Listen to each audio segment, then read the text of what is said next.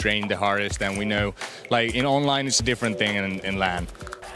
He's in that house probably. Yeah, in that house, in that room. The most important moment for me, I went down in the 4th game going into 3rd to last circle. 3 were left from our team, Marius, Smack, and Break, and they brought it home.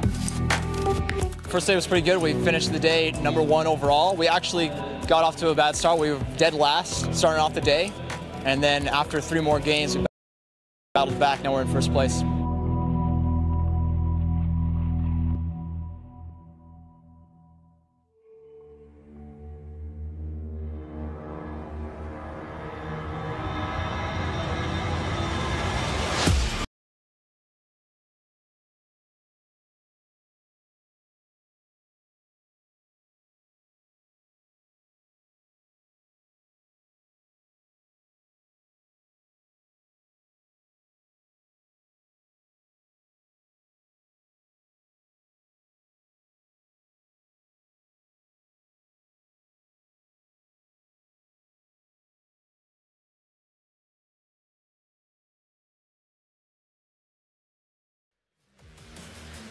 Day number 2 of the Intel Extreme Masters Oakland PUBG Invitational here, as we are live from the Oracle Arena here in Oakland to figure out who will be walking away with a lion's share of $200,000 here for the tournament. A warm welcome, ladies and gentlemen, around the world.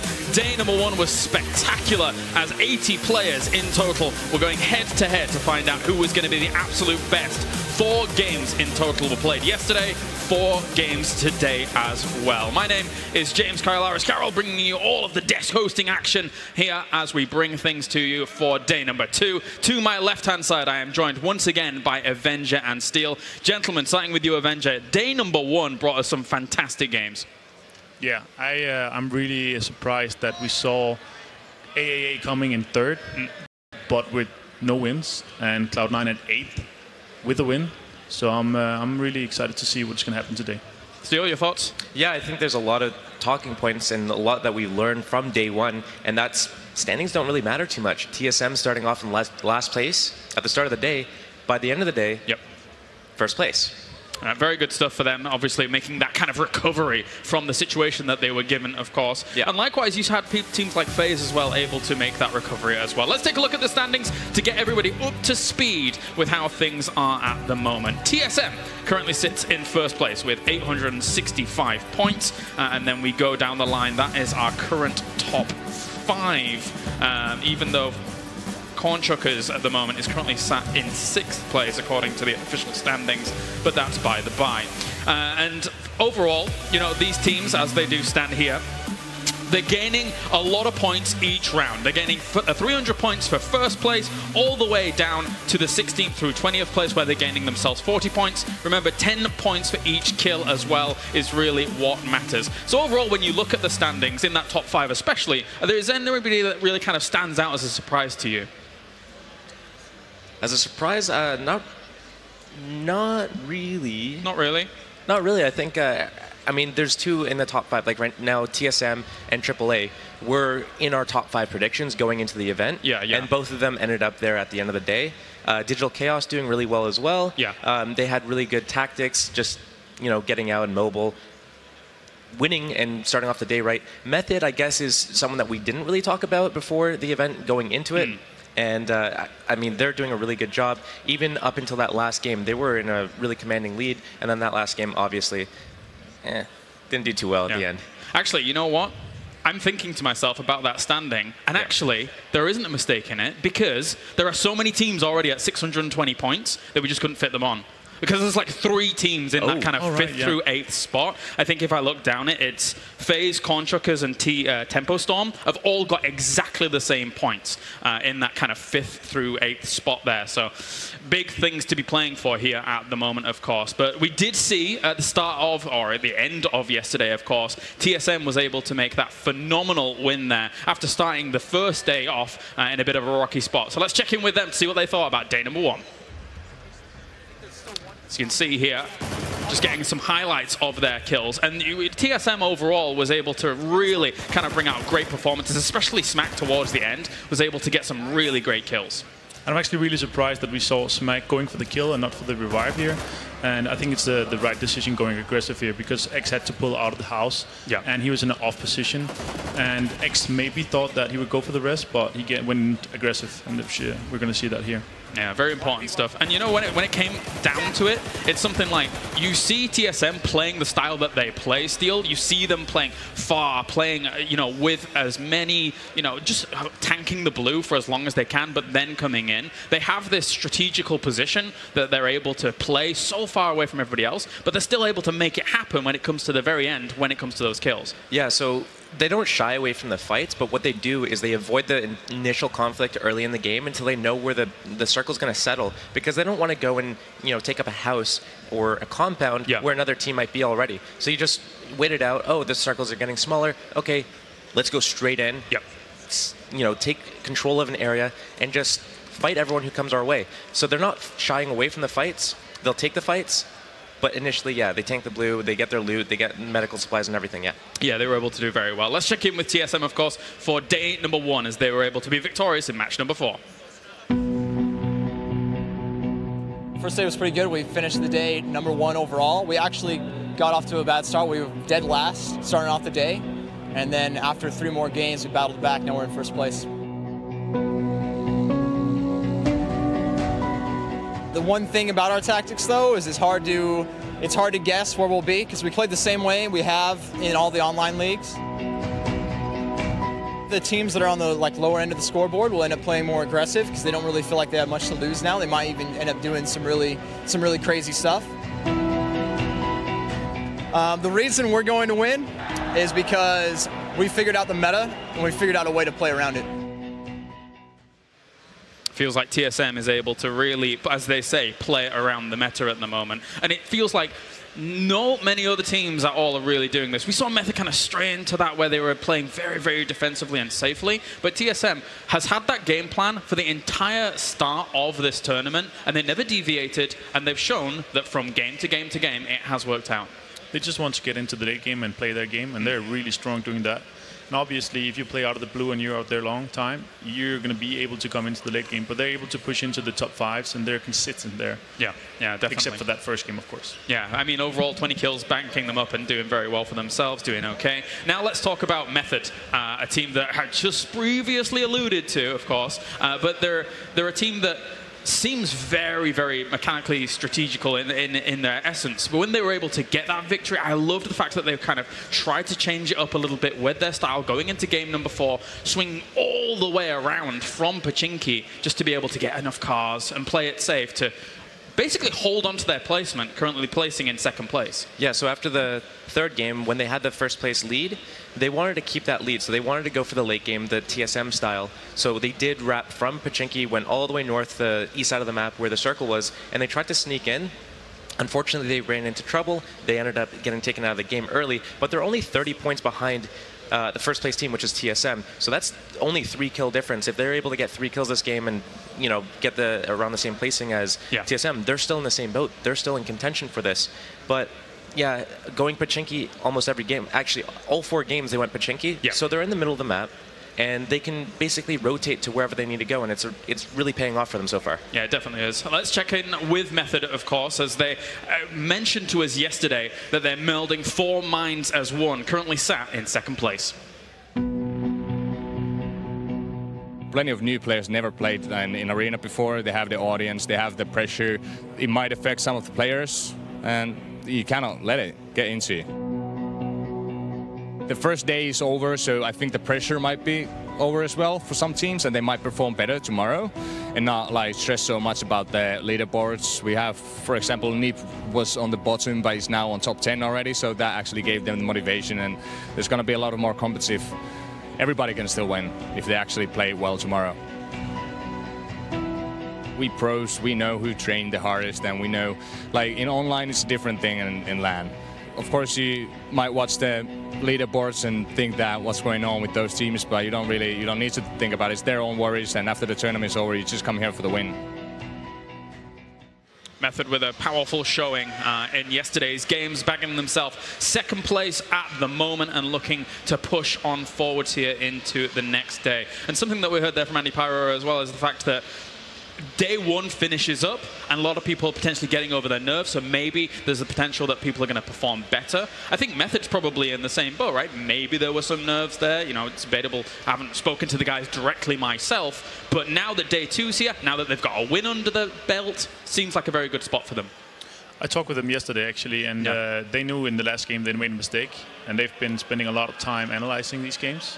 They ended up sending an energetic turtle into the circle. That's just a wrong decision, and they knew that, and they admitted that, and they're not going to do the same mistakes. Oh, you mean when they were playing the very far round, yes. right? Ah, okay, interesting to know. So let's focus on another team here, of course, against all authority, AAA, coming into this tournament. A lot of people had high hopes for them, and they seem to have kind of proven that almost, with them currently sat in third place with 760 points.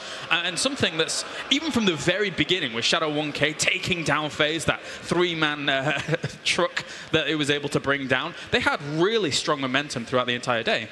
Yeah, they did have very good momentum the entire day, but they're also aggressive and they don't shy away from fights. So every time they have an opportunity to take a fight or they see anyone out, they're going to go for the kills. And more importantly, they actually go for stealing kills as well. So if another team knocks a player out, AAA is going to go for that opportunity to get those 10 points by killing that player that's already knocked out.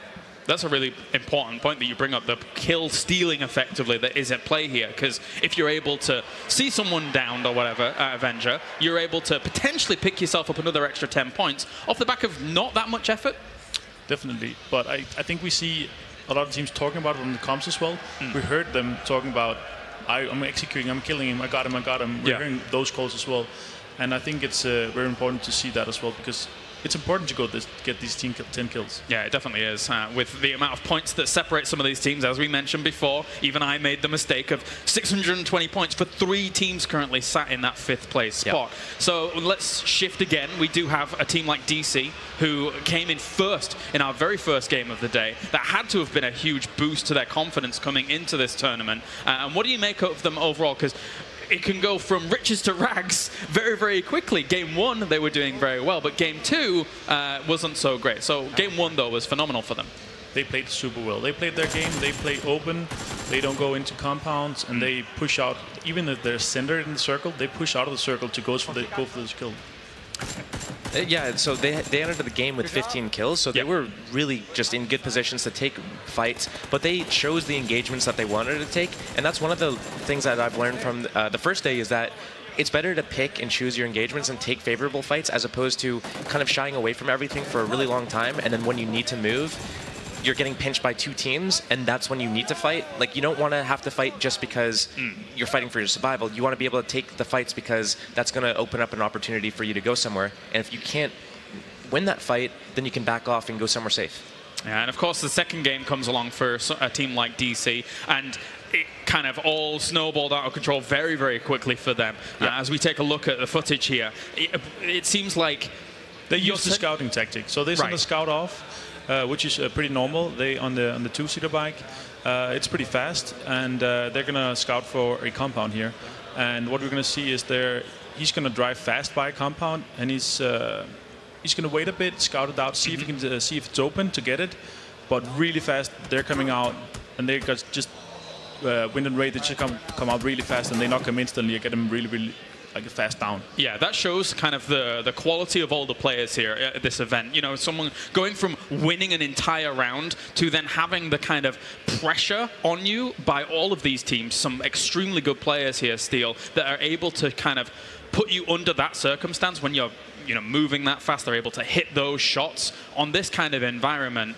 Everything counts. Everything does count, and it just is a testament to show, like, you know, if you're playing at home, there'll be like maybe 1 or 2 handfuls of people that can hit those shots. But here you have 80 people that can do those shots like consistently. So you send out the scout, he is a sacrifice, and they know it, but that's just how quickly someone can get killed off of he was going 80 kilometers an hour on a bike, kind of driving away, and just gets taken out within, like 10 shots. Like, that's pretty impressive, and that goes to show how skilled these players are. Yeah. Regardless, though, for DC, 675 points at the moment, sitting in 4th place, not doing too badly for themselves at all. Still very much so in the money there. Let's take a look at the full standings so you can be up to speed with everything that's going on here at the Intel Extreme Masters Oakland PUBG Invitational. And as you can see, the thing that tricked me, the 620 pointers, there's some good teams in there. FaZe didn't have the best of starts at all yesterday, but they came back. And they have a really rough beginning. They had some rough circles, and also they play out of the Milta Power region, and we had some western circles, and it's really hard for them to play all the way out from there. The rotation, the migration, it's a really rough time for them. They don't thrive in the western circles. At the same time, though, AAA goes to the same area by Milta, but they've been having a lot of success throughout the entire day. So it's interesting to see like where the two teams kind of have that difference, where FaZe might not be having as much success getting into where they need to be, whereas AAA is. That's a great point. I mean, what we've seen from teams like AA, especially in that first game, which is very memorable and sticks in my mind a lot, was them rotating and migrating, I should say, with the boat so effectively to then have a really good spot to then start, breaching into the later circles. So what's the difference there when it comes to, say, like a FaZe success or an AA success? Is it just AA taking more unconventional tactics and FaZe defaulting to the rotations in with cars, or how did that play out? Well, I think it was the first game where FaZe, so I didn't see it like fully clearly. They lost a lot of cars. They had 3 players in one car when they went down. They lost a lot of cars. They lost cars before that. That's why they had 3 players in the car. Yeah. But another thing that we learned from yesterday, it's everyone has a separate car, where none of you is in a car. Right. You don't want to have like more than 2 people in a vehicle, because if that vehicle gets, you're out in the open and then you lose tires, or you just go into a squad and they have 4 people shoot you, it's like 10 bullets per player on a full squad, and the car's blown up. Yeah. So you never want to be in a car like that. When you use your vehicles, you want to make sure like, oh, we have 4 vehicles and we can use them later on as, barriers or something. If we can't find cover, we'll use them as cover. Of course, we do have as well here, before we get into the festivities of the games, we have Mr. Richard Sims with a very special guest down on the shop floor. I am indeed down in the pit with a very special guest. It's Mr. Player, not so unknown anymore, Brendan Green. Brendan, first of all, welcome to IEM. How are you feeling? I'm feeling pretty good. Like, this is pretty fucking amazing. It is absolutely incredible. I mean, this is kind of what we've been leading up to. We've been looking at different things and kind of playing the game out. Now, obviously, we're still in pre-release, but we got these players in. We're shoving them down on the map. I mean, so far, exciting stuff and exciting things ahead.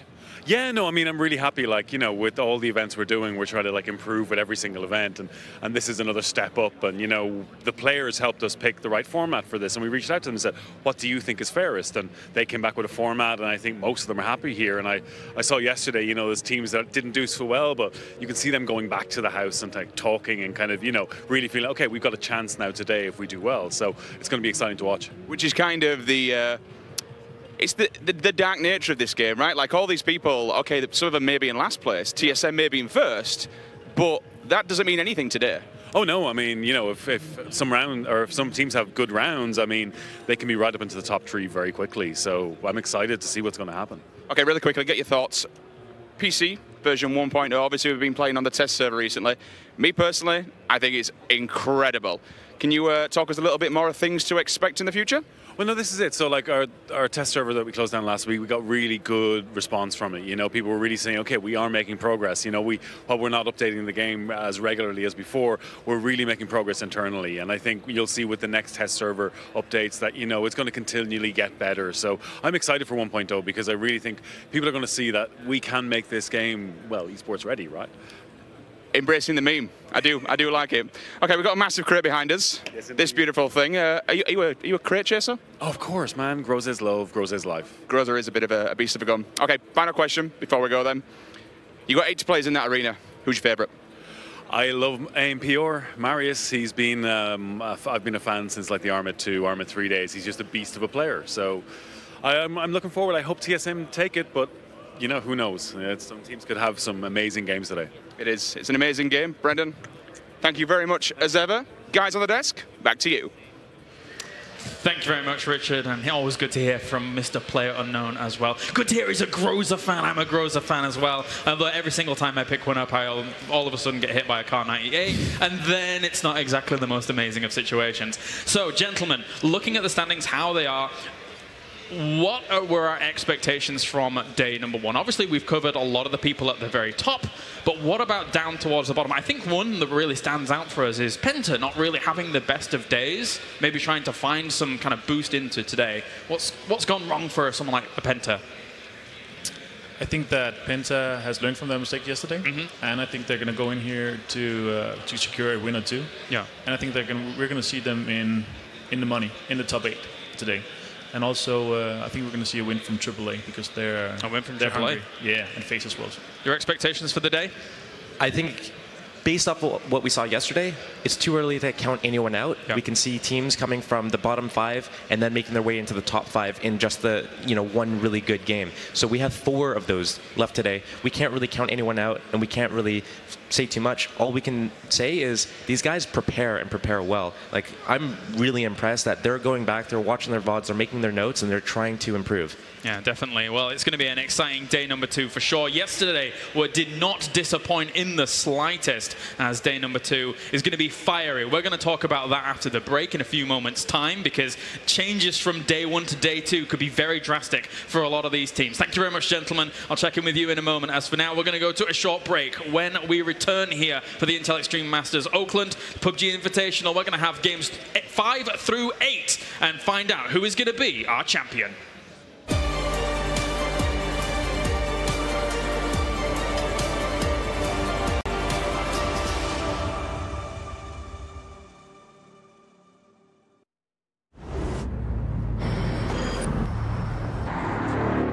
The history comes full circle yet again now. The persistence, the dreams, the sweat, the struggle, the tradition. Some things cannot be named, some places cannot be described. You can feel it, you know you can be a part of the extraordinary.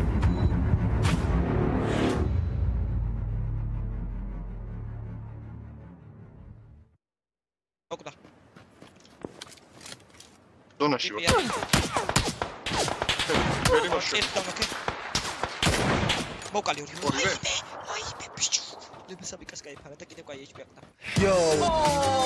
Oh my. Game, record, and stream without compromise. An Intel Core i7.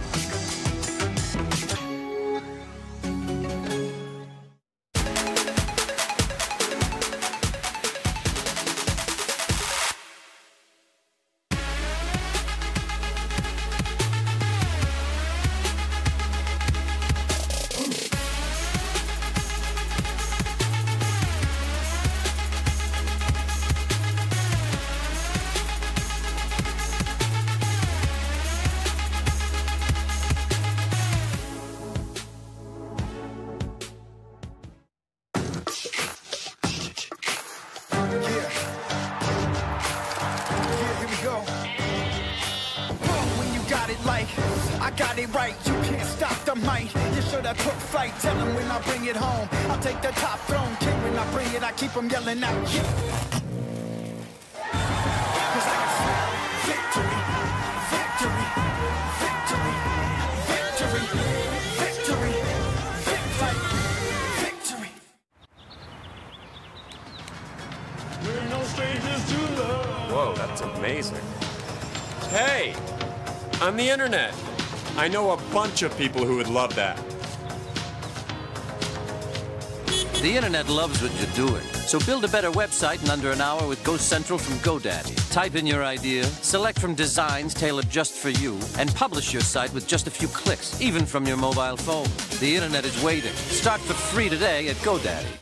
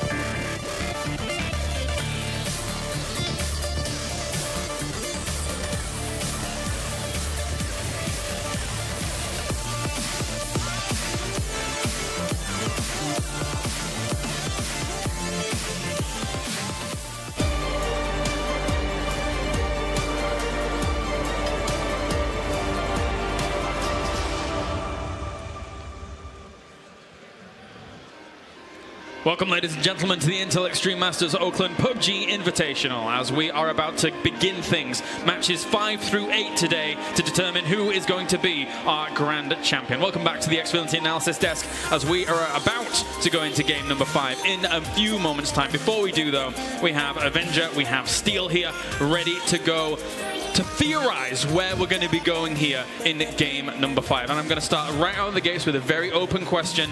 We do have the potential for change from yesterday's games. These teams went back, they researched what they probably need to do, maybe make some changes there. What are we expecting from these teams going into today?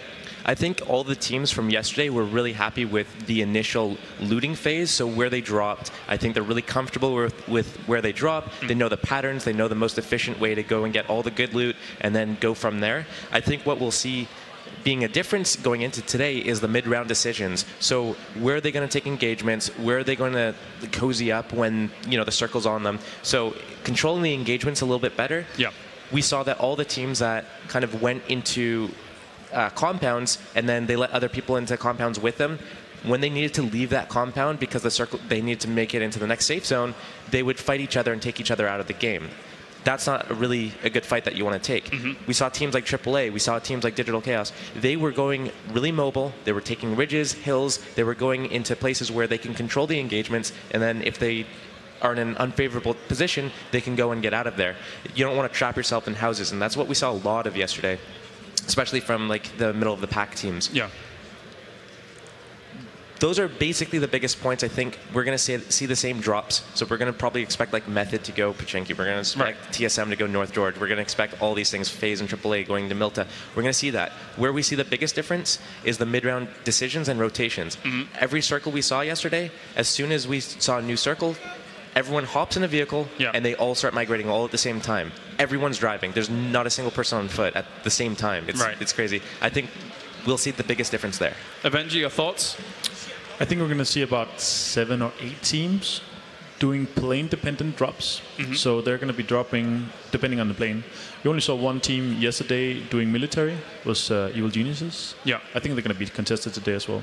Yeah, there's potentially a lot of room there to be contested, and also since people maybe see EG as one of the weaker teams here coming into it in terms of their position in the pack, who knows what could happen.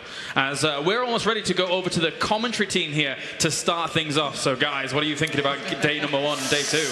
Well, there's so much to be said, but you know, all I know, the one thing that really excites me about this is, let's be honest, this is the very first step for one of these teams to really start their legacy. Absolutely. Today we find out who that's going to be, but we have 2 games to start with, which is where we're going to be. And I know you've been talking to the players as well. You've been kind of doing your research here, so talk me through this. I snuck into the building a little bit early today because I wanted to get a chance to talk to the players. So I had the pleasure of talking to every single team for a few minutes and sort of getting their feel.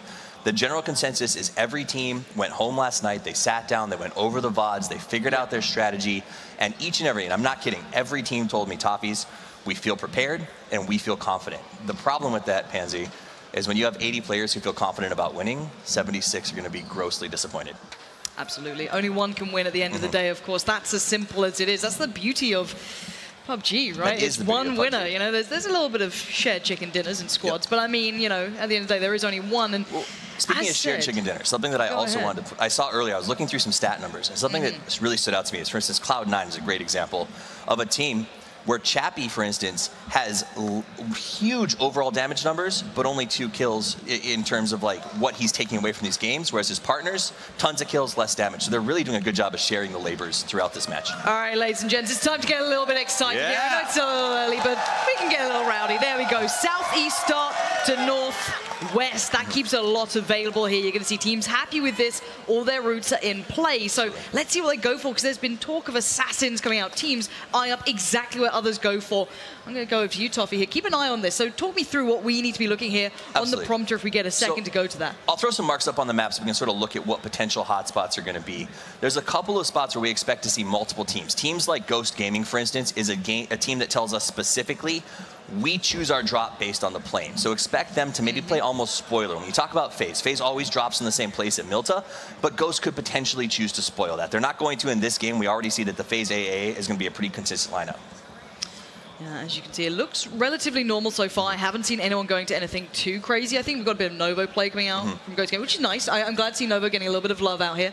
But you're seeing the Noble start towards South George. You're seeing TSM, North George. Nothing too surprising in that instance. Is there anything else standing out to you here that might be a little different? Because we're seeing Yaz play coming in, which we didn't see too much of, I guess, in the first couple of rounds. A couple of teams being forced there, but not their instant choices. Yeah, Miami Flamingos is traditionally a Yas team. They go in, they hit that west side, and they just loot it because they know it's safe and it's uncontested. DC, however, is very close to them. If they try to push in, it could prove to be a fight. What I'm most interested in is sort of in that school area. We could see a throwdown between Ninjas and Pajamas, Alliance, Liquid, and Wind and Rain, who are all sharing the same 2 squares. Yeah, it's very much like paper walls. And let's look at the first circle just clipped in.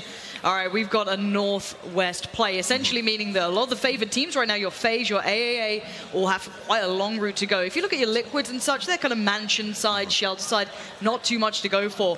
But EG, GG, that's a long way to move. I'm a little bit worried about this situation that FaZe has to put themselves through. This is what happened in the last one. If you remember the game yesterday, FaZe had a similar transition to the bottom of the map where they had to make something very similar through a lot of different teams that ultimately cost them big time. So this is going to be a big challenge for them. They were able to fight back from a tough first game to get into a tie for 5th position. That said, this is the worst case scenario in terms of circles for them to have to fight through so many strong teams, and there's not a ways to go around through there. You got to go past Lumber Camp, you got to deal with the Mansion Fields, and then you got to deal with the school drop down.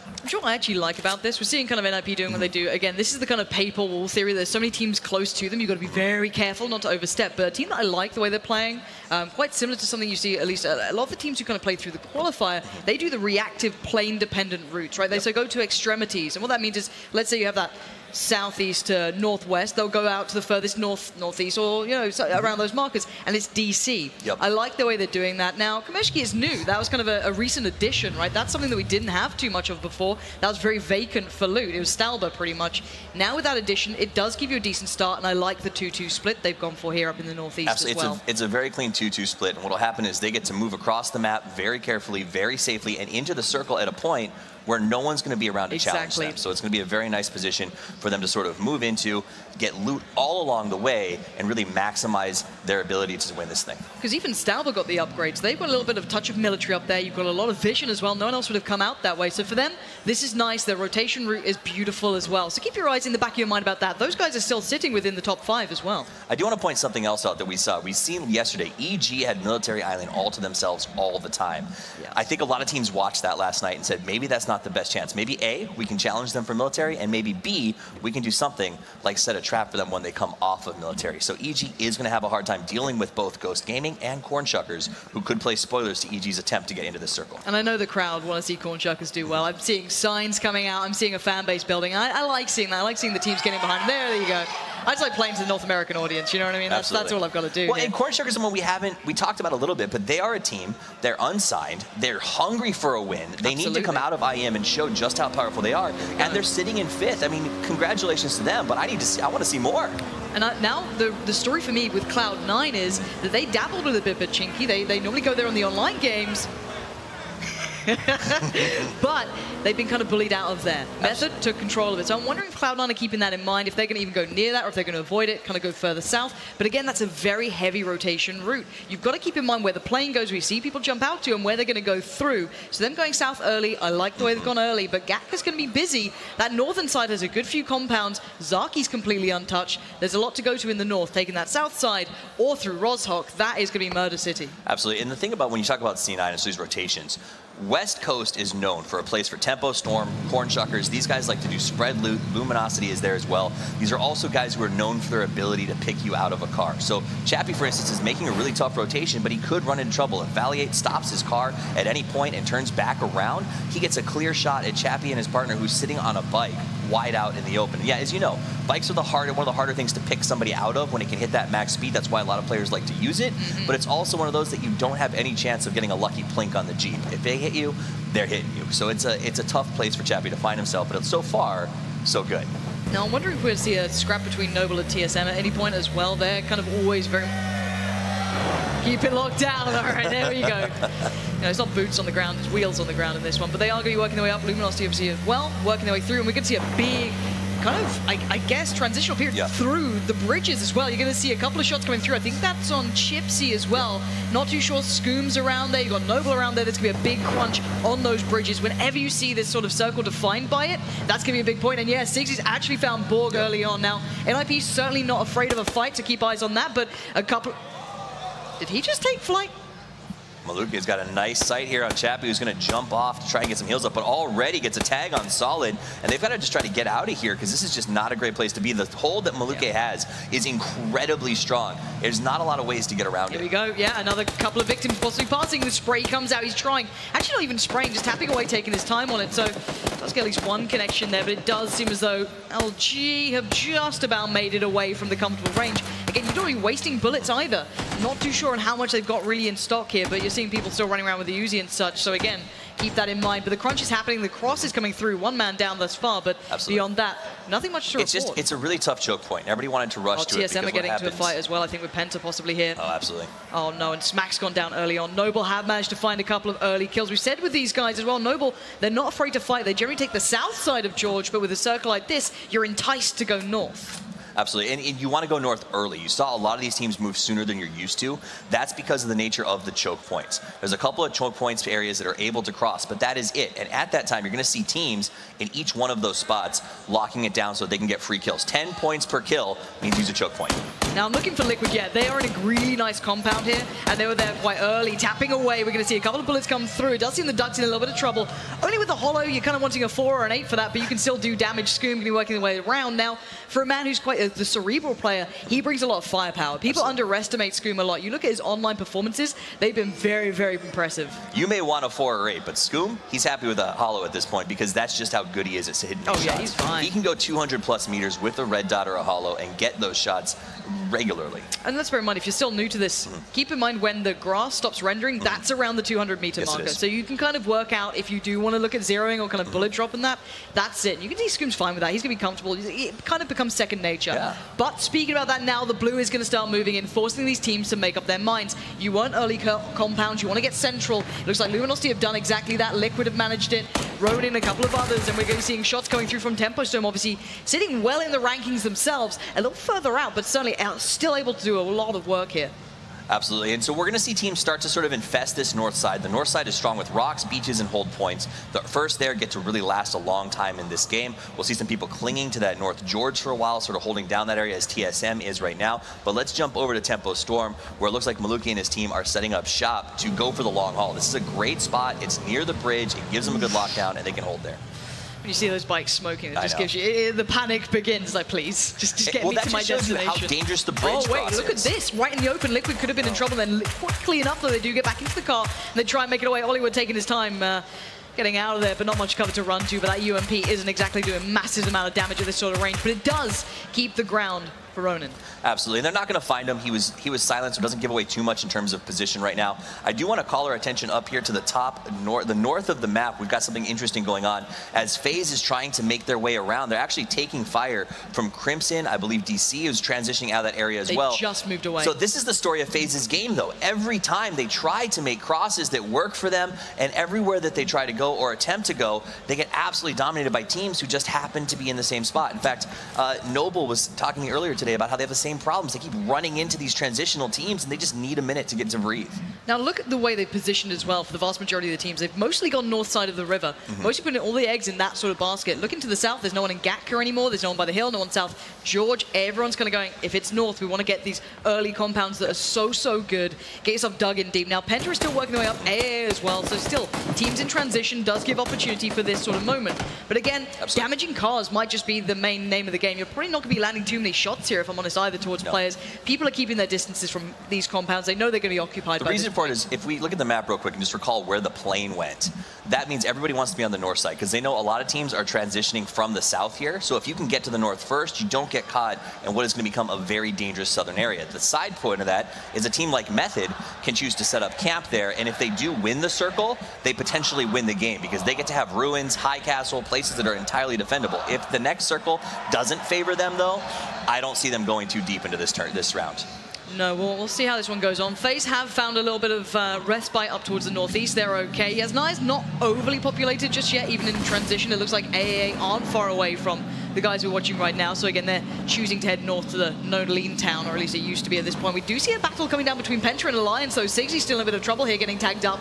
That's going to be a bit of fun if that does actually come through. Penta are not in the safety either. They're still playing against the blue. Now, it doesn't do too much damage at this point, but you don't want to be fighting with the blue on your back, and it does seem as though Siggy gets taken down, so there's a moment for them to maybe readjust here, get themselves into a safer spot, and it looks like that's exactly what they're doing. And that's a big knock. Taking out Siggy is a big win. Remember, Siggy was the guy who was getting 5 kills plus in games yesterday, carrying his team deeper into this turn. So to be able to take him out as Penta is a huge win for them, even if he gets picked back up. It's a confidence builder to know you killed Siggy. Yeah. Great for him as well to be having that level 3 helmet. Gives him some sustain here, but Mini Fridge Jr., the best name in the game right now, at least, trying to work around the shooting range. The terrain in this area is beautiful to work with. Lots of def lasers to kind of tuck yourself between. You don't need that hard cover necessarily. Next circle's going to be coming up right about now. Here we go. Going further towards the northwest side. So that's going to force teams... Well, there's not that many outside of this right now, because as said, lots of them went north side of river. Mini Fridge Jr. keeping tabs on this. He knows there's players back there, but these guys are in hard cover. They don't need to really move out, maybe hoping someone else joins in and helps him on this quest to take down the opponents. It's going to be a very tough spot. Mini Fridge with some really great shots here. The smoke is helping a little bit for Crimson to survive. Mini Fridge is going to back off, and they're also dealing with shots from Ronin as well. A lot of players in this area. Ronin with a very good vision, using that M16 burst spray very effectively to try and cover down and take out those cars as they pass. Absolutely, and keeping eyes across the map elsewhere while we watch these guys try and battle this out. Just to give you guys updates, DC are still in a phenomenal position. Their rotate times and positions were great. They're going to be the ones to probably either take on a few teams trying to get to them, but Zaki is completely unoccupied. Absolutely. Now keep in mind that TSM landed around this area. They know that no one went further north than them. Oh no, the driving. The spin out. That is not good. Kraken's going to be spraying down. He's goes for the reload on this. I'm not sure if that was the right choice, but he's still going to try and set this one on fire. The player's going to be in trouble here. Profi has to be so careful. There could be players anywhere near him at this point. He's using the car for cover, trying to run down with it. Smart choice, but there's not much cover nearby. And Profi knows that he's sweating bullets. There's fire coming in. He needs to get to cover. 2 more bullets would do it.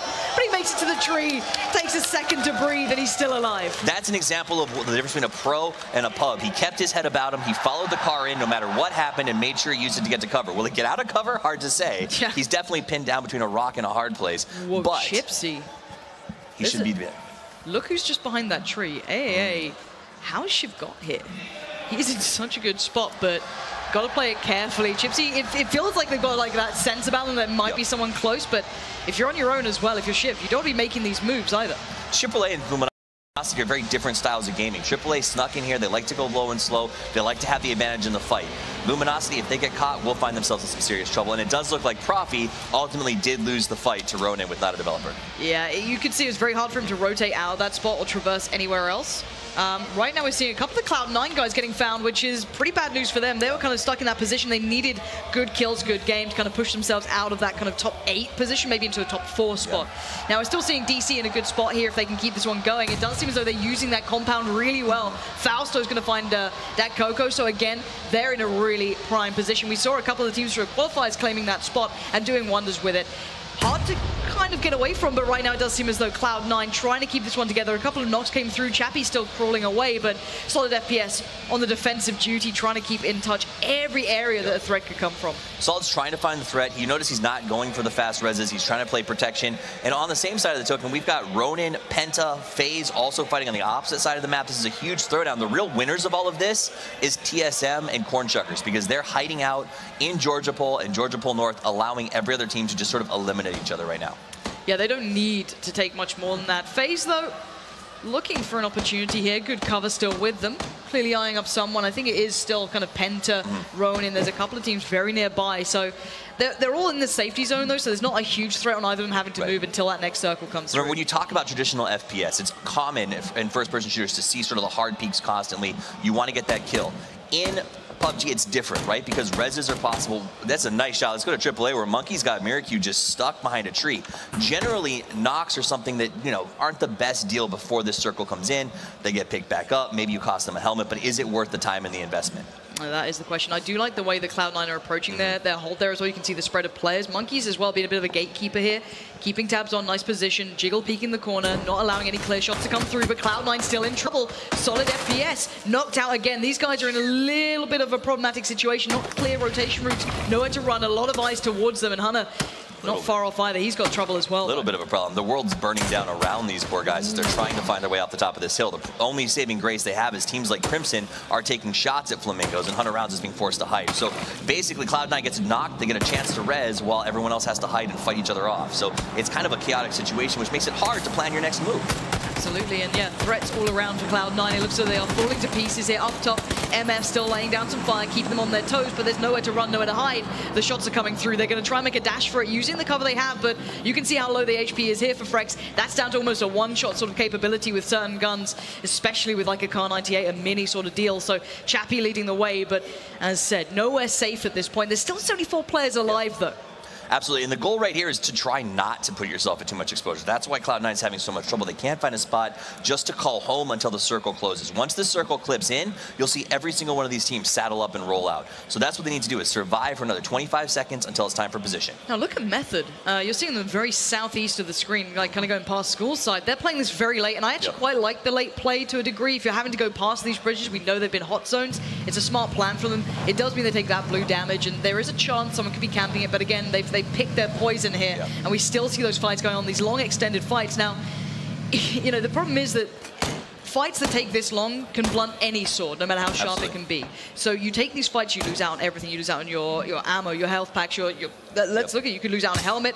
And you need this late game, so they're being very careful. You have to be very resourceful and smart in the way you use what you have. Absolutely. So, and that's the problem, is they're gonna have to wait to the circle, get inside. They're masters of running the blue, and they know how to run that perfectly. Now, will they go? Actually, I'm wondering if Method have to go past Alliance here, who are playing very much on the outskirts. Now, they probably won't, because what they know is that if they get close to the blue and they stay close to where the line is on the white, they don't take tons of damage because of the new nature of the blue.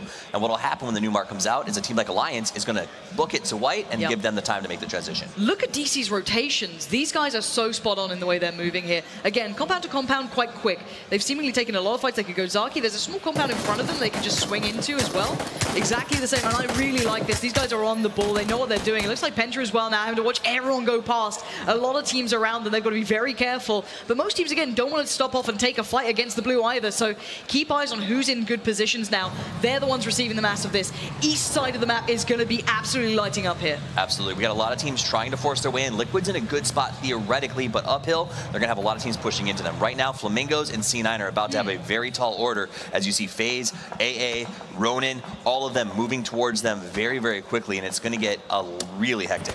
And I hate to keep saying this, but DC, you've got Ewan there going scouting towards the compound, see if it's clear. DC pulling up towards a zone that was completely fine anyway, but Penta now in trouble. You can see caught in the heels there. James does go down, but again, AAA taking names. Every single player around them is suffering at the moment. These guys love a good fight. You're seeing that come through with them. Method just making it into the new circle, and we're going to see AAA now. These guys love this. They're looking for opportunities. They want kills. They want to get into this game, and they want that first win. They do, and you're going to notice they're coming in without people knowing where they are. And even in that situation, Trefeli's looking the wrong way. This is what AA does best. They sneak in from behind and they get you when you don't see them. They're the rattlesnake that you just can't stop.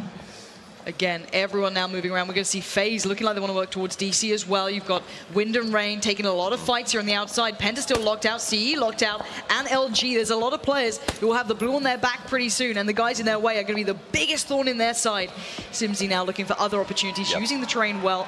Tony eyeing up what he can. Nice little 4 times there, just coupled on the mini, but no armor. He's been taking a lot of fights. Again, he's pretty weak at this point.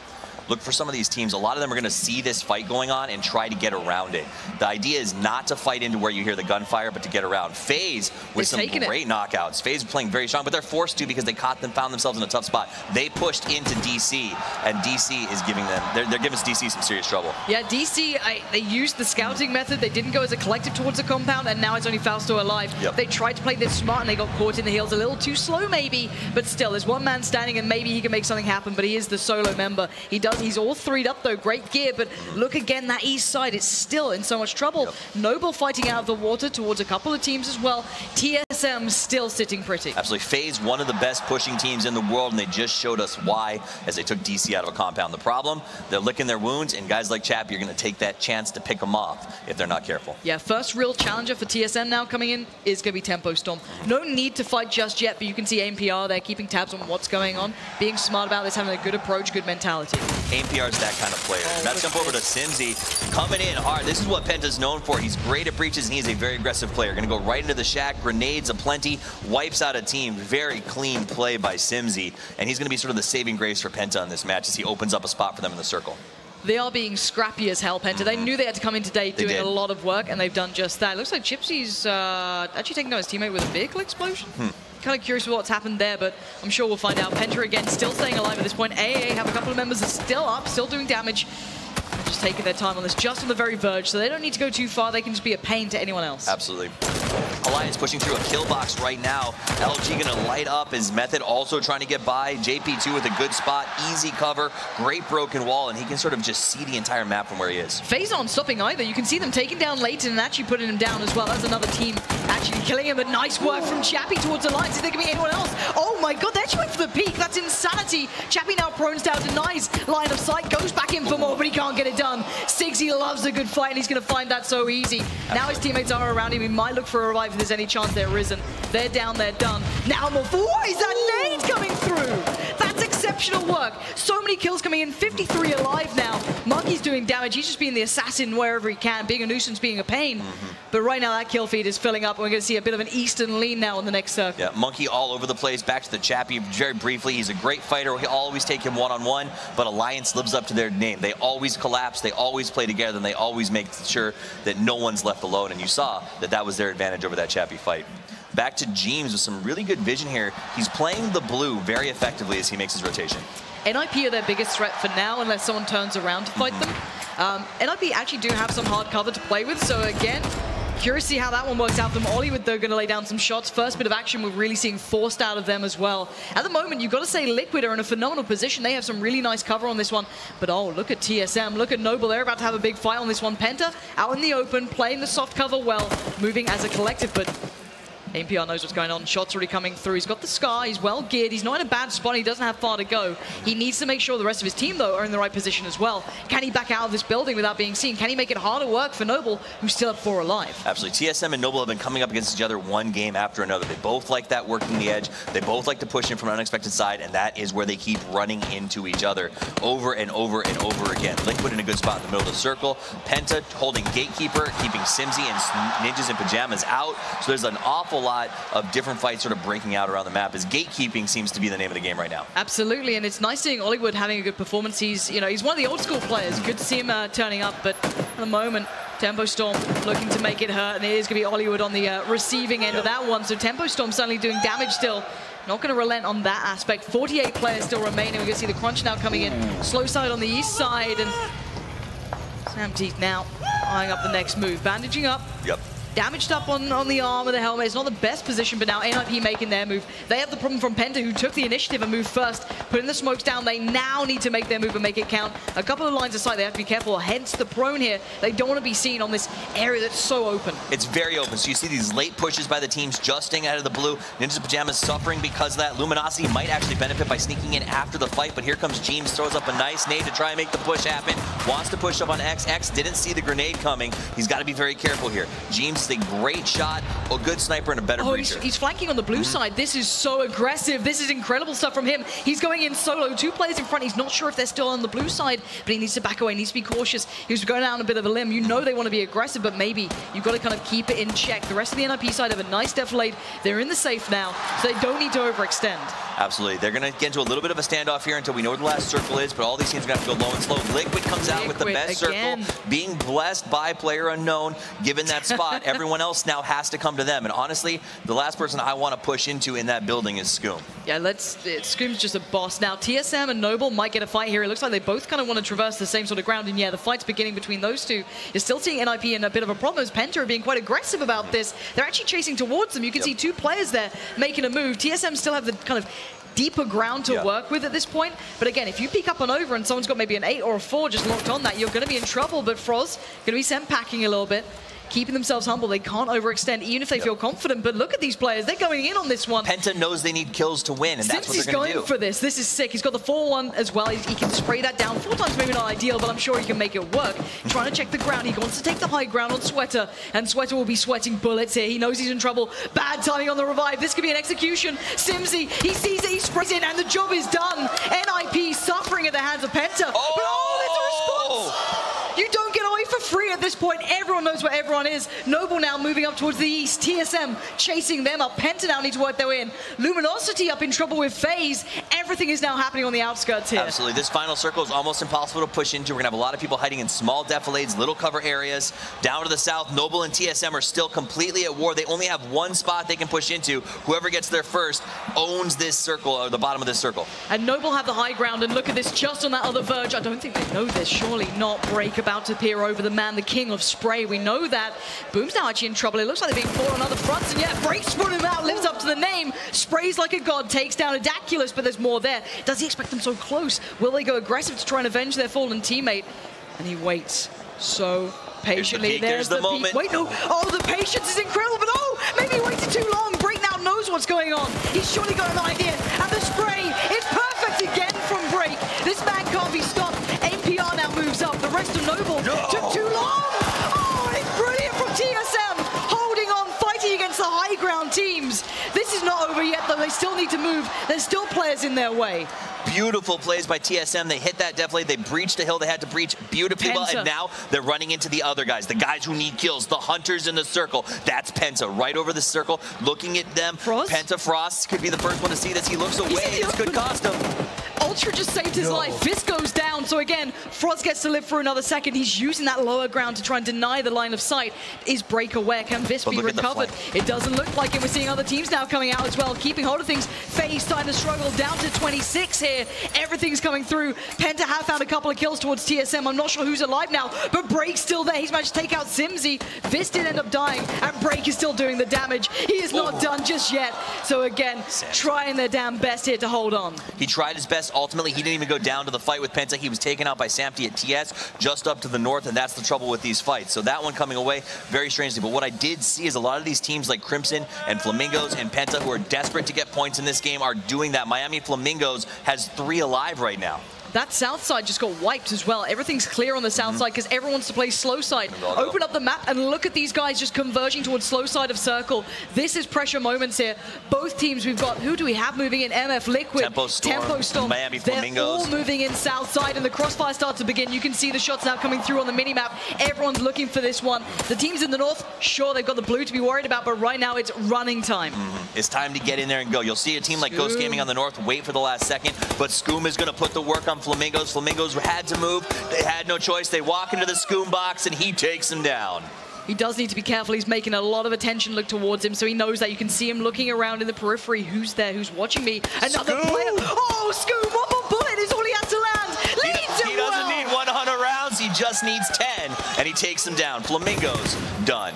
Scoom is putting on a real class for us today. 12 alive. They are fighting tooth and nail to try and make their legacy start right here, right now. They want to make this one begin. Moleman still up as well. They're going to play this circle as late as they can. Absolutely. That's the name of the game for them. We've got the Crunch coming in from the northwest side as well. AAA still have players up. You've got Tempo still up in this, but Scoom's found another victim. But only the car's going to save the other players. He still wants to do more. Scoom is racking up kills. He's getting points for his team. He is doing damage. 10 alive now. Not even the Blues allowed to take a kill away from Scoom as far as Gypsy. This guy is a madman. He is not stopping at all. It looks like he's been finally taken out by the play zone. Is the only thing that could stop him right now. There's still hope alive, though. Who do we have up here? 6 players remaining. Absolutely. He was able to get enough kills that it almost makes up for the fact that they may drop down a rank. He's revived as well. Oh, he's picked up. So this means they're going to be back into play. But look at T-Bone. Look at this angle he's got here. He could be the complete detriment. I wonder if Moleman's going to check on this. It's not something you keep in mind. You got Tempo Storm on the other side. T-Bone could be the thorn in their side. T-Bone waiting for his chance, having a nice cup as he hopes that they'll come around the corner. Relaxing in the grass is a very smart play. He knows that the reses are going on, and 2 kills could mean an awful lot to Crimson at this stage of the game. The AK only needs 3 hits. Moleman! What? X-ray vision. Sick play from Moleman. Great intuition. Now they can move up. Now they need to realize who they're up against. We've got Tempo Storm up against Liquid. 3v2. The fire comes in. Tempo Storm taking the initiative. Scoom's in trouble. He's down to a 1-shot here, trying to heal up as best he can. And now Moleman tries to provide cover, but Tempo Storm aren't stopping. They are aggressing well. They've got Scoom. Oh, Scoom! He doesn't know when he's dead. He wants 1v2. this so bad. Your boy And now Dre. he's brought it down so close. Still 5 alive. Revive still possible, but not in the mines here. Scoom looking for the next victim who will fall. Samdi is playing the long game. He's playing the snake. He's going to just sit in that grass and play the circle. They know this is Dre. Dre's good at pushing. Scoom slides to the outside. He wants to try to find it. Scoom takes the shot, gets the head, baby! He goes down, making a 2v1. Samdi in the distance has vision, but no hope and no cover. He's got to go snack through the bushes and try to make his way there. He's not even in the new circle, and he knows it. He's got to move into them, but will Scoom realize this? Will Moleman as well? Moleman taking down his team, and it's Scoom. It's always been Scoom. 8 kills. Incredible work from Liquid. They never knew when they were dead, and they played out of their minds today. That's the first step in day 2. This is finals day. Day 1 seems like a different game completely. They turned up to play, and we are seeing exceptional moments from these guys. Scoom just played his heart out for his team. Kills. All I have to say is Scoom, baby. That man killed it, and he killed everyone. Unstoppable. Just needed to get picked up and gets right back in the game. They took a huge risk in a couple of those waits for the blue, but it paid off in dividends. Tempo Storm second place, though. Those guys played very well. Took out a ton of teams and really pushed very, very effectively. And look at this. Crimson and Ghost Gaming both going 3 and 4. Those guys needed it. They knew it. They earned it. What a way to start off day 2 here at IEM Oakland. This is what it's about. We are being treated to some exceptional moments, and it's nowhere near over yet. Keep in mind, this can completely change the overall standings, and there's still so many games to go. But that's enough from us. I think we need to head down to the man himself, the man of the moment, Scoom. Indeed, Lauren. Scoom. Oh my word, what a way to clutch up when it matters. Audience, give this man a round of applause. You absolutely nailed it. Before this game, you said to me, interview after this one. Yeah. How are you feeling? I'm feeling super good, man. Like you said, I told you, like me and my team, we went back, watched the VODs. We had a good 4th game yesterday. We had a rough patch at the beginning, but we had a good 4th game, and I was just feeling it. And today, I was just like I told you, I feel like we're going to get a win, and you're going to interview me. I like it. I like the confidence. Now, I've got to say, Team Liquid, when we watch you guys play, you're a little bit different to everyone else. You still go for the old school kind of 2-and-2 split. Even at the end, though, even though you were against 6 of the people that were on there, it was a 2 versus 3 at one point, and you guys still clutched up. Why do you guys tend to go for the 2-and-2 split rather than sticking as a 4? We don't really tend to do it. It just depends on the situation. If we can find 2 good spots where we can just get in the circle, we tend to do it. And in this specific circle, we did it, and it actually paid off. I mean, our teammates died, unfortunately, when we did split. But at the end, it was me and Moleman, and we feel really confident, me and Moleman playing together. So it was a 2v3, but we felt good. So. And you guys have actually been together for a while. You won the very first DreamHack event together as a pair. You've stuck together. You picked up 2 fantastic teammates. Now, I've been told to me, I believe, you are just 35 points behind TSM. You are now jumped up to 2nd place. How are you feeling? Feeling super good. That's exactly the game we needed, and we're going to take it home now. You're going to take it home? Are we getting another win today? I'm pretty sure. All right then, guys. Ladies and gentlemen, Team Liquid. Don't go anywhere, guys. This is going to be a feisty one. These guys have just clutched it up. We're having some fantastic PUBG action on screen for you all day long. Don't go anywhere. We'll see you in a second.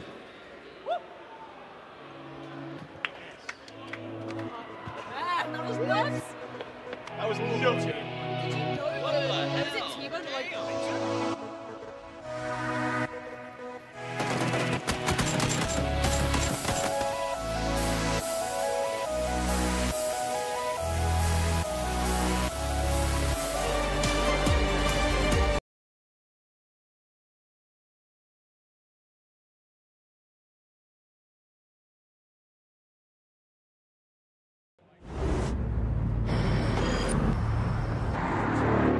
The history comes full circle yet again now. The persistence, the dreams, the sweat, the struggle, the tradition. Some things cannot be named, some places cannot be described. You can feel it, you know you can be a part of the extraordinary.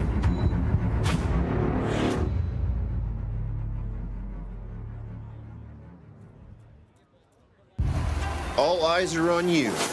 So give them greatness with Intel Extreme Masters certified PCs and notebooks and game like the pros. When you see the unique IEM certified stickers on the outside, you'll find high-grade components with Intel Core i5 and i7 processors inside. Every purchase includes in-game content and supports the prize pool of Intel Extreme Masters. Game like a pro, because the world is watching.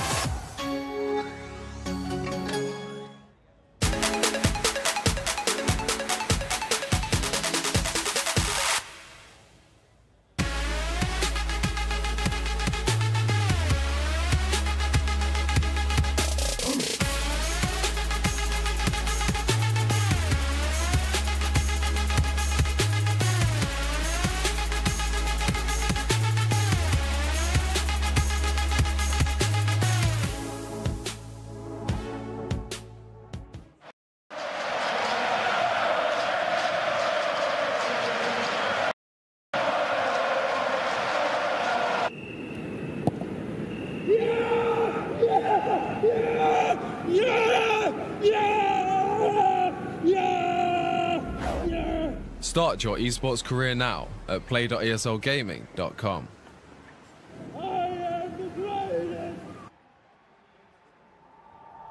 We spend 1/10 of our lives socializing with family and friends. We spend 1/3 of our lives sleeping. We spend almost half of our lives sitting down. So if sitting down is so important to us, shouldn't we make sure to sit with the most comfort? Then there is only one clear choice.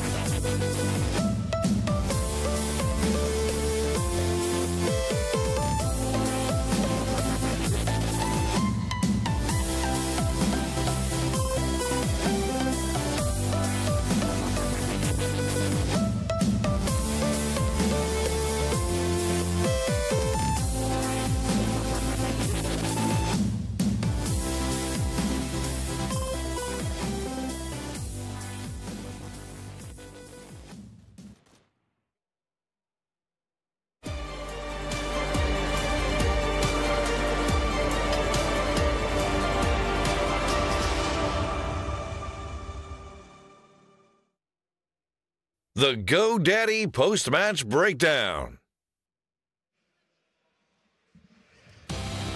That's right, a great start for day number 2. No water circles just yet here for the Intel Extreme Masters Invitational for PUBG, but it was all liquid towards the end. Well played there, of course, by Scoom, able to come. He loved it. He loved it as we get into things here. And overall, what we saw there was not too much of a deviation to start off that game steal from what we were seeing a lot of yesterday. Yeah, it looked like a lot of teams were doing, you had about 5 teams that were just looting, spending a really long time looting, especially TSM. I mean, why move? They basically, until about the 4th circle, they didn't really have to move, so they were exactly where they started. But yeah, 5 teams just looted, spent a lot of time doing it. Didn't really have to move, but then the rest of the teams migrated all together, center circle. And it's crazy just to see all those teams just being in the middle, looking and fighting that early. Yeah, huge kind of, eventually that broke out into huge ball, but it was a big congregation towards the center. There was still a lot of edging strats coming into play there, though, Avenger, when you see like people like Method taking wide swings around, and then in the end it didn't really work out for them trying to get in on that 4th circle. Very difficult with the barrier of players that were set up since the circle had positioned where it was. The density of players was just, there are so many players in the center there, and I really want to touch upon from Scoom real quick here. Of course. Scoom, when he gets started, he doesn't stop. Not so long ago, I think 2 weeks ago, I asked him, how do you get so many kills? He got 2 games and 15 kills in those 2 games in tournaments.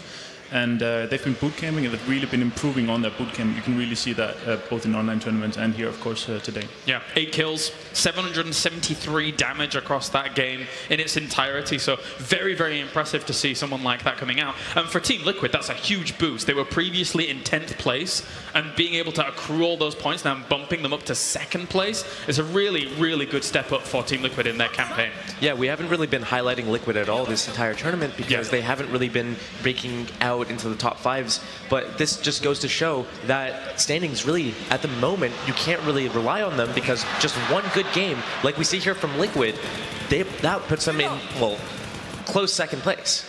Yeah, definitely does, and that was very impressive to say the least. I'll admit, coming into this tournament, after watching the last couple of weeks of tournaments online, I was skeptical as how Team Liquid was going to be able to fare, having not get themselves awesome spots in as well as some of the other tournaments. But with that win, that really puts them in contention to be able to take the tournament potentially if they keep up with that kind of performance. Oh, absolutely, and you see they're hungry.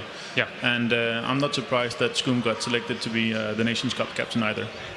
Very impressive stuff so far. So what else do we make of that game? It seemed like there was I think there was 44 left by 5th circle, which then turns it into an ever-living brawl, especially since we were congregating towards fields up towards that top location. So it gets really dicey. I really like the geography difference between, this first game here today versus the 4 games yesterday.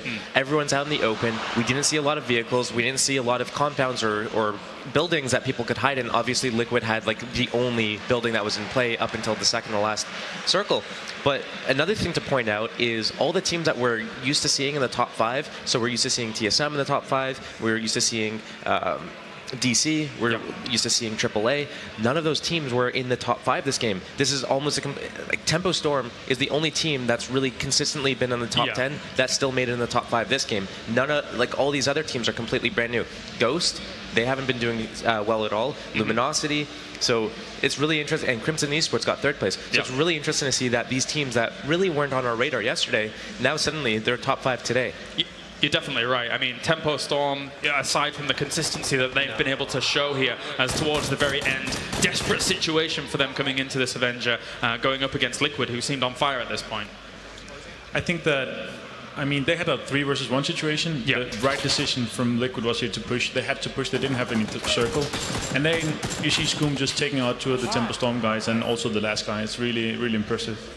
So in this first game for day 2, the middle of the pack, as you mentioned, with your Ghost Gamings, with your Luminosity Gaming, with your Crimson Esports, etc., really kind of stepped up to play. And something that I want to draw upon attention to as a comparison is we actually had Team Rank 1, TSM, going up against Penta Esports, Team 20, in that little skirmish down towards the bottom. And I think Penta, as much as they were last place, coming off the back of day number 1, they had a much better game here, it felt like, a better flow into day 2. Is that fair? It's a fair assessment. I mean, they pushed an NIP as well. They pushed Ninjas successfully. They pushed further on as well, and they killed TSM as well. TSM was just in a fight rhythm, maybe a bit limping from the Noble fight. But Penta, they pushed, and we saw the same aggressive style that we've seen online. And if they keep this up, they're going to be able to propel themselves into top 5, I believe. Yeah. A lot of circles towards the west, a lot of circles even kind of edging up towards that area. We saw EG having to really go very far. One thing that I want to highlight before we do that is that actually I think Ghost Gaming was down in Novo as well. Yeah. So it feels like that they stepped away from day 1 to day 2 saying, wait a minute, EG gets all of Military Island for themselves every single time. We're going to try and rival that a little bit. Yeah, so Ghost, definitely, they were all over the map in the first day. Today, they chose, you know what? There's only one other team down there. We can share the whole island. Like, it's completely fine. We'll see them landing there. They'll see us. It's fine. We'll, you know, we're not going to take an early engagement. That's what most of these teams are doing. They're avoiding the initial conflict. Yeah. But what I really liked about this late game is just how open it was. No one could use a vehicle, and it was forcing these engagements. And I think most of the teams made the right decisions throughout the circles. I think what it came down to is just not hitting your shots. So TSM and Penta, they went head to head. They didn't make a wrong decision. Yeah. It's just that Penta came out on top because they were hitting their shots. And at the end of the day, sometimes that's how games will break down. Yep. Well, here are the standings at the moment. Look at that, a round cool 1,000 points for TSM, and with Team Liquid in second place as well. So things are shaking up. Even though Tempo Storm has not been able to win a round just yet, they're still at 4th place. And here's how the bottom of the pack fares as well, with Penta being able to move up just 1 spot at the moment, but it's a good start to their recovery game here coming into this tournament. And Ronin, unfortunately for them, taking that 20th spot. But the points are still very, very even between a lot of those teams. Thank you very much, gentlemen, as we did break down game number 5 there. We're going to go to a short break. When we return, game number 6 here for the Intel Extreme Masters PUBG Invitational.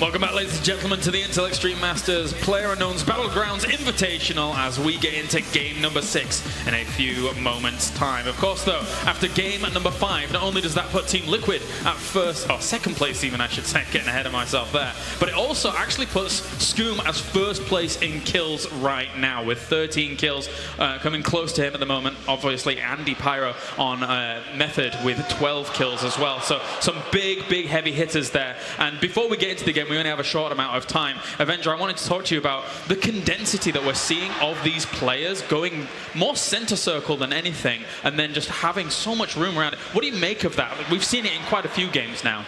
I think we've seen it in nearly all the games. The density of players centered, it's to the extreme. So we have a lot of area around them, and the teams that they don't utilize this area. Usually you see a couple of teams trying to do a wide shot around one of the edges. Only one or two teams did this. You see Method coming in from the east side, just through, and they lose 2 guys from this. And I just want to see those teams, some of the teams, try to utilize this open area. Right. Because it's so dense in the middle. It's so dense in the middle, but do you think that, yeah, as you're saying, somebody like Method coming in as they did, were there opportunities for them to maybe come in a little bit earlier so that they could have been a bit safer? Absolutely. They should have moved about 1-2 minutes earlier, and they should have done a wide shot north.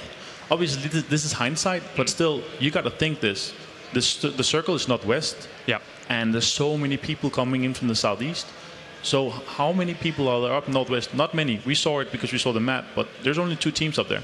Steel, our drop zone weather forecast man, over towards the end. I want to know, when do some of these teams really start making big deviations? We've seen some, especially the qualified teams. I see they have a bit more variance in where they're going to be dropping, more drop dependent in general, plane dependent even, I should say. When do they get this variety going, like the other teams, for example? I think you only have a handful of teams that will do a plane dependent drop. I think most of the teams are sticking to their guns, and I think it will stay the same for this game, and then if anything, it's going to be on game 7 and 8 that we're going to see a deviation from that plan. Yeah, it feels like, as I said, when it comes to the qualified teams that we're able to do, so people like Crimson, Wind and Rain, DC, Ghost Gaming, and Contractors have been so varied in their drop patterns, whereas from the invited teams, it's really only Cloud9 and Penta that have mixed things up a little bit and kind of shifted focus.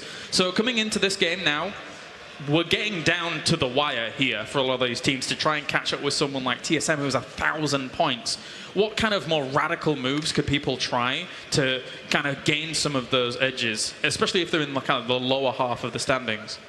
I don't think that we see any of these teams in the lower half of the standings. I don't think they can jump and contest some of the teams they know where they are. I think they're going to play their own game, but just with the deviation from the plane depending jobs. I think it's just going to come down to wherever the circle goes, it's going to dictate a lot, because we saw it in this last game. We saw Penta, Liquid, Luminosity, like they were doing really well in terms of winning their fights. And I think that if the circles end up in a big open area or an area where there's not a lot of buildings to hide in, not a lot of vehicles, if you're forced to do fights, I think some teams are going to just excel in that type of environment. And then we see Liquid coming out on top here because they've got really good fraggers on the team. And I think that if we get another circle that kind of looks like that, so maybe if it's in the mountains towards Stalber, for example, or just anywhere else, if you're forced to fight, I think some teams are going to do better. All right, well, thank you very much, gentlemen. I'm very excited eventually to see some conflicts happen, especially in the early game. Maybe if they do come along, or if people stick to their guns, avoid the fights, and look to play a little bit more passively. We're going to head over to the commentary team here for game number 6 of the Intel Extreme Masters Oakland. Thank you so much, guys. And yeah, you know what's about to happen. We get to see how this one unravels. So looking at the drop, we have it from south kind of veering off towards the west. So the northeast teams who maybe play out towards Yazway might have a little issue, but really there's not that many teams, so this could be quite a good one again. Might be quite condensed towards a central area. Absolutely. This is going to be interesting. So far, it's been a tale of 2 strategies for me. We saw that talked about a little bit earlier. Penta, teams like that on the hunt, chasing down ninjas in pajamas, trying to eradicate them to get the kill count. Other side of the coin, Noble, TSM, teams trying to play away, get away from their opponents, make sure they go deeper, longer, get more points for placement. This is a very tough play in order for the second strategy to work. A lot of these teams are going to be forced into early fights. Where are FaZe?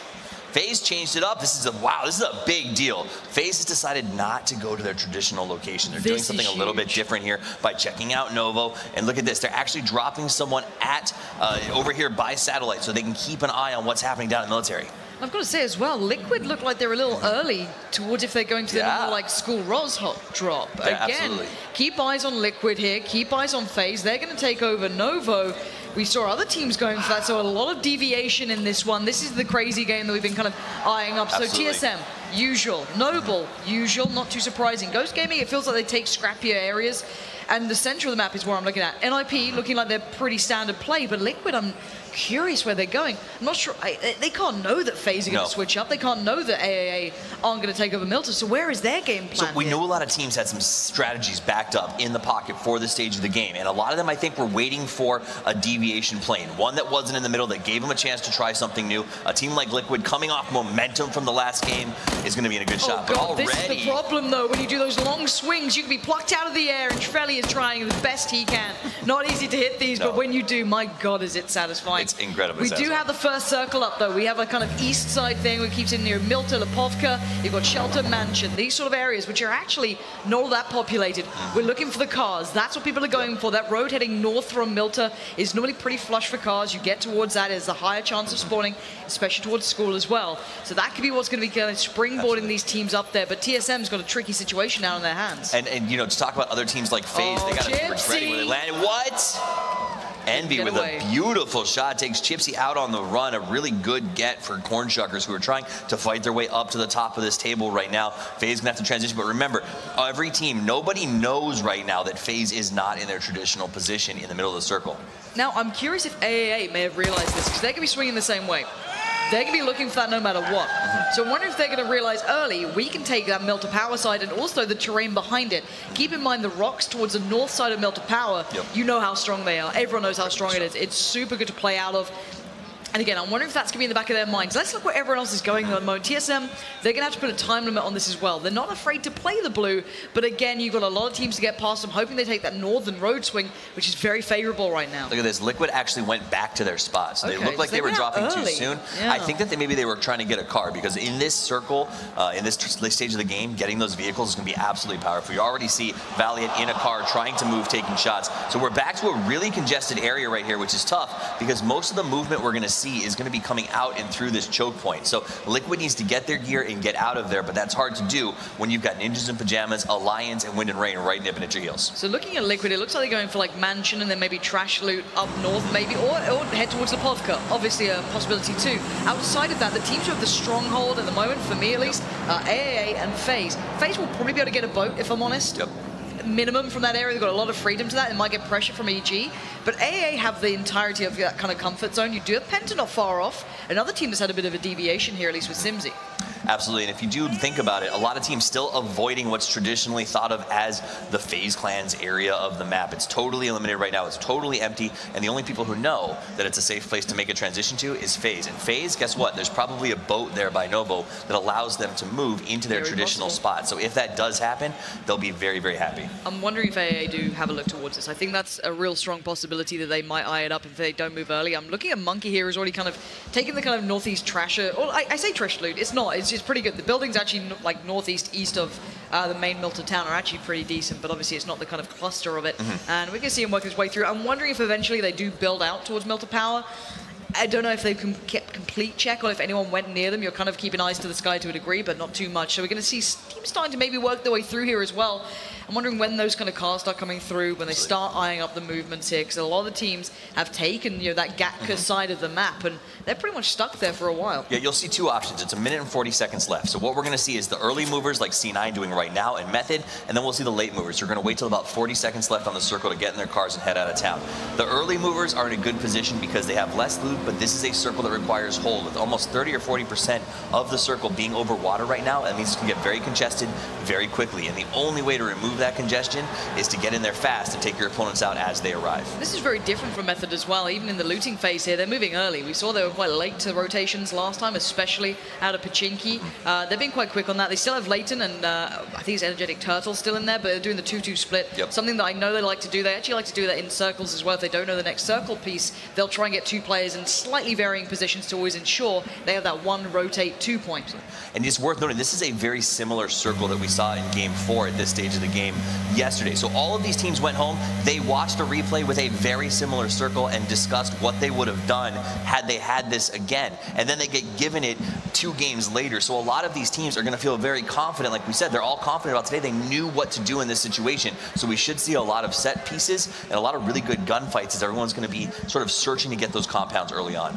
Yeah, the Blues going to start shifting them soon enough, about 25 seconds until that starts to become a issue, let's say. But I am wondering now as well, because the one thing I guess about the western side of this map, it does have the slightly lesser chance of cars, but it does seem as though right now at least Digital Chaos have got themselves a few, so they can kind of, I guess, chain themselves out. They're still fine. There's Moleman. Oh, he's got a bit of a glimpse here. That's a lovely shot as well from Moleman, leading that like a champ. 1 more will do the job, maybe 2 at that point. But good work on damage and wind and oh, Moleman, get back to cover.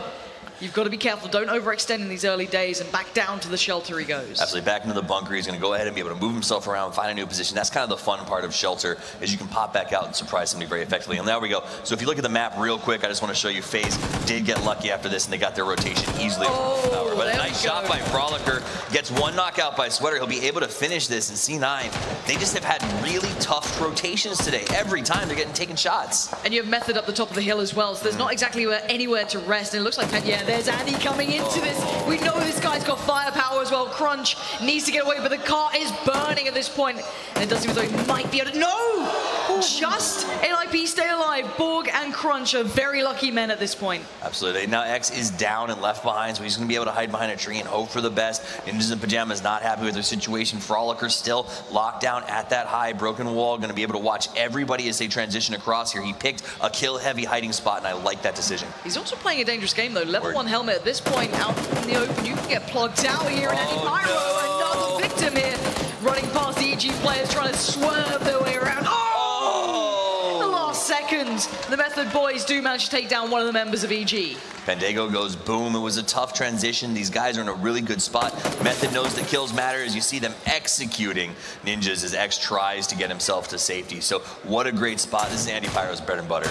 Yeah, he's just comes alive in these situations. Now we're going to see all the teams from the western side working their way east. Most of them have cars here. You've got the rest of Method now joining up. Bear in mind, it was only 2 members of the Method team in that Wizard Tower waiting. But for the likes of Cloud9, they actually have a good idea from where some of these teams are. You're hearing a lot of these shots, a lot of the players that you're fighting being killed by others, so you're getting a bit of an idea. Now FaZe, look at where they are. This is very interesting to me. They've not only had Novo, they now have Milton. They've got the power station. Good high ground, good rotate spots to and from. You can take fights, and that circle should favor them for a while. They even have a boat there somewhere, so they're going to hold that southern side, and I wonder if AAA don't realize they're there. Absolutely. There's a couple of really great spots here we talked about. There's holds up on all of those rock locations. Teams are going to kind of rush to, hope the circle favors them. TSM, where's your car? So we've got these guys up here. We're going to see Crimson go into there. We've got a spot above FaZe. We've got Milta, and then we have Small Power that are all really good hold positions depending on where the circle ends up. Now, to be fair to Liquid, there's a compound just to their east that I really like, the 2-tier compound. One on the higher ground, you've got a small compound lower. I find that's beautiful. I think that's a really nice one to hold. Obviously, circle dependent now. That's going to be a huge factor. The blue is moving in. So Noble, TSM, got to get moving. That's the main picture here. Shiv, his way out in the dust here. He does have a compound to make his way in towards. Monkey's already locked this one down. So they've got themselves a car, bit of safety, and just going to hunker down now.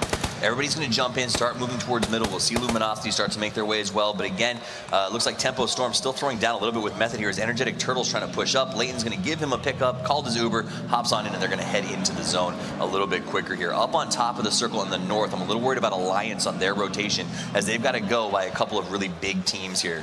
Who sits in the front of an Uber? The driver. Oh, that guy. That guy. Wow. I know one of those guys. All right, let's keep eyes on how this one unfolds because we're going to start seeing teams fighting for that real estate, trying to get as center as they like. We heard it discussed on the desk that a lot of central players have been coming through. Now, nice gear here for the FaZe boys. We've got that 4x sitting on that. Not a level 2 helmet, a little bit of a lack on that front, but I mean, outside of that, DC starting to struggle. They were working their way from that western side, just about making it through here, already being pinned down. And Penta, we know they are going all in on this. They're getting frags left, right, and center. Everyone else is trying to avoid fights. Penta doesn't care. You saw him running and punching at that point because that is how Penta feels right now. They know they want kills. They got to work their way out of last. These are the guys who are playing commando style. Another team that could go a little commando. Cornshuckers love to seek that fight out. They were in 5th place going into today, so they don't have to find as many kills, but they have been playing very aggressive once they get into the fight zone. Yeah, they've got the kind of long swing around the top of Yasnaya to deal with, but once they're there, they'll be fine. A lot of the cars now coming in through from TSM. TSM taking a very long route as well. Look at that. Far up on that northern road. They'll be working their way through there for a while, so they'll be late to this fight. That's no problem. This first circle isn't too bad. It's after this it starts to build up, and Penta eyeing up more people. The rest of Method starting to struggle. 6 shots coming out from Jeems. The range on these guys as well. That's Ultra taking the final kill. Oh, Leighton is in so much trouble. He's just about hung on, but there it is. Solid FPS actually was the one to claim him in the end, so those kill steals certainly coming through. Actually, Solid FPS knocked him, and then Penta Ultra came back and killed him. So he said, I started killing this car. I'm going to take the kills. None for you, sir. And I like that style. Penta playing very aggressively to get back into this one. I like to see that out of these players early on in this game. And it is a very congested area we have here. You can tell all these teams want to take the circle. The circle comes out, and they get what they want. FaZe in a really good position here because of the circle. AAA already in a good spot, and a lot of teams going to have to push into this. Noble in a little bit of a fight up north trying to deal with this tick. Here's the transition coming from Flamingos chasing Liquid as they take fire from Crimson. The problem is, for me, Liquid don't have much safety to go to. Most of the compounds are now taken, and Tempo Storm, the bit of a battle from the last round, might kick off again if they try and take this. Tempo Storm don't need to take this fight again on the high ground. If the car drives past on the lower side, it's very hard to land shots, so Scream's relatively safe here. But still, we'll see how this one goes as everyone's now trying to work their way down slightly further south.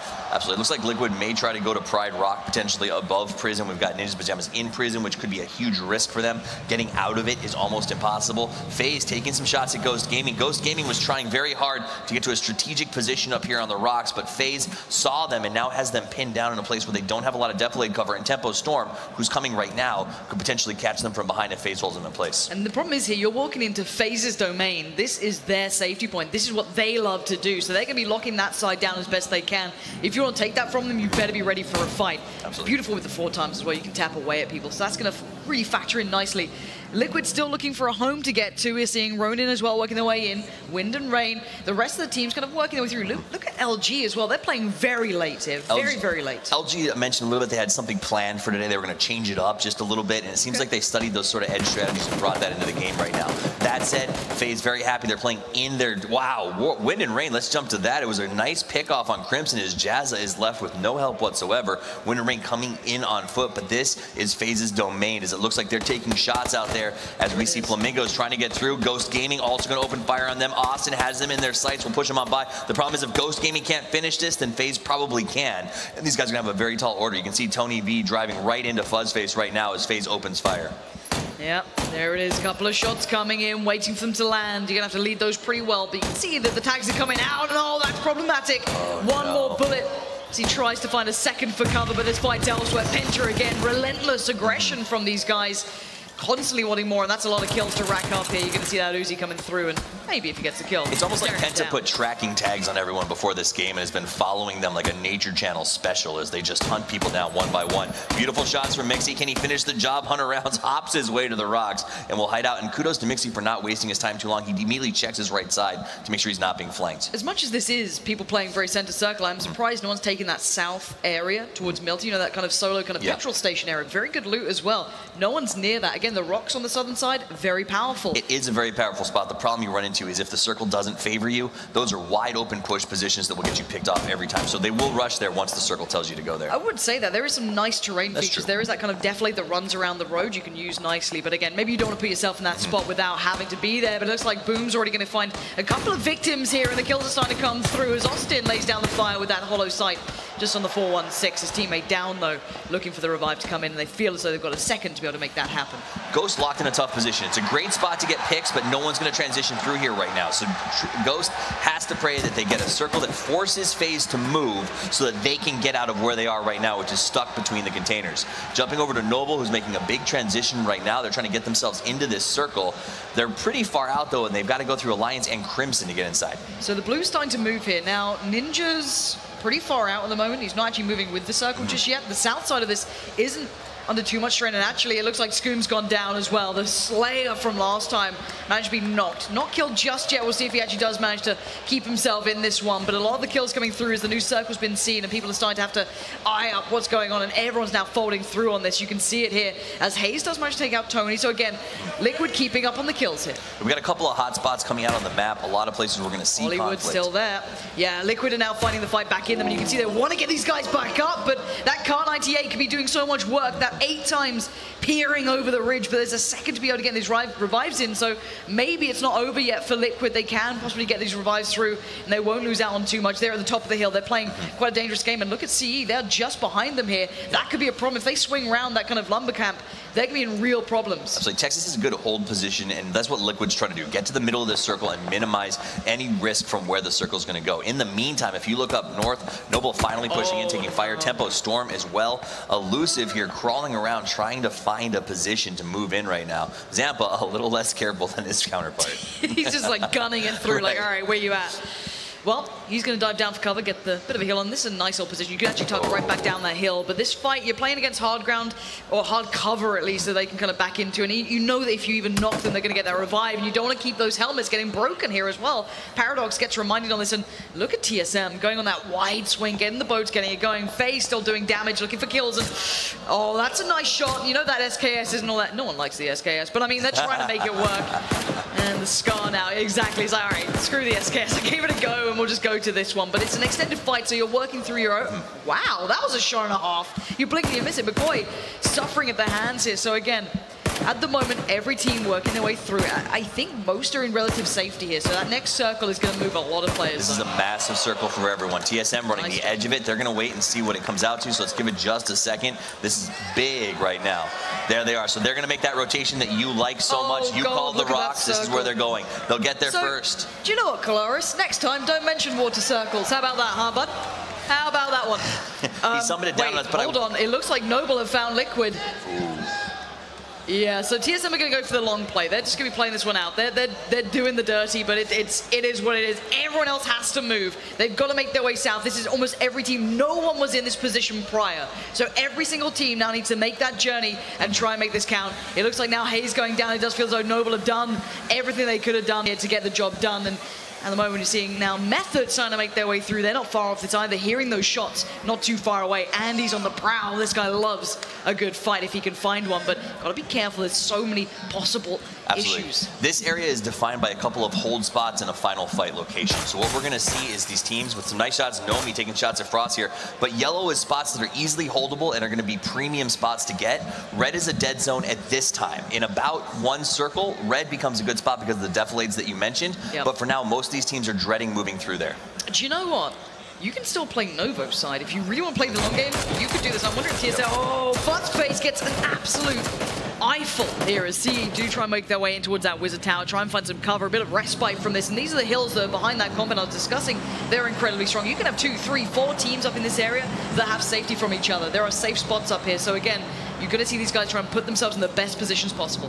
TSM playing a very long game. They are going to get a drop to their camping location. The problem they're going to run into is it's not an easy hill to push up towards where Penta is setting up shop. FaZe also rushed down there, sitting right next to Penta inside of that circle, and now we're going to see the fights. GG, actually, Ghost Gaming stopped at the defilade you mentioned and is taking shots at everyone driving by. Ghost Gaming knows they need kills to win this tournament, and that's what they're going to do is set themselves up in a shot place to get that. And I would say teams who took the risk on going to high loot areas when it comes to these positions, especially those south side rocks, will now come into their own because you get those 8 times, you get those 4 times.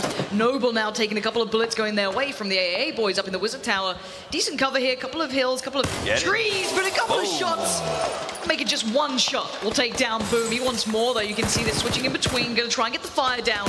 As Noble now have to try. Oh, this control is exceptional. Invitational. Absolutely. Brilliant work. Worth noting, FaZe stole that kill. AAA got the knock, and then FaZe stole it out from under them. Meanwhile, Cornshucker's going head-to-head with GG. Elusive is down. Profi with the push, comes over the rocks, looking for his target, goes for the spray. Zanpa down. Profi barely stays alive, but he wins the one-on-one. But now everyone knows what's going on. All eyes turn. TSM just circle around Luminosity as well in the water. Ultra here looking for his next opportunity, and we're going to see them pulling up by the rocks. Can everyone put on the Pirates of the Caribbean theme tune? I'd appreciate that. Who's up on that with the car now? I want to see who's on that position, because if they land shots towards LG, I will be losing my mind. But at the moment, they're actually running low on fuel as well in that boat, so keep that in the back of your minds here.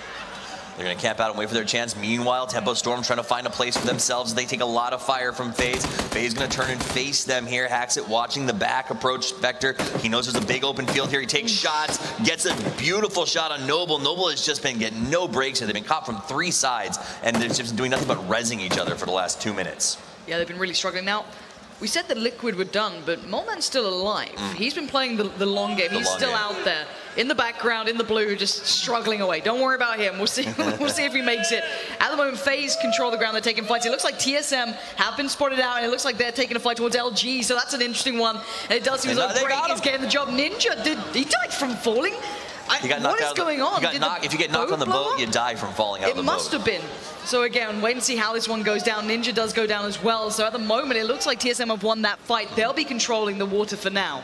But actually, look, Vis has worked his way up too. They control so much of this circle, and it's gone east. So Vis was playing the scout role to make sure they have a beachhead to come on. He's starting the mountain goat. He's going to clear out an area, which is actually good. It's probably best for TSM that they didn't get the circle, because that means there's no conflict to taking the high ground. That said, Penta, the hunters, the guys who have been taking kills left and right are in the circle on the high ground position. They can see almost everything from where they are, and they're going to be in a really good spot to fight this out. That said, FaZe not only holds the compound, but they hold the high ground as well. So FaZe in a really good strategic position here. Yeah, it looks like Method as well, very much stuck here. They're in the lumber camp and they're not moving, so I'm curious if they've just run out of options. They're just going to heal this one out. I'm not too sure, but for now, that southeast side is now going to be lighting up the kill feed. Simsy still holds a good position here, maybe hoping he's got a little bit more range than he has with that 2 times, but now you can see the Alliance guys laying down some real trouble. Noble on the other side. How is he alive here? Just about stays alive with it. Minuscule amount of health. Zygo just is the man that doesn't want to quit. He's surviving for his team. He's going as deep as he can. They're just rolling into this like absolute madmen. Smacks on the other side, but they're letting Penta take all the attention, and there it is. They made it over the edge, but it wasn't enough. He's gone for it, but there's a player down there, I'm pretty sure, and it is Vis taking down Solid FPS and Chappie. Nowhere to run, nowhere to hide. You can't escape, even if you dive off the edge. 2 cars off, 4 guys dead is how we come away from that one. So sometimes making a run for the water, not always your safest bet. All right, so who's in the water for now? We have Tempo Storm there, a couple of players playing on the edge of this. You do have GG still up top on the rocks. Everyone else still kind of keeping themselves to themselves here. No one's really kind of just diving in. We're not seeing this straight up water circle just yet. I think in this game, the teams you're going to see going to the water are the games who are in sort of the top 8 right now. The rest of them need to secure those kills, and they need to do that quickly. So you're going to see teams like Penta being very aggressive. GG taking some shots at the guys in the water to find legit. Very good with that weapon. The question is, can you get them in that brief second where they pop their head up? It's like whack-a-mole. It is like whack-a-mole. He does get one whack, but then the mole goes back underground. And let's be honest, everyone is favoring the guy shooting them in the water. Just like, please take these people away. The problem is when you focus on shooting the moles, that's when you get caught from behind. So you always have to be aware of what's happening behind you. Speaking of, Crimson gets bled out. And Method have made it in. They were running for a long time. They have just about made it through, but they're surrounded. They've got Alliance players around them as well. Fuzzface here for FaZe. Keeping tabs across. And FaZe are racking up the kills as well. Good tax coming through. And Ghost Gaming, well, they're still firing shots into these guys, trying to use the pylons for cover. Good return, though. That's going to force Profi off the angle.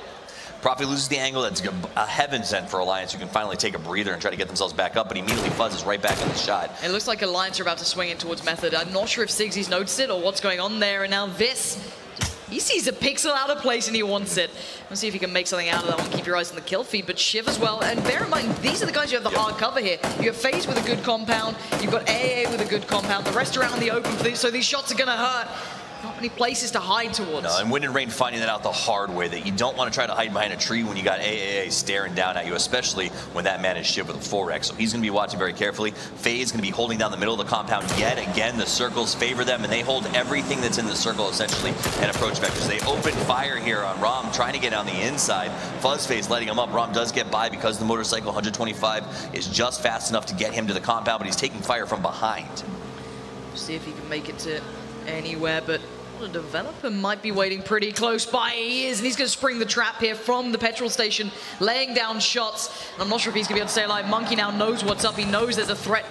This dark little corner, as you can see, everyone else now working their way through every single rock. Every single area contains so many threats now. And I love that Valley was able to get to the high ground. If he can survive here with TSM firing from the outside, whoever wins the TSM Team Tempo Storm fight will be able to control. Meanwhile, Penta James up on the high ground, shooting down on AAA as they relocate. But you don't want to deal with Monkey, so he's going to dive back behind the rock. Not a developer's still really close by the way. He is very much within that compound, but that back row of cover is still going to be the main feature of this as the drops come in and a couple of shots come out. James laying down some fire. Monkey looking to keep himself in this one, but I'm curious where Not a Developer actually is, because he was right here just a moment ago as Monkey still continues the fight as Jempty still is in good position. So he's living up to his team name, standing alone, just sort of hiding out, trying to go a little bit deeper and trying to catch someone off guard. It's not a bad strategy, especially at this stage of the game when you've got the circle. Wind and Rain stuck on the outside. They have no way to get in. TSM finally clears through. Aim PR and his partner have made it right up on top of Tempo Storm. We should see that fight develop here in just a minute or two.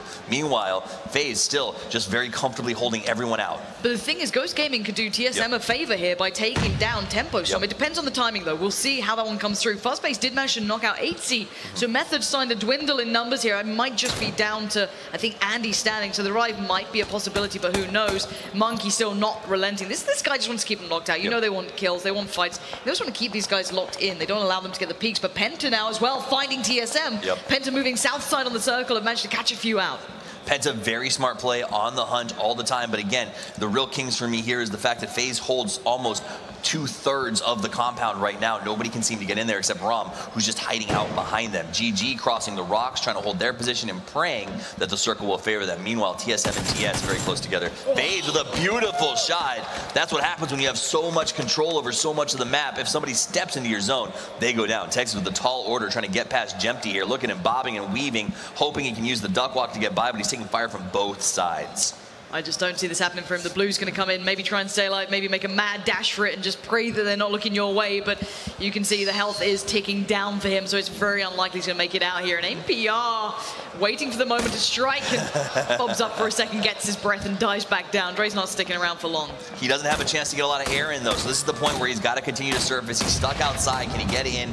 And they'll leave one person to hold this while the rest push into the circle. They need to move now. That circle is not sitting on the rocks. They need to get in closer towards this area where AA are being dominant. This could be the game that they finally get that win. They've been desperate for this as well, but they've got problems around. Wind and Rain. FaZe now rotating back up north. Alliance still there, but they had that jump off man, the early rotate in Jempty. He's already locked down a good building, so they can get into a really nice spot here, and maybe Ghost Gaming can be a nuisance, maybe not. We're going to find out what position they can get and if they can lay down some fire, because they might just catch him in the heels. FaZe moved at the right time. If they had moved 8 seconds to 10 seconds later, Ghost Gaming would have caught them out and ruined them. We'll see if they get any angles on this. I don't think they'll get too many, and they'll move in pretty late to this circle.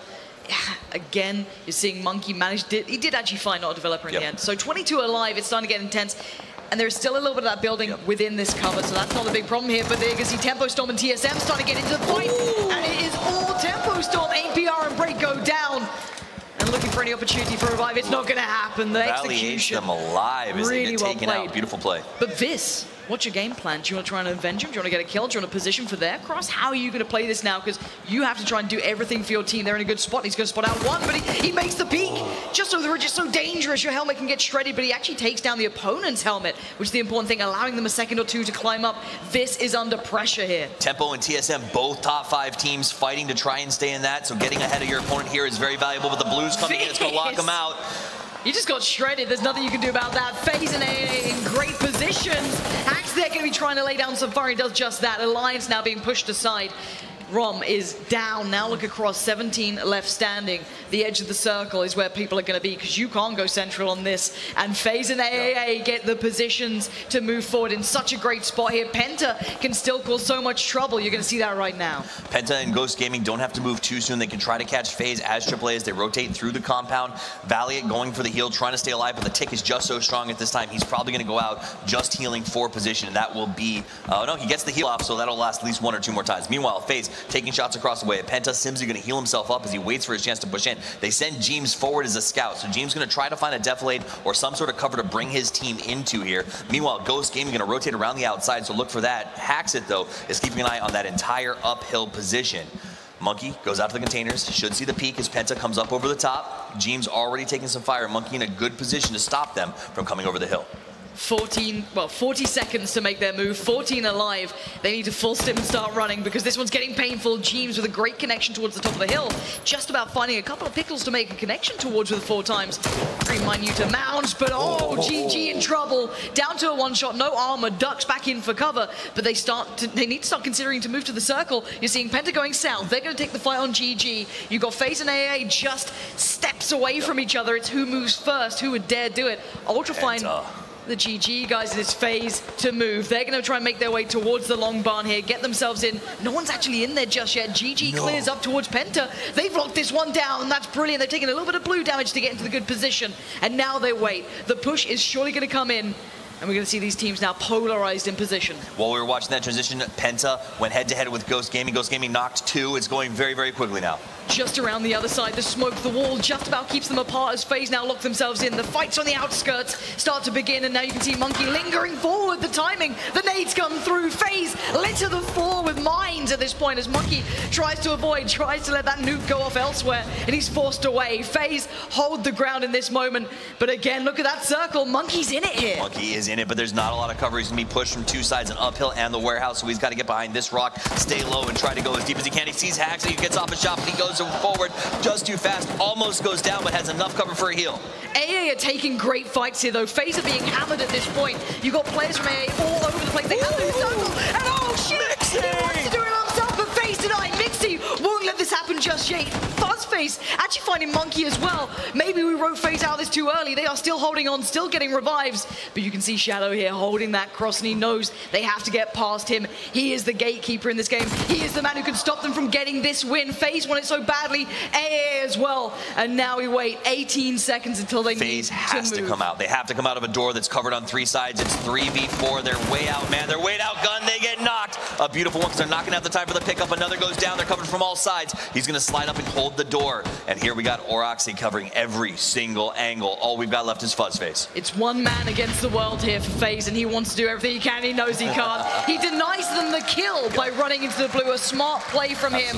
But in the end, what a moment for these guys, AAA. They came into this as maybe not a team you'd be looking at instantly, but they've grinded so hard online, and they were desperate for that victory. They needed this. Throughout day 1, they just got denied. They were struggling so much, but they came in and gave us a really good match. This is the team who has performed well all year. They're very consistent. You see, if you go back to their transitions last night, everything they do is strategically planned. Long rotations, strong pushes, and big holds. It all came together, and man, oh man, Monkey scored that circle outside the warehouse, and FaZe had nowhere to go but into the hammer.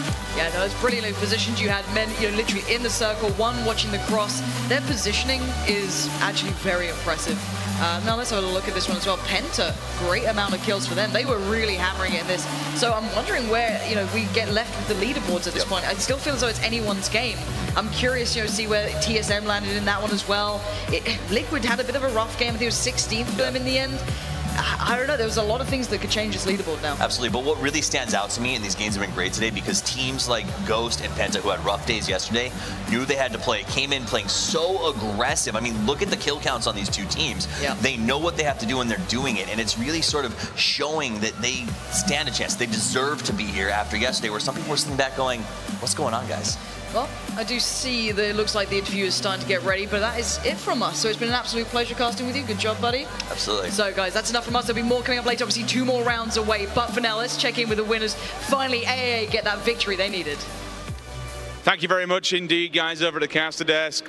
Ladies and gentlemen, give it up for AAA!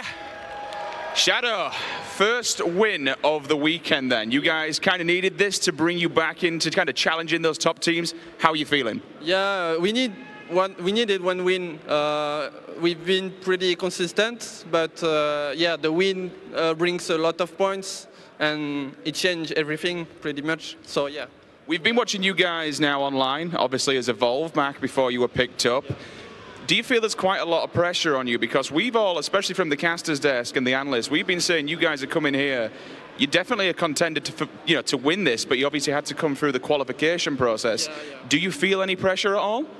No, the pressure was on the qualifier mainly, but we are already happy to be here today. So yeah, I mean, we play and enjoy, and that's it. What was the plan of attack then last night? So obviously you went away.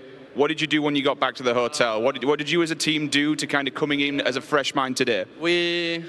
Firstly, we eat a good meal. Yeah, we'll go with that. Yeah, and we bring our PC and look the preview of the matches to see what the team did on the match, and simple analysis, Okay, well, I've got some news for you.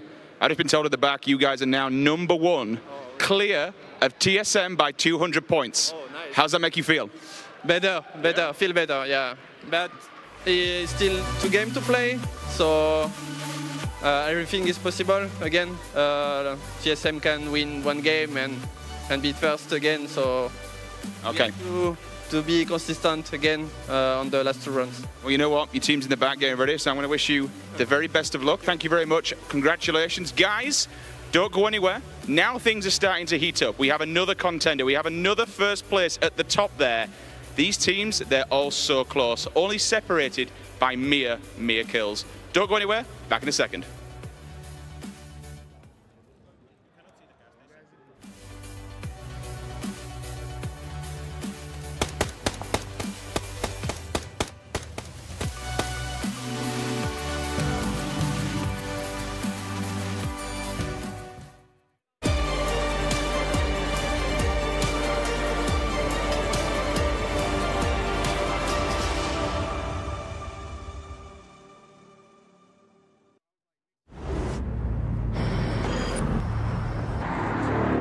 The history comes full circle yet again, now. The persistence, the dreams, the sweat, the struggle, the tradition. Some things cannot be named, some places cannot be described. You can feel it, you know you can be a part of the extraordinary.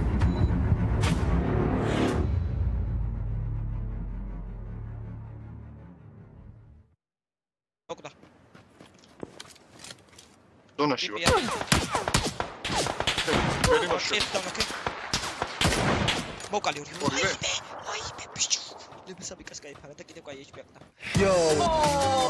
Oh my. Game, record, and stream without compromise. An Intel Core i7.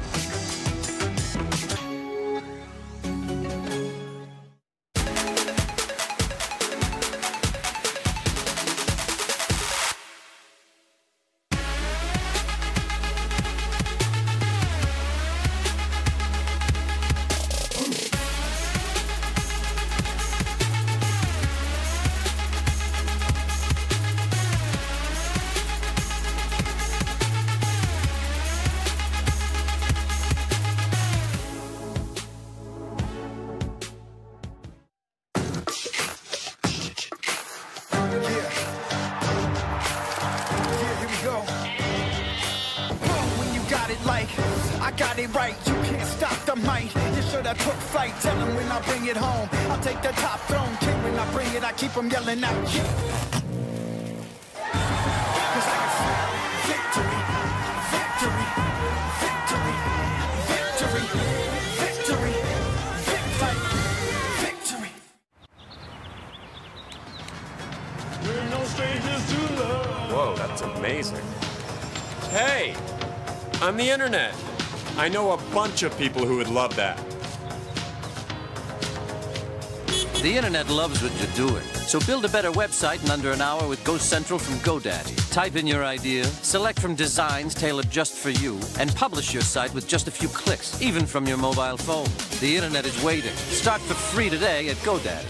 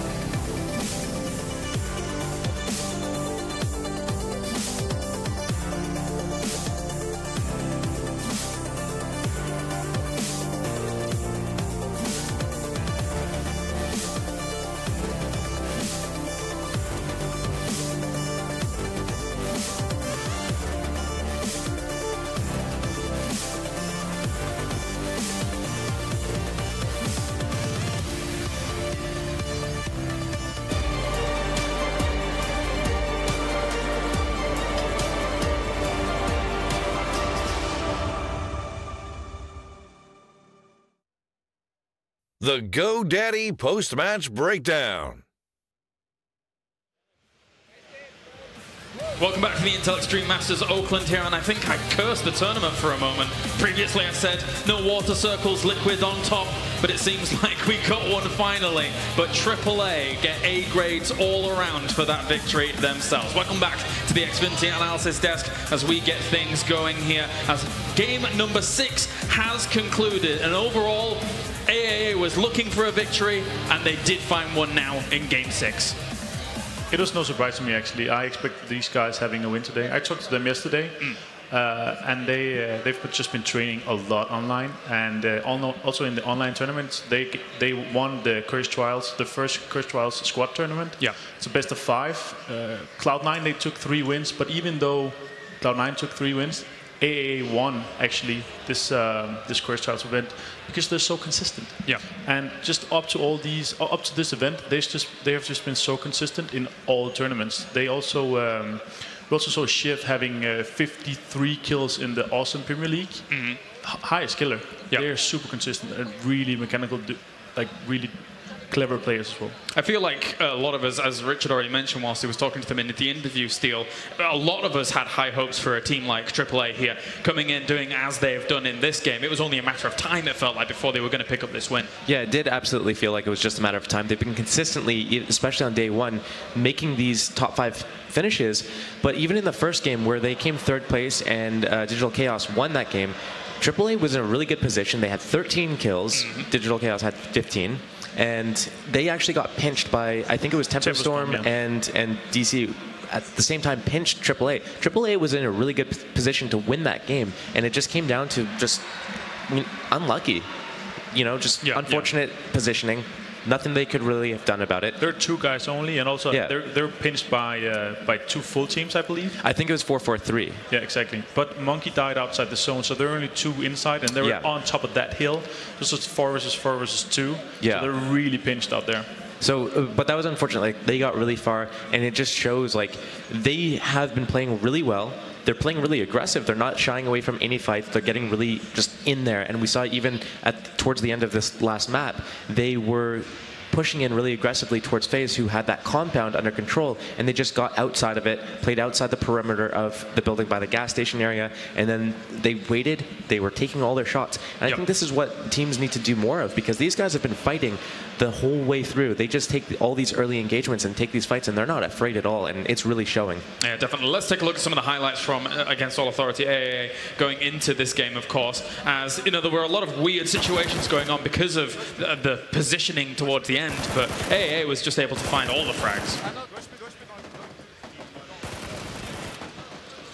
Yeah, and this ending here where they're just trapping FaZe right in the warehouse. FaZe can't get out, and they're just trading back and forth here a little bit, but then they know once this new circle comes, FaZe needs to leave this warehouse. They got them trapped in here. And actually, one of the things is, FaZe actually, instead of letting AAA get this last kill, FaZe actually just said, you know what? Let's run into the blue and just die outside play zone. We're, you know, there's 3 people looking at our 2x4 doorway. We're going to get locked down. There's no way we can do anything about it. Let's deny them an additional 10 points. Yep. What he could have done, though, is killed his 2 down teammates and then ran into the blue, because we saw earlier in the game, actually, Wind and Rain, I think Stab killed Trifly to deny those 10 points. Yeah, so that's definitely something that we could be seeing a lot more of. If you have the opportunity to deny a kill, denying 10 points is huge, especially when it's going to come down. We saw earlier, just at the start of the day, 3 teams were tied with 620 points. Exactly. You know, that 10-point difference is the difference between getting 5th place and 6th. Hey, it could be the difference between getting money and no money. So that's very, very important, of course. Now, looking at how that played out, I think going towards 4th circle or something, we had like 57 players still left alive. When you're looking at those cliffs south of Mill to Power and stuff like that, and that can be a very, very dangerous zone to kind of have that kind of combat in. I'm sure that you've had this experience many, many times, Avenger. Yes. And I was actually surprised not to see. I thought we were going to see more players there. I thought we were going to see more players jumping into the water and trying to get into the cliffs, but they stayed on the ground area, and they didn't utilize the water at all. Yeah, we had a few teams utilizing the water in the end, though. It looked like Tempo Storm tried. 2 or 3. Yeah. Usually we see like 8 or 10. Yeah, that's true. Cloud9 was also in there. I think Wind and Rain had 1 member in the water, but they were very split anyway, to be fair. For Tempo Storm, though, I think they're currently like 4th place or something, 3rd place even in the standings at the moment. They've been so consistent throughout this whole time, but once they had to come out of the water, it felt like their placement was hindered a little bit by that kind of play compared to the previous rounds. Yeah, so the water here actually, it didn't really favor the players coming out of the water, just because when the circle shifted, you had teams like Ghost, for example, that were running on the cliffs just above them, and all the teams that were down there, so TSM was down there earlier, LG took boats as well, and they engaged with TSM, but then you had a few other teams trying to go into the water. Once they were in there, though, they couldn't get out, and that's how, you know, the end of that round went for those teams. Yeah. We even had the TSM LG boat fight in the middle of the water as well. We didn't quite get to see it on stream, but that could only have been a bit of an extra fun time up there as well. Let's check in with the standings to see how everything has gone down so far. AAA in 1st place right now with 38 kills. Fantastic stuff. A lot of kills being racked up by them. 2nd place at the moment, is that TSM? 2nd place TSM, 30 kills. 3rd is Tempo Storm, 21. and FaZe with 34 kills actually on the 4th place. So some good and kills being racked up. actually, all of top 7, they're above 1,000 points. All of them with 1 win, they can just go straight into 1st place. Yeah, still all to play for here. It's about consistency. And that goes to show once again, you know, a team like Tempo Storm being as placed as high as they are right now, super powerful position, even though there's no like actual round wins under their belt. They've just been playing so consistent. That's the power of that consistency steal. Yeah, and something we might see here, it's interesting to think about. So yesterday, when Method won the 3rd game and they took 1st place, we saw them going into a really passive style, trying to play it like TSM, play the late game, and they were trying to stay alive as long as possible. Now we're seeing a bunch of different teams that are coming up here. AAA playing really aggressive all the way through the tournament. Now they're in 1st place. Yep. Are teams going to continue to play aggressive if that's their play style? I think they will. I think AAA, even though they're in 1st place, I think they are going to continue playing their normal style, their aggressive style, and taking those fights. Whereas other teams like Method, who, when they got into the 1st place position, they're like, okay, we have the lead. Let's keep this lead. It's a good point. It's a very good point. For teams like Evil Geniuses, it didn't feel like the circle really worked out too well for them. They were trying to move up from military, where is basically their home right now, and the end of the bridge comes out where everyone was so condensed, like you've been mentioning before, the fact that there's this huge condensed place, and as soon as they came in there, it wasn't the EG safe standard style of trying to edge round. It was trying to get across this bridge that just so happened to work out in the circle in the middle. Yeah, I think part of that was the plane's pattern, or the flight path, where because the circle was so far to the east and the plane was basically south to George. Yeah, basically, yeah. So it was going around the west. I think what a lot of the teams did, where they were thinking, we need to go and we need to be the first ones at this area. And I think because everyone thought that they were going to be the first teams there, they didn't really plan for so many teams to be there. And realistically, when it comes down to these late round situations, with the 1st circle, if you're not the first one, you're the last one. So it's either you instantly go and you're there and you're set up, or you don't even try it. And yeah, we have the circle here. The plane went from the Millie to the George area here, and we saw about a minute after they saw the circle, people started to run in. And also, you wanna? No, I was just gonna. Like we're talking about like all the density that's just in the middle, and it's just, oh, that is not where I wanted it to go. I wanted it to go more along here. Ta-da! This is where like a lot of the density was, and then for teams like EG, which you brought up, they come straight up here, right into like basically a meat grinder, because that's where all the teams were congregating for a really long time. And we saw, of course, as well, FaZe having dropped Nova, which is a bit atypical of what we're actually seeing from FaZe. But once again, these teams are realizing there's far more room down to that bottom position. They were able to take boats up there and get themselves a good spot and eventually end up in Mill to Power anyway. So for FaZe, it kind of worked out overall. They found themselves a new home, and then they migrated back to some of their original homes without much effort, really. So that's nice for them as well, to be able to continue their stance up towards the higher positions. But when it came down to the very last circle there, guys, you have teams like AAA, you've got FaZe, you've got Penta, all these names that were expecting to get themselves wins under their bag, and it feels like that level that we're expecting from all of these teams is really starting to shine through, especially on this day number 2. Is that fair? Yeah, I think so. I think like one of the things I want to point out is I feel like the bottom 5 teams right now are, because they feel like they're so far behind, I feel like they're trying too hard to make it into the late game, and because they're trying that, they end up just being in really bad positions. So Wind and Rain, they're splitting up, for example. They have players in different areas just trying to make sure, like, oh, if one of us goes down, you're alive and you can try to get a better placing. And I think a lot of teams in these positions are, you know, dying on the rotations, dying in vehicles especially, or dying when they're split up from the rest of their team. And something that I really wanted to see during that game, which we can actually show you now, is that TSM versus LG fight over in the boats. It's a bit unusual, I suppose, so we do actually have the replay of that coming up in a second. They'd already camped on that rock, and it was very important, Avenger. Yeah, they've been staying on the rock, and they've just been waiting. Actually, just a bit later, they sent Viz off to scout to see if it was safe to get into the rocks. And Wiz, he successfully came to the rocks and secured that area, and then they moved all the other guys and moved to them. Yeah. Really clever scouting, if it's boats, if it's bikes, anything. They just do a lot of scouting. Right. All right, well, thank you very much, gentlemen. It's time to go to a break now. As when we return, we're going to have map number 7. It's do or die for a lot of these teams trying to breach into the top spots here, as we only have 2 more games left of the Intel Extreme Masters Oakland.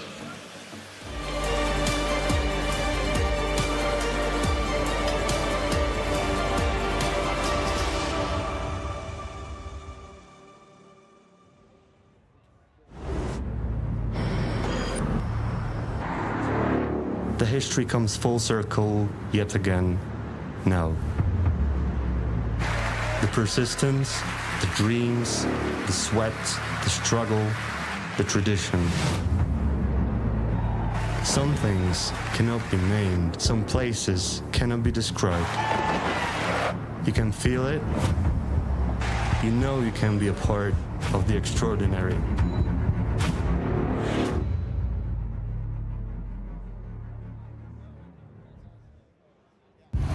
All eyes are on you, so give them greatness with Intel Extreme Masters certified PCs and notebooks and game like the pros.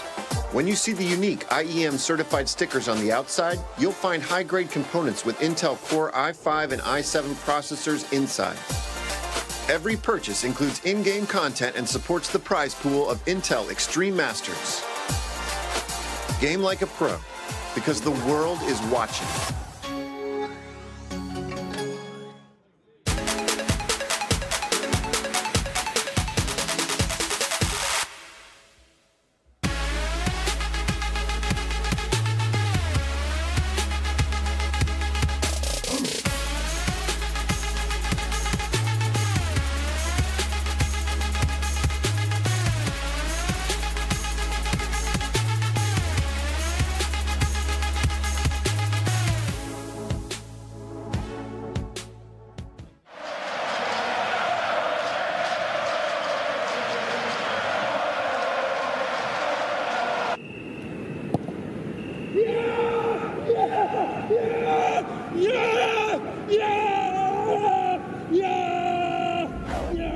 Start your esports career now at play.eslgaming.com.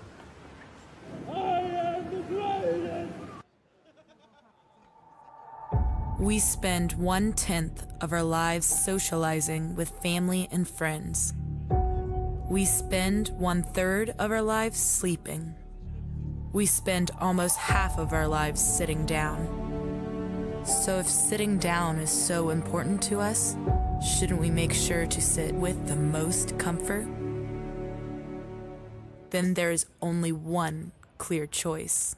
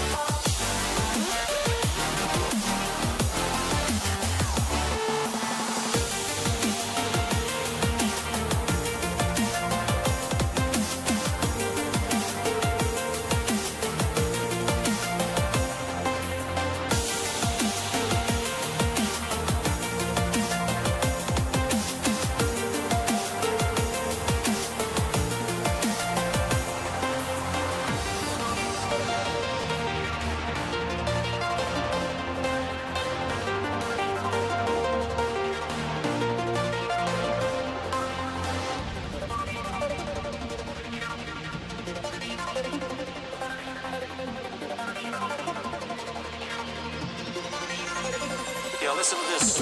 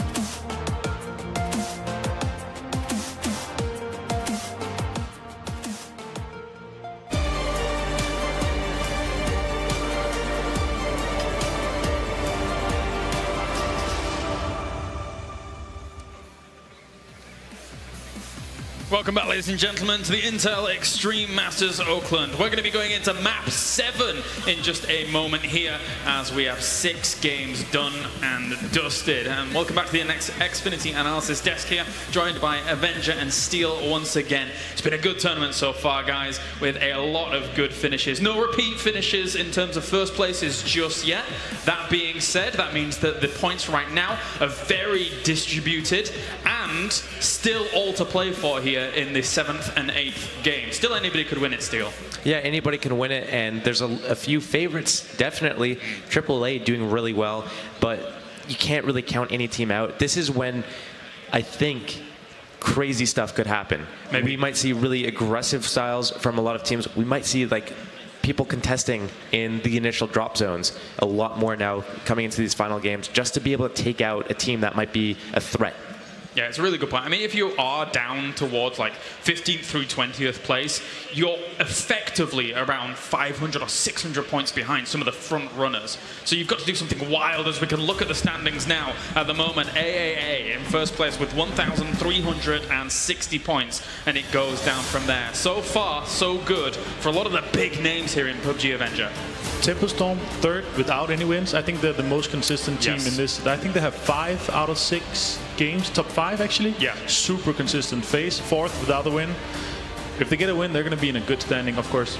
Yeah, absolutely. And they're looking for it. They definitely are. They have the chops. They have the potential to do so as well. Meanwhile, looking at the bottom of the standings here, these are the teams that want to really pull out some wild and crazy accomplishments in the next 2 games, Steel. They've got to effectively change and shift a lot of their mindset as to how they're going to approach things if they want to really get high. Yeah, and one of the things I noticed about these bottom 5 teams is they're not really teams that are going for kills ever.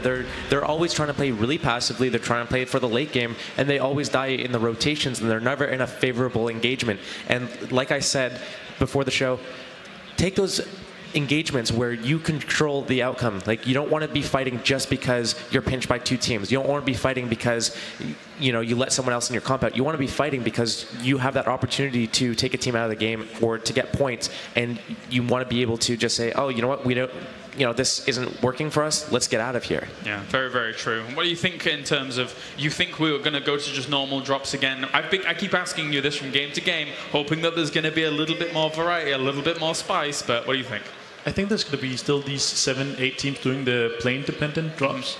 And I mean, we've seen Penta changing up from yesterday. They played very passively. They got 4 kills in 4 games yesterday. Yes. Last game, they got 14 kills in just 1 game. I mean, they've been swapping stuff up, and they really want to improve. They finished 20th yesterday, and now they're at 11th, and in front of Cloud9 that actually won a game yesterday.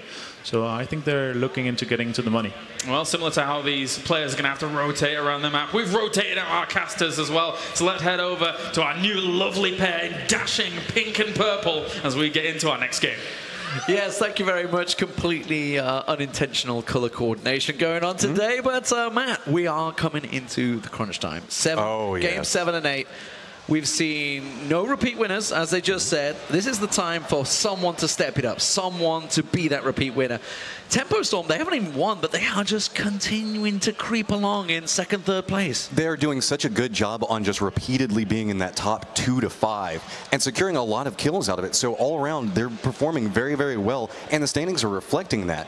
But they haven't gotten that win yet, and I could see that this could potentially be their chance. I mean, you saw everybody do their homework last night. They come in, everybody's here to play. Now you have to bring out those last couple of tricks that you've got in your playbook. There's only 2 games left. You have to make each one of them count. And obviously, we have been talking about the winner, who's going to take the ultimate prize, the $60,000. But we should say the money goes all the way down to 8th place. And look at Penta, as I say, from 20th up to 11th place already. Incredible stuff. Here we go. The plane is coming in. Where's the cut going to be? It's going to be straight across Kameshki, right down to Primorsk. It opens up the map to just about every drop they want. The question is, are they going to mix it up? Are they going to go for the ultimate drops? Do they want their standard favorable positions? Georgia Pole North is a long way off for TSM. If you're going to go for Georgia Pool in this game, you're going to have to land quickly and secure some type of vehicle and mobilize over to Georgia Pool as fast as you can. A lot of these teams are going to have to redirect and try to figure out, okay, we don't get our comfort picks now. We have to figure out somewhere else that we want to go. And you can see that everybody's kind of pushing towards that western coastline as fast as they can. But there are a couple of teams that are opting into staying on this eastern push. And with a plane path like that, that's pretty risky because you can end up with a lot of teams all compacted right on top of each other. I think I see Digital Chaos going for Milton Power along with FaZe. I'm sure I did. Because Cloud9, they went up north. They've decided, you know what, Kameshki, Stauber, all that sort of area, that's going to be ours. Nobody else is going to contest them. I don't think they were the first out of the plane and going to be the first guys there. I did see some very interesting drops across the board. You'll see Frolica about to find himself his first bit of loot as he tries to seek anything to match his stylish hairstyle. I'm not too sure. It's going to be a helmet. There you go. You got to curb the hair. What's the purpose of having cool hair if you immediately throw on the helmet for it? But with this, you can see that this is the standard beginning game. Everybody's just trying to separate out a little bit, trying to get whatever loot that they can. Specifically around the Milta area, you want to try to secure as many of these buildings as you possibly can because the loot's kind of spread across multiple roads. So you have to push across one section to get to another section, and you want to get the ones around the roads first because then there's less risk of somebody coming across you. And specifically if you see the whenever you're dropping down and you see the parachutes and there's no one around you. Well, it does look like TSM secured a vehicle. I'm guessing they're heading over towards North Georgia. We haven't seen the circle come in just yet. Shadow, of course, we saw from AAA. They're down in Milta Standard. I think I saw him just picking up an 8x scope as well in the top of that little military tower. There is the circle. Okay, we're going back over Gatka way into Pachinki as well. You can see it looks like Cornshuckers headed down to Primorsk. I'm looking for TSM. They are heading towards North Georgia Pole. It looks like Digital Chaos actually have transferred. So Digital Chaos and Crimson both in Lipovka together. So almost certainly some action area there. But Matcham, anything you're seeing? Look at this. We actually have Cloud9 that's up around Kameshki and Stauber area. They went for an opt up there and trying to get a little bit of loot. That can kind of be a little hit or miss. So we'll have to see if that comes back and bites them later on. But they are holding down the entire eastern corner of that map up there. But what I love about this is we saw a plane that came down predominantly on the east side and a circle on the west side. That means a lot of these teams are going to have to mobilize over. We're still seeing people that are trying to push over towards the western side to even get loot. Cornshuckers were a team that certainly performed very well yesterday. I think they secured themselves a 6th place overnight, but they haven't had a great start in the first 2 games. So we're going to see whether they can get themselves back in the running. You're seeing Zampa here as he heads off. They're all around Ferry Pier area at the moment. You can see down in Primorso securing all the south side of the map, which obviously is in the circle to begin with. I wonder if we're going to get a quarry finish. We haven't had a quarry finish. That would be an interesting one. A lot of elevation, etc. around that area. Well, one of the big things to remember with just these 2 games remaining is there's only about 300 points between what first and all the way down into 8th place. Yeah. So really, it's still everybody can come in and they have a chance here. So you can see that everybody's kind of playing into a little bit more passive play to start this off because they're aware of how tight this leaderboard is. Nobody wants to be that first team to go out, so everybody's playing for a little bit more for the survivor role. Really would like to see some of these teams get a little bit more aggressive and start trying to force some of these people into different drop paths. I'm seeing Wind and Rain very much split as well. They're in and around the ruins area, and then the little complex is just south of Rozhok and outside the school area. NIP in school, Alliance in Rozhok. It's all very congregated at the moment. Nobody still challenging Method. They're like, you guys can have Pachinki. we don't want to mess with your territory. And you're kind of seeing that to some very degree. Like we've repeatedly seen some teams drop down over towards Slavsnoga Slavnovka Island, trying to get over towards Novo or military base proper. We haven't seen a lot of contention inside of that zone's Milta itself. I mean, we've repeatedly seen school and the apartments next to it just kind of get given over to whoever just makes the confidence drop for them. So with this, we're going to actually have to see a lot of these teams that are on this far eastern side start to make their push here relatively soon. I mean, we've got Against All Authority that's out there, FaZe that's out there, Ghost Gaming is down on Slavnovka Island, Evil Geniuses is on the island right now. Everybody's going to have to start making that move here relatively soon, as we have about 2 minutes. You've got to go secure those vehicles and make your path over. Well, this crate is dropping straight on top of Noble, so they're going to be happy for that down in South Georgia Pol. Looking towards the back six at the moment. Oh, sorry, the front six. I'll tell a light. It's going to drop right on top of the tower by the looks of it. So I guess we're going to see. We're going to get any prizes in there. Is it going to just be a Car9 shade of sadness? I don't know. Let's talk about Tempo Storm, though. Maluk here has got Scoom in his sight. Scoom, JP2 gets the knock. Could see the first man down here. And SKS out of nowhere. He was taking shots onto Scoom there. And so remember, this is Tempo Storm, who's been repeatedly performing well. Maluk is one of their strong gunners, though, so for him to go down this early is really, really rough for Tempo Storm. That means that, look, there's nobody around him to come over and get the res. That was an iron sight SKS from that range. Holy moly. Hey, we talked about that these guys are the best of the best. And they are nailing these shots. That was just one shot hit. There we go. Scoom, no, instantly goes down. He comes over here trying to get some loot and gets told, no, you can't come over here. But Valiant's actually trying to go over and get this res up onto Maluk, comes around the backside, and he should be able to secure this res. Yeah, so Maluk's going to get back up.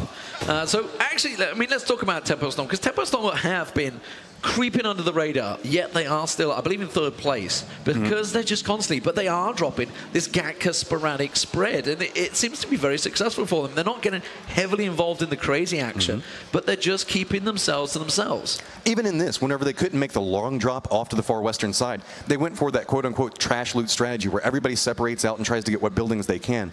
And in this case, you can see the danger of it whenever Maluk went down. It tends to be very, very risky. Luckily, Valiant managed to get back over here, and we saw that aggression come onto LG the moment they pushed in. Well, everybody's going to have to get moving in just a few moments. You can see the blue zone, 25 seconds. Everybody been looking. Okay, you're looking at the circle, you're looking at the area. Where are you feeling like a favorable position? Because obviously we're looking towards Gatka, Chopsticks, extra with Pachinki in there. That's kind of like central area at the moment where obviously LG, Method, we're seeing them all clumped together at the moment. Now we're seeing Penta. Penta are starting to come across. There's Ultra and Frost just there. They've collected the vehicles. These guys have looted out a farm area, etc., all the scattered buildings around there. It's something they've kind of done every game really so far when they've been able to. They're a team on the up and up as well, so they're a team looking for kills. Are they going to be looking like, right, we're going to try and actually storm a compound? This is Penta after all. This is true. They do that very well. They've been doing a very good job. They've made a big comeback today. We saw that they were towards the bottom of the leaderboards, and they fought their way up to about 11th place now, I believe. So it was really good to see them. They did, like I said, we talked about it beforehand. They did their homework. They're coming in, and they're playing with aggression. They're trying to make sure that they get every single kill that they can. And you can see that they're coming in very centrally located inside this. They want to get a hold of these buildings. They want to make sure they get some level of control over the map. Did he just get out the car too early? I think I just saw him knock himself. I'm pretty sure. I'm pretty sure one of the Penta guys did that.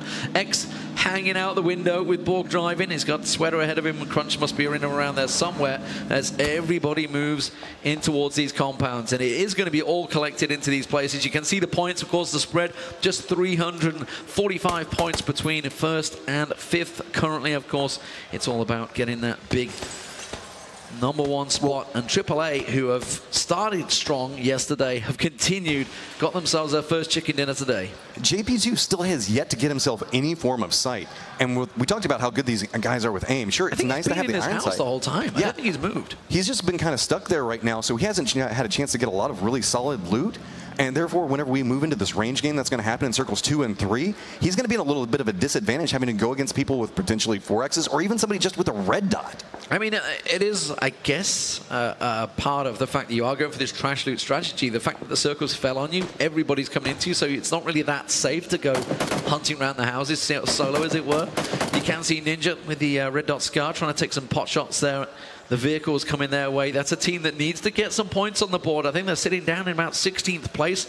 Luminosity Gaming, they've not had a very successful tournament. Every time they seem to go somewhere, they run into trouble. At the moment, though, they're holding their own compound. Well, we do see a little bit of fire coming back from their way. We've got Ghost Gaming that's finally decided, hey, it's time to get off the island. They're coming through, but right behind them is actually Evil Geniuses. They actually hopped out of their vehicles and were looking like they were going to take some shots at Define Legit, but he's on that motorcycle. He's like, nope, I'm out of here. Well, two teams that still yet to move is FaZe and AAA. They were both down Milt away, but there we see X coming through, getting the knock on pretty much everyone from Crimson. And it is just Texas last man standing. He's going to get taken down by Crunch. And there goes NIP wiping out the first squad. It's Crimson Esports that go down first. That is catastrophic for Crimson Esports. They were really wanting to try to get some points inside of this round. Going down that early is so rough, but they were fighting for one of the major strong points inside of this map. We talked about them yesterday. These little buildings right here are so strong. You can play around all the little hills, step up, take some shots, maneuver around the outside of it, and LG is actually starting to do a push off to the side. And here we go. These are our guys, AAA, trying to make their way through. Motorcycle Squad, you know, just kind of rolling through, making the biker life happen. Straight into the hay bale. Not so smooth their shift, but, you know, we caught it on screen. It's all good. So they're making their way through. And obviously the problem is that they are a little late to the party. The complexes are kind of all taken now. They are just working their way in. They're coming through the lower section underneath south of Farm. And are they going to get... Okay, they're switching up. They must have screwed one of the vehicles up. They're switching into a 2-1. No, okay, they're going to go 2 on the trike. Risky strategy. Look at this. We talked about beforehand about how important it is to be centered. Look at all of these teams and how condensed they are around that central area. And so all these teams that are trying to come in now are starting to get under fire and having to move out, move a little bit further away. Like right now you can see that LG's taking some shots over towards the DC guys and they're having to move back out. Well, FaZe, a team that did very well, second place in the last matchup. Just a little unfortunate, forced to almost push out of that warehouse, and obviously we saw Roxay's holding the door, as it were. Well, they're making the direct approach up near Pachinki. It looks like they're going to opt into potentially going towards the Pachinki area, or if they pull back down, they're going to end up running into about 2 or 3 squads on their approach. So this is where that decision-making comes into play. We talk about, sure, there are some random elements to PUBG, but really decision-making is a big factor in this. Something that you decide in circle 2 or 3 can come back and bite you in circles 4 and 5. Everybody going central. EG coming in. They've been on the island. They're heading in towards Penta. We can see, obviously, on your screen, AAA. They are coming in a little late, as we mentioned. Penta have got this complex already taken, and it looks like they are taking shots. Pandigo, we've been talking about him, how he's basically running into teams over and over and over again. It seems to be like a theme of the tournament so far, but he has got out early. You can say they've secured themselves a hell of a lot of UAZs. They have been on military base for pretty much the entire time. They've had the freedom of that throughout the tournament. Nobody really testing them there. Well, you can see that Pinta is saying, no, we don't like your positioning, throwing out some bullets, forcing them to reposition and actually separate out in 2 different angles. So you can see the Ghoul's over here trying to push off to the side. He's got the UAZ, but now they're being forced to push a little bit further back, trying to move back towards the Gatka area, maybe going over towards Chopsticks. We're not seeing a lot of that area being too terribly populated right now. Yeah, next circle's come in. It has forced a lot of the teams to start migrating. They are all on the eastern side of the circle. They are starting to push to the middle. Middle currently is Gatka. That is where everyone's going. You can see the Chopsticks just ahead. It looks like Cloud9 heading straight towards them. Well, they're going to go maybe around. It is a lot of real estate, and it is all free and up for the grab. So we're going to see everybody piling in towards center. Nice shot coming out there, and taking it on Frex. He's on the bike. I mean, that's a 125 full speed. Good knock, takes him out, finishes. And this is something we should talk about. Securing kills is becoming so prevalent right now with 10 points a kill. You have to make sure you get those last couple of kills on it because everybody is hunting those points right now. That was a really risky choice coming out from Cloud9. Driving through the field areas around Gatka, you have to assume that people are there. And he didn't even have a helmet. We don't know if it was shot off earlier, but that is absolutely risky choice to make there. And you can see he definitely gets punished for it. I'm pretty sure it's not by choice. That's for sure. FaZe got themselves in a tricky situation as well. They kind of stuck between wind and rain, it seems, off to the side. And I was looking at the stats early on. Trifeli is one of the highest damage scorers in the game so far. He just hasn't really been getting the kills and securing them. I want to point out a thing right now. We actually do have TSM making their way into the safe circle already, so they're not outside playing the outfit. But we're coming back over here with Wind and Rain, who's managed to get a knockdown onto Mexi. That's going to be really, really influential. He is one of their main players on there, and he gets taken down. So it was Method that knocked him, yet it's Stab that gets the kill. That's a little harsh. But both angles, as Crunch gets a flying vehicle. That's another member of FaZe. That's first FaZe face down. And FaZe, who got second place in the last game, needed another decent round, but they are getting picked on the translations here as they try and move in. I'm looking towards Noble, who were in North Georgia as well. South Georgia Bowl. They've actually opted to go into Everest, so they're all up on high in the distance there as the rest of FaZe, which is the 2 members left, of course. It is Yempty here on the side as we go a little through the ground. Trying actually going to go straight into Noble, so they're going to be careful. Oh, I always love it when you see that burning wreckage just rolling back down the hill. It's like you just know you accomplished something good there. Wind and Rain are another one of those teams that are really trying to fight for some level of positioning inside of here. So that's a really nice positioning of their vehicles as well. They put them right in between those 2 different ones, and that is an amazing crate. We've got an AWM, plenty of ammo to play with, an 8x scope for you, and 1 for your friend. And a med kit, full med kit, and AAA. Well, they're going for it. Shadow's saying thank you very much. He's already got a times 8. He's only got a shotgun in his hand right now, so he's going to be loving that AWM in there as Shiv. He's probably thinking, oh, I've got a Kar 98. I was thinking pretty good, but, well, we'll see whether he decides to transfer it. But they were getting pressured. Penta were taking shots at them, so were EG, but it seems they're pretty safe now on that crate. Cloud9 up to the north of them. But AAA, this is something we've seen, actually. Obviously, Steele was talking about on the desk earlier on, how they're a team that don't tend to opt for the complexes. Something they did do a lot in the online qualifiers, but they have chosen to really stick on the outside and use that bush cover effectively, or the hill cover. You're starting to see a lot of the stronger aim teams really prefer to play inside of terrain, so that way they can aim out and have full 360-degree angles, so that way they can take some shots. Oh, and that's such a weak shot. That's disappointing, but now he's given his position away. He's kind of pinned behind this rock. Miami Flamingos, a team that would love to get a couple of kills here. And, well, AAA are completely exposed to him outside of that single tree. But they have all decided, you know what, okay, time to move. The rest of Miami Flamingos try and light them up as they go for this move in towards the north side, or south side, I should say, of Gatka. Closer to East Pachinki, West Pachinki. Well, we're going to see that actually Shadow managed to push forward from that crate, secure a building. The rest of AAA are potentially coming up behind them. I'm kind of curious to see at this point who Shadow decides to bequeath the other 8x to. It's like, I would probably say it's going to go over towards Shiv. We know the fact that he does manage to get a lot of kills across events that he plays in. Chappie has actually opted into playing inside Chopsticks itself. It's fairly strong at different times. Being in it this early in the game can be a little bit of an awkward situation for you to be in. You can see that he's often looking back down towards the connector point between the 2 of them. Sure, you can step out and fire in, but there's so many different angles you can have somebody shoot back at you on. Yeah, I think it's because they were actually engaged upon by NIP as they were trying to make that move. I think they were looking to get to the complex that NIP are in, and then kind of force. It's like, okay, we need to divert, and Chopsticks is really the closest we can find. We can see AAA, they've made their moves. They do have EG nearby. They're fairly far in the distance. It's actually just Watts on his own. The rest of the EG are far off to the west side with Pandago and Nomi. But Watts kind of solo at the moment. He's got to be careful that he doesn't expose too much of himself to AAA, because they'll certainly take shots. We know they have the scopes. TSM, let's talk about them, because they're still outside the zone, helping North Georgia Pal as they continue to run this wide angle. And they're going a long way around, actually, as well. One big thing to note in this addition, naturally TSM is going to do the long push back around, but with a Gatka circle, you can see with the map being brought up now, Noble has actually managed to secure Everest. So they have full sight lines on most of these squads right now. And you can see that they're doing a lot of harass damage back down to Ronin right now, really forcing them to stay inside these buildings.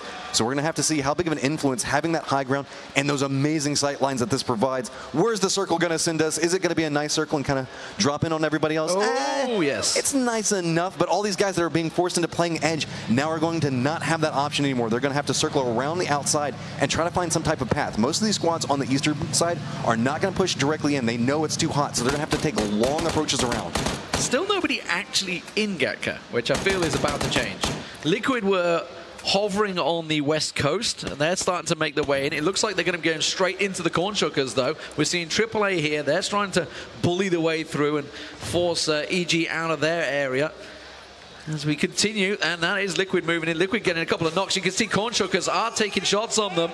Hayes getting taken down by the Corn Shuckers while Shadow continues to try and scope. There's Ninja up on high in a Wizard Tower trying to see if he can land the shots as well, but nobody coming his way as everybody starts to make the rotations. You can see, if we get the map up just in a moment, you can see they're all piling past Drassel's vision. Everybody is trying to make that move into Gatko. It is a kill zone, a hotbox, and everybody is getting wrecked. And right as soon as you think that you make it through the safe spot, you're just going to run into another squad off in the distance. You can see there is no safety for all of these squads coming in. They're just collapsing into already claimed building complexes, and that just means there's going to be another fight to directly follow this one. Look at all those people right now that are knocked down and laying across the field. Zamti going down. That's Tempo Storm starting to land some shots onto VZ. So Alliance were trying to come in, but they're coming into occupied territory phase. Remember that only 2 members of those allies. He secures the kill on VZ. So while it was Tempo Storm that got the knock, it's FaZe that are securing the kills. There's another one for him as Alliance lose another member to Odin, and that's GMT finds Sigzy. Alliance down to 1 man. It's just Rom alone that is getting picked off. They're stuck behind those hay bales. They really didn't have any cover. It was just open season for Haxet. Haxete is just absolutely loving this. Everybody's just trying to cower back behind those hay bales. He's just doing shot after shot. He's even in like this really sneaky position, just leaning outside of one of the buildings, going right between these little boards and just nailing them from complete safety. It's Ronan that finally went to Gatka. Nobody actually occupying Gatka itself, which is interesting for me. It is something that a lot of people do tend to avoid. I'm seeing Cornshuckers here. Nice shots. I was about to say, Miami Flamingos have moved right in on him. Dakoko returns the favor, knocks him down, but he's going to get himself revved straight back up. But they are in buildings right next to each other. Cornshuckers, there's only 2 members in here. The rest of them, Elusive and Envy, are actually in another complex a little further away. So kind of on their own at the moment. You just saw a little glimpse of Noble up on Everest there, tracking pot shots. Elusive once again, trying to land what he can, going for the prediction shots effectively through the window. At this point, he's just trying to provide some level of cover fire so that way the reses can come back off. You can see Zampa's back up and alive, has managed to get the health off. Now we're going to see how they're going to have to play around this, because naturally Cornshuckers has Paradox and Zampa in one building with a full 4-man squad next to them. Off in the distance, sure, they do have 2 other members that can provide some level of cover, but how are they going to play this? Do they choose to go aggressive? Do they go for those points? Or do they try to go for survival points and try to back out of this? Well, Digital Chaos, the team that won the first round, they're sitting pretty comfortable at the moment, you can see. But this little battle once again as Paradox gets knocked. It's going to be back and forward. Not really going to be able to secure the kill unless someone decides, okay, let's finally try and storm this. The circle really, I don't think is going to switch this too much because they are both very central. So this compound absolutely has to be fought for. Ronan, we see getting Rom. That's the final member of Alliance going down there as Kraken gets the kill. He's in Gatka, so that didn't work out for Alliance. They've gone down fairly early in this one, but still 62 alive. So we do see another res coming out. That means that both members from Cornshuckers have been down. This becomes very, very influential. We talk about if there's a big part of this that's going to be like, how many meds do you have to burn off? How much armor do you end up losing? Gypsy's going for a couple of shots there, but the more that you see these little attrition fights happen, then where just bullets are being wasted, you're seeing more damage coming out. Ooh. We're seeing 2 downs that have come out now for Cornshuckers. If this starts to accumulate too much, it's just going to be something that Cornshuckers can't overcome. There's a big crossfight going on while these guys are trying to take shots on each other. But look at Shiv, he's hopped himself up on the top of the roof. Big crossfight going on between Noble, who were on Everest, Wind and Rain, FaZe, and Digital Chaos. But now, looking at the circle, the new circle has come in. Everybody's going to make the move. There's Interrogate up in Everest. He has to make the move down because look at the new circle. It's coming. Gatka's still there. Liquid are going to occupy a decent area. Looks like EG is still safe. We can see Cornshuckers are still safe. Ronan actually inside Gatka is safe. Digital Chaos making the move right now. Nobody sees taking shots on Wind and Rain. That's Gustav down. Bookie's down. Stab the last man standing for them. And they're just going to secure the kill to the light. Trifeli's off the side. See, the Stab is just being forced to cower back behind that rock right now. It's important to note that Noble still has to push down inside of this. That's how come they're playing this so aggressive. They are not in the safe zone, so they're going to have to move back down in that direction. AAA, the leading team, just lost a member. They're trying to make the moves at the moment, and it's actually Miami Flamingos that down them as they try and get through in towards the looks like they're going straight for Gatka. Now remember, Ronan were already in Gatka, so they're going to try and rush in there and see if they can try and storm it away from them. Looks like Ghost Gaming also just off to north of Gatka. Does look like Oroxes has already got himself at top complex. You can see it's the 3-story, so he's in a decent position here. And Ronan, they've not really been on the ball as they've let against all authority in the back door. Well, you can tell that Ronan was looking closer towards where the center of the map would be and try to catch anybody that was in the migration phase, whereas AAA just rolled straight up behind them and was like, nope, this is our building. We want to have it. Now that we've got a little bit of a bad neighborhood there, everybody's going to have to peek back and forth. You see a lot of long-range shots coming back as across the mini-map right now. Cornshuckers still under fire from multiple different angles. Yeah, I can see. You can see AAA, they've managed to occupy this building. Cornshuckers, as you say, they've got Evil Geniuses and Digital Chaos, it seems, both pushing their position. Cloud9 outside side of the circle at the moment. Remember, they were in chopsticks, so they've kind of made their move towards the south side of the circle. NIP are on the move as well. Luminosity also having to move along with Method. Luminosity actually moving in towards Method as everybody jumps into vehicles. Penta also starting to work their way in. This circle's going to get messy because there's not a great deal of cover. Everyone's going to have to use these vehicles because there's a lot of open fields in these final circles. It's such a small circle at this point, and 55 people up and alive. The circle's forcing everybody to go towards the field's locations. There are shots coming out from so many different angles. You can see Luke's just trying to drive through. He doesn't have a helmet and is in a buggy that's just wide out in the open, so he's just trying to gun through as fast as he can, and wow, look at all these people stacked up in this complex. Penta trying to pile straight in there. You can see they're trying to force Miami Flamingos out of this as they get themselves tucked into a building, but it's not safe. It's not safe for us. It's Miami Flamingos territory, and they are holding it very strong. You can see Andy Pyro now from Method. He's going to collect a couple of kills as well. So he manages to get them shots in there, and well, Method, a team that did very well yesterday, still haven't had a big finish today. Is this their time? Look at this. You can see 4 squads in that one complex. Corn Chuckers right now is like, what is just happening? They were caught in that fight with Miami Flamingos for so long, and all of a sudden Method just rolls up and takes care of the problem for them. Elusive finally getting that down. A little bit of vengeance back. Energetic Turtle, you can see, just trying to peek through the cracks. Can he get anything in there? It doesn't look like it. AAA were landing a couple of shots. See Cloud9 also going down. That was Gakaway. And the next circle has come in. Let's quickly get that on your map. You can see it's forced it right into the open fields. There is not really a complex. Cornchucker's the only man really in there. You can see he's already taking fire. Everybody in Gaka, everybody in this crazy 4-man pile where Energetic Turtle is, everybody has to leave this complex in 1 minute. Right now, it's just Noble who made their trek down from Everest, have managed to secure some spot inside the circle. Digital Chaos is also in there as well. Liquid's just right on the edge of it, but these squads right now have a minute to disengage, get the kills, and get away. I think Noble are in prime position. That's the radar tower, isn't it? I believe they are at the radar tower. They do have line of sight back down across all the hay bale locations. Digital Chaos is actually firing in onto Ronin on the backside of this. So finally we see the step around. The Energetic Turtle does get the down onto that. He knows there's one around the side, and there it is. It's Cloud9. Cornchuckers even. Zampa on the flank. You have to give it to Corn Chuckers at this point. They have stayed alive inside of the spot for so long. The irony is they can go and click themselves 30 points there, because despite the fact Method downed them, they can go and finish off and get all the kills, and suddenly Corn Chuckers can click themselves a whole load more kills. Noble, that's the team I want to talk about right now. I feel they're in the prime position in this circle. You can see Ghost Gaming trying to push on them. They're stuck in the fields, but they have this prime territory. It is the little radar tower. They have perfect deflate all around them to take shots. This is prime territory. Now the question is, anyone going to try and push them with vehicles, because that's the only way they're going to be able to force them away. Oh, Zampa's trying to push back out and around. He's gotten dipped very low on health. Remember, he has been knocked so many times. Miami Flamingos, Tony is also doing a push out. Circle has started to push in. These guys have to separate out. Andy Pyro is saying, no, get away from me. And there we go. We see a knockdown coming on from Zampa from behind.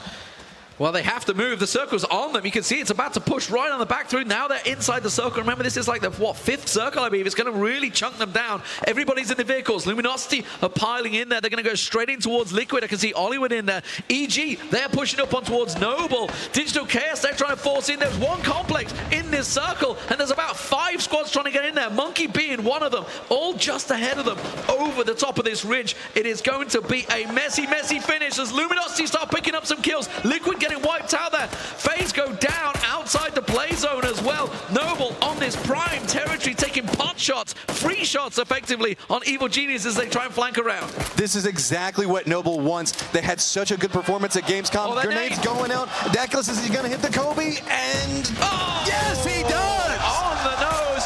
Ghoul, the only man standing. Ghoul just off the side taking shots. Ghoul trying to turn him, but it's Noble to pick themselves up the triple kill. Now the next circle comes in, and it is completely open. It is hay bale territory for everybody as they have to move into this circle. Oh, it's time to see some sneaky, sneaky snakes. But look down in that southeastern corner. There are so many squads that are stacked up across each other. Noble's going to have to move from their high ground position, come down and get down dirty with everybody else. Luminosity is trying to push back and get some level of cover. I want to talk about championship moments right now. AAA still have 3 members alive, but they are under fire. Noble doing them them some favors there and taking down members. AAA have to get moving, but they got to push right into Digital Chaos. Tempo Storm themselves still have Manuke available. He's still alive around the side. There you see Digital Chaos, who 4 members alive. They are the only people that really have circle control right now, as everybody has to push their way. 18 people alive at 3 seconds. Everybody's just trying to have to retreat back to this really, really wide open hay-baled area. They're trying to run back. You can see that Noble does again have a nice line of sight onto Luminosity. Well, you can see AAA, they're coming out. The blue on them, they have to get moving. Digital Chaos pushing forward. There's the shot. Shadow downs Fausto. Fausto picked off. Monkey goes down outside the play zone. Luminosity, we should talk about them. They still have 4 members alive pushing in, but Noble, who are in the zone right now, have prime position once again as Digital Chaos have shots. That's AAA. They are way outside. They're going to die in the blue, I feel. And Noble looking like the ones to take this. The circle's gone towards Luminosity. Luminosity are in prime position now as the circle moves once again. And with this, that's going to be a nice favor coming out for Luminosity. They have a good amount of control around here. You can see that they're playing in multiple pieces of terrain, separated out, trying to make sure they control every single sight line so that way nobody can sneak up on top of them. Noble's trying to figure out how they're going to push back through. Digital Chaos has found Luminosity. They're going to do a nice push on the side of this terrain. Oh, Chipsy. He's going to have to be very, very careful about how he starts peeking this. Tempo Storm down in, what, 5th place? You can see Austin still in there for Ghost Game and keeping his team alive effectively in the points. But Digital Chaos and Luminosity are going to start facing each other. Noble off in the distance. They can play real spoilers for this one as Digital Chaos push up over the bridges, but they're running headlong into the Luminosity game. In JP2, we saw him with no iron sights, taking that first shot with the SKS. He's got sights now and he's starting to land them, but Noble, look at the kills they just got. They knocked Ninja, they took Ninja out, they got Chipsy down, and this is all going Noble's way once again, but they have to move. 25 seconds, the blue is on them. Digital Chaos has got a nice amount of control over here. They just have to come up and clean up these guys for Luminosity Gaming so that way they don't feed any information to the last remaining person. There's 10 people up and alive. Instantly drops down to 7. 10 seconds before the circle starts closing in. This is going to be really interesting to see how each one of these squads pair off across these hay bales. Digital Chaos won game number 1, and they're in a great position right now. If they stay just behind this defilade, they're picking shots off, but Noble continuing to land shot after shot. I should mention Austin from Ghost. He is still alive and creeping his way in. While these 2 teams with 3 members alive engage each other, he is off in the distance. He has a hay bale for cover as well as he creeps his way forward. So Ghost still have the chance as Noble push in. Digital Chaos get knocked. Oh, Austin manages to find the shot onto Fausto. He could play real spoiler here just behind that hay bale. Digital Chaos with just 1 man alive. Austin goes down. Noble now in a great position with Boom. It is Avian and Fausto, the last 2 standing for Digital Chaos. If they can get a man up, and Avian's up. You can tell that Interrogate knows exactly where they are. They're playing right back behind that hay bale, trying to look back up. Jock is trying to figure out exactly how they made that approach over there. You can see that Chosen Zygote's trying to crawl forward and feed information. Jockey's there as he has to take the shot. We can see just off to the left, Interrogate is there. Can't land the shots on Jockeys. Avian manages to down the Chosen Goat. He's been picked off. Noble goes down as well. Digital Chaos now in a prime position. Neither team in the circle, but they do not care. They know where Interrogate is. Boom is down just ahead of him. It's a 1v1 almost as these 2 guys try and trade off. We can see almost everybody's down. Jockeys and Avian, the only 2 standing. Boom goes down. That is it. Digital Chaos will take it. The only team so far in Oakland to take 2 chicken dinners and has that catapulted them up to the top of the table. Well, with first place in 12 kills, that was an absolutely stellar performance, but you can't count out Noble. Look at this. They net 15 kills inside of that. Coming in second place, they were really struggling in the leaderboards. It's really nice to see them come out, make a strong performance. Additionally, Ghost Gaming coming in 3rd, Luminosity Gaming coming in 4th, and Tempo Storm still with that consistent performance coming in 5th place. 8 kills for Interrogate in 2nd place. That's not bad, but a decent spread, as you mentioned. What, overall, 12 kills for Digital Chaos and 1st place. That's 420 points going their way. Absolutely will bolt them forward. AAA, of course, who was sitting in 1st place, ended up getting a 6th place finish and 0 kills, which will absolutely drop them down a little bit. Digital Chaos looking very, very good as we move into the final game, man. One more, and I have to say that in that game right there, if you're a Ghost Gaming fan, you have to really give some respect to Austin, who managed to be so sneaky coming inside that, securing a 3rd place. He was crawling through and actually stepped up and went aggressive at the very last second. Well, ladies and gentlemen, Digital Chaos, we've heard from them once. Let's hear from them again. It's Fausto with Rich Sims. Thank you very much, D-Man. Second chicken dinner in 2 days. How are you feeling right now? I am way beyond stoked. Like, we've had so many rough games after the first win, and now we're so frustrated. And after the last game before this one, we're talking and just saying that, okay, we just need to let everything go and we're going to go out with a bang. And this is what we're doing, guys. We're going out with a bang. I don't think that's a bang, to be honest with you. I think that's a banging good time because you guys are absolutely smashing it right now. Yeah. Coming into this, you had to go through the open qualifiers. You were originally, we saw you on PogChamp, and then you came through, you got picked up. I was speaking to Ewan yesterday. What was it like going through those, through the qualifiers and having to go through teams to make it to here? I mean, it was super stressful. There were so many good players we were playing against, and there were so many good teams that didn't make it here. But we're just so happy that we actually qualified to get here, and the feeling of just actually being able to go to a place like this is insane. Now, I think it's fair to say, obviously, you guys have put this team together. Not so much in terms of when we're looking social media-wise and big names and things like that, compared to some of the other players. But you are proving now that practice makes perfect. I'm assuming you guys are now at the top of the leaderboard. For anybody out there who's kind of had you guys back and you've been supporting you all the way through, what you got to say to them? I mean, thanks for all the support. It's insane when we're watching the Twitch chat. We went back yesterday and we watched the Twitch chat and we just saw all the PogChamps in the chat. That was a great feeling. I'm not sure we're going to be on top of the leaderboards, though. I think we're going to be up there. We need to, we're going to win the next game as well, so. Oh, confident? Yeah, I'm confident. No. I think we got it now. All right, then. Well, you know what? Best of luck. Congratulations. Guys, give it up for Digital Chaos. Second win of the weekend. That's it now. We've only got one more map left. And as he mentioned, it's still anybody's game. Stay with us, because coming up after the break, we'll do the post-match interview, but we'll also be going into this final game. See you in a second.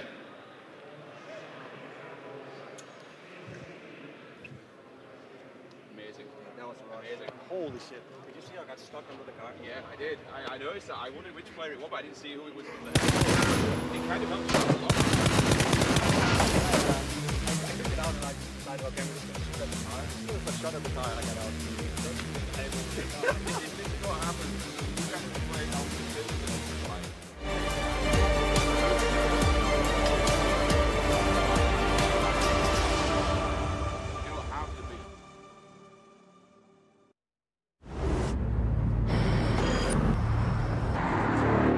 The history comes full circle yet again now. The persistence, the dreams, the sweat, the struggle, the tradition. Some things cannot be named, some places cannot be described. You can feel it. You know you can be a part of the extraordinary.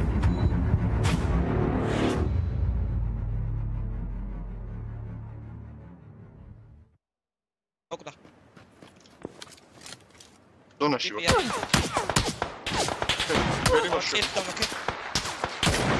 Bokal yun. Ay, di ba sabi ka Skype? Halata kita ko ay HP na. Yo! Oh my. Game, record, and stream without compromise. An Intel Core i7.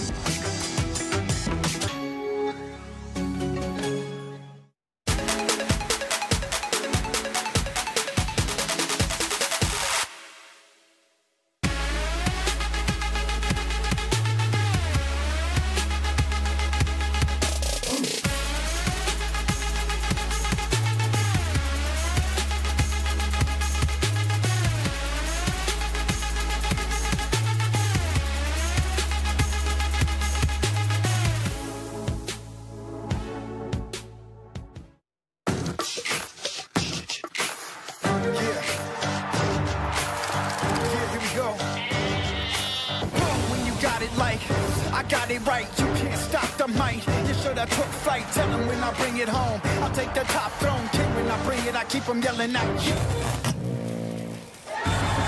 I can smell victory, victory.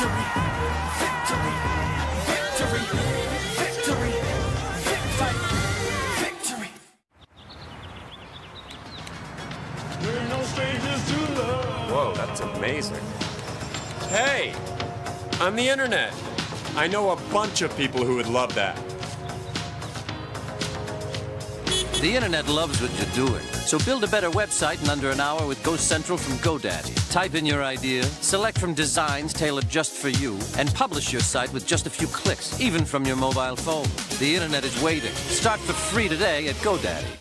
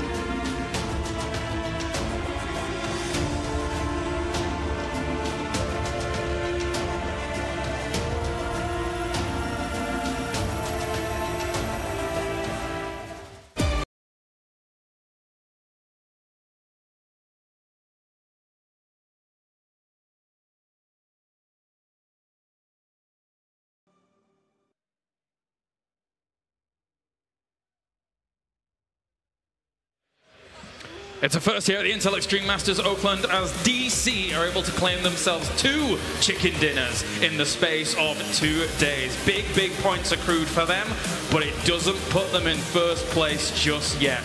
After the 6th game, they were about 600 points or so behind the top front runners in AAA, so they're still looking to contend for that top prize. Welcome back to the Xfinity Analysis Desk for the breakdown here of game number 7. Once again joined by Avenger and Steel. And starting things off, of course, we got ourselves quite the variety of circles throughout this tournament. This one was a bit more centered around fields, and we saw that DC and Noble in particular, Steel, were able to gain very good positioning off the back of it. Yeah, and I'm going to sound like a broken record record because I just keep driving this point across all tournament long. But realistically, DC's positioning, Noble was doing the exact same thing that DC's been doing all tournament long. And it's what also AAA have been doing. And AAA, like, obviously I'm going to talk about them because they're still in first place. And they still consistently do really well. I don't remember what they got in the last game, but that type of aggressive play style has been doing really well for all these teams. Actually, I think TSM tried to do the aggressive play, but Noble had the positioning first. Yep. The high ground with the fields, you're able to kill all the players that are coming into the circle, trying to get that good positioning, and it gives you loads of cover, you got loads of room to work with, and then you can just take other players out of the game. So they ended up with, Noble ended up with 15... No, yeah, Noble ended up with 15 kills. Yeah. So that's really good job. Like, that's going to get them the extra 150 points from the kills alone. They didn't end up winning the game, but that type of positioning and just playing really mobile is doing really well. Whenever you see the passive teams and the passive teams that go for the compounds, they continue to take each other out of the game when they're like trying to exit those compounds, and they're taking each other out of the game really early. So the way I look at it is you need to take that risk and go for those fights if you want to be able to win the game. The passive plays, they're going to take you to the top 10, top 8, top 5 even, but then you need something to close out the game, and you need to be able to be in a position to take those fights and win those favorable engagements. Well, let's take a look at the standings here before we continue everything on, because it gets really important now. As you can see here in a moment's time, of course, AAA have been able to solidify themselves a very, very good spot at the top. I believe they're at 1,450 points. 90? 90. Oh, I can't read. It's so far away. But they're doing very, very well for themselves. And as it filters down, Tempo Storm. These two teams have been incredibly consistent. Yeah, but if you just want to take a look at the second through seventh, like, there's a 100-point difference. Yeah. So, you know, that's just one good game or a game with a lot of kills. That's how close the gap is from places 2 to 7. But AAA have a solid lead, 200 points in front of the next team away. Well, I mean, as I was saying, though, the consistency that's coming out from AAA and Tempo Storm is something that we really need to highlight, because it's backed them so many points, Venture. Tempo Storm have been getting 6 out of 7 games, top 5. And it's just, they've been really consistent, like AAA. AAA got 6th last game with 0 kills, but still, they're up there. And we can see that in the overall scoreboard here. And as Steel said, it's really close. Yeah. Like, we don't have a winner until the last game, and it's just that's what we wanted. No, you're right. Between 7th and 1st, there's about 400 points in total, which could quite easily come in, especially if AAA aren't able to perform in this last game. Let's take a look at some of the highlights from DC, getting themselves a 2nd victory here on the IEM Oakland stage. And they're playing this open area and the open field here. There's a ditch here close to Godcare where they play. And they know this ditch. I remember them playing against them where they had this ditch. And they're playing out of really utilizing their cars and the ditch. Yeah, really knowing the terrain and the geography of all these maps, knowing all the nuances of all the different divots, divots, ridges, ditches, everything. Nice. It's like a tongue twister. Yeah. But just knowing with the best places to be, it's just doing so well for these teams. And we saw DC taking this win just because they know that area and know the terrain so well. It's very impressive stuff there by DC. Of course, as we mentioned, though, that has not been able to put them into 1st place. So it really does. It is a testament to having to place highly. You even heard from DC when we were talking to them in the interview that they said, yeah, since we won the round, we actually did have quite a few rough games. And those have come really back to bite them, despite themselves already taking those 2 victories. So the consistency is very important. And then, I mean, Tempo Storm, 6 out of 7 games to 5. I think we're going to see a win from them this time. Yeah, you think they wanted, I think because they're just super consistent and they wanted to play this late game. If they get 4 guys into the late game, I think they're going to see a win from them. And I think overall, it's a good job that we're in a basketball arena here, because Edaculus with the grenade, getting it for that triple kill, that was beautiful stuff. I don't think we were really expecting that. The crowd went wild. I mean, it's the loudest we heard them. So the basketball arena, doing a Kobe, it's perfect. There you go, there you go. Had to happen at some point, right, Steel? Yeah, I guess so. All right, let's take a look at the standings, as we do have AAA at the top there with 1,490 points. People looking to rival them are going to want to take them out early if they're going to try and get themselves the top points, but of course they don't want to risk trying to go up against the top contenders here in the leaderboard. As it all breaks down, not a lot of teams are left in the running to be able able to take the top spot. But of course, top 8 spots in total do pay out. So for a lot of the teams, 9th and under, there's still quite a bit to play for when we look at the points breakdown, guys. And I'm really surprised to see Cloud9 here at 13th place. They got a win, they backed the win. I haven't noticed them at all in the other games, but they have been doing not good enough to get into the money, even though they backed the win. And Penta, I think, was another team that we were looking to maybe do a little bit better. And the first games of the day, it felt like they were kind of on the up and up, but then they just went back to kind of being where they were yesterday. I mean, they had two good games. Yeah. Constructors in 11th place is a team that we really wanted to highlight but never really got a chance to yesterday, and they have fallen quite a few places. I think yesterday coming out of it they were about 6th or 7th place or so. They were that shared 5th place. Shared 5th place, you're right. 620 points, yeah. At the start, yep. So they've not had the best of days. Is that unfortunate for them, or is it just that all of these other teams have been stepping it up today? I think it's a combination of the two. We have seen a really big step up, especially from Noble. They haven't really been doing anything of yesterday, but today they've had some really good success, and especially in that last game where they got 15 kills. It seems like some teams here are just feeling a little bit more comfortable and confident coming into today. And now it all boils down to one more game here on the Intel Extreme Masters Oakland stage. So I think what we're going to do is we're going to go to a short break here. And when we return, do not go anywhere. The conclusion of the Intel Extreme Masters PUBG Invitational will begin live here in Oakland.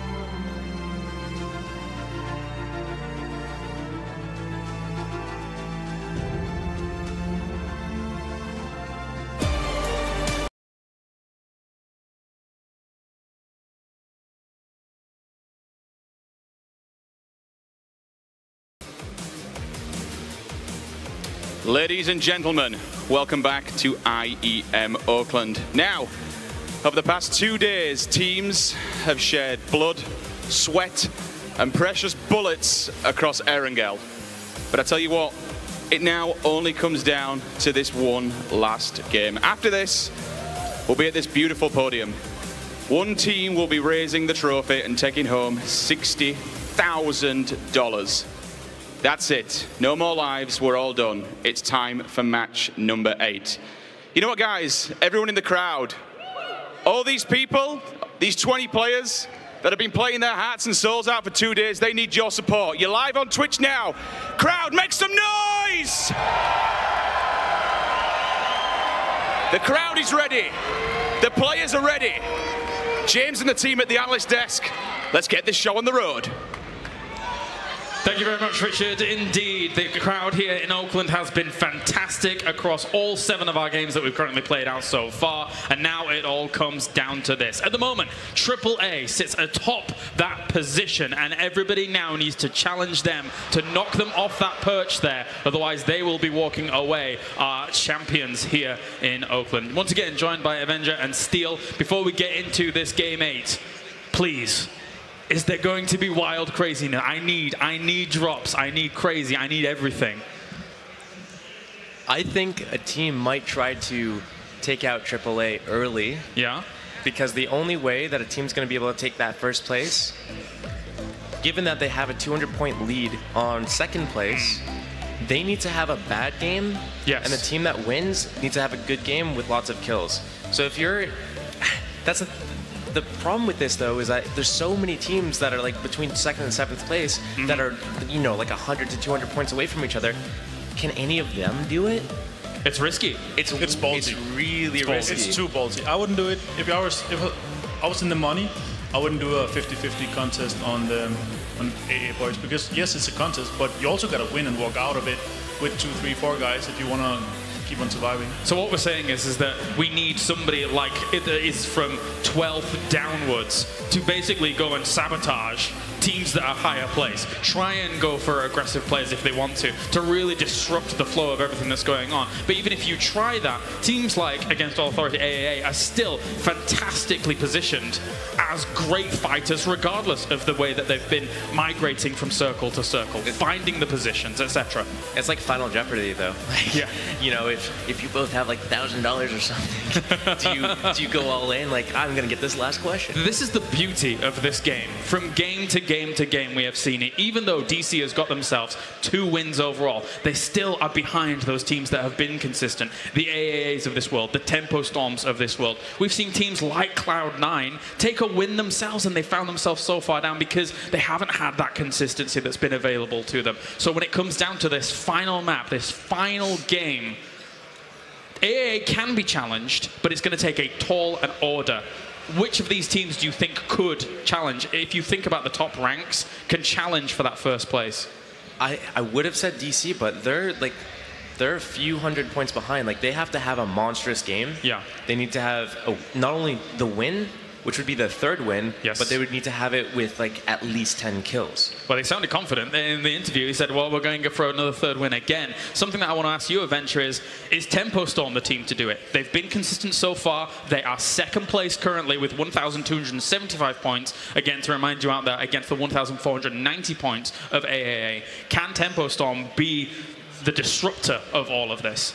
I think it's open from 2nd to 8th, 9th place, because the points are just so close, and I think it's open. I mean, I don't think that at AAA they're going to be contested by any of the top 10 teams, but they could be contested by some of those plane-dependent droppers, like Ghost Gaming, Ronin. Yeah. Win and Rain. Some of the big players that we've seen come out through this tournament, obviously Andy Pyro currently sat at the top with 16 kills. Below that, at 13 kills apiece, you've got people like Interrogate from Noble, Scoom from Liquid, you've got Haxeti from, I can never say his name properly, from FaZe, etc. So these are kind of, those teams have been the big movers, the big shakers, and you can see why when they've got that caliber of player on their team. Yeah. All right, well, go on. Scoom, he's a real good, he's a good player, and I mean, yeah. All right, well, we're ready to go into our final game. Thank you very much, gentlemen. As we have map number 8, Oakland, get ready. We're opening over to the commentary team for the final game of the Intel Extreme Masters Oakland. Here we go, ladies and gentlemen. This is it. This is where heroes are made. Who will take the final pass? And it is going to be, once again, another pass over Kameshki. And nobody has left the plane yet. Now they're leaving. There we go. Wow, nobody got out until Yasnaya then. Incredible. And that could be extremely influential. Everybody's kind of avoiding the Stalber area. Nobody really wants to be a part of that. We saw a couple of teams opt into it. Oh. No. Oh, looks like we have... there's going to be a restart. There's going to be a restart. We almost avoided it throughout the entire tournament. That tells me that I think it's when 4 players don't get into the plane, I believe, is the exact thing. I mean, bearing in mind, this is the final round. We absolutely have to be fair to everybody. And, you know, obviously the guys on the desk were just talking about, like, against all authority, everybody has to go Milta. Will they switch it up? I mean, you got to look at the teams that are in and around there. Obviously, we're talking about individual droppers. I want to talk about individual performances. While we saw Digital Chaos picking up a win today, Ghost Gaming have snuck their way into 4th place. We've got currently, out of the top 5, 3 of the teams that went through the gauntlet, the World War III that was the IEM qualifiers. That was such an amazing series to have to fight their way through. Hundreds of teams they had to fight just to get to this stage. And they definitely showed up to perform. You could tell that a lot of teams had a little bit of jitters, you know, first day playing on LAN kind of thing. But then they just really, really stepped it up. Ghost has come in and been very, very confident today. They've moved themselves back into a fourth place spot.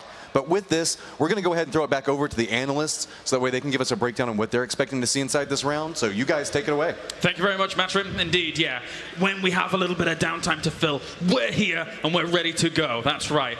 Now, the thing is that going into game number 8, of course, we've been talking specifically today, more so than yesterday, about the condensity of the amount of players and teams that have been just basically prolonging the mid-game and getting to an earlier mid-game because they've been so densely packed in that first or second circle.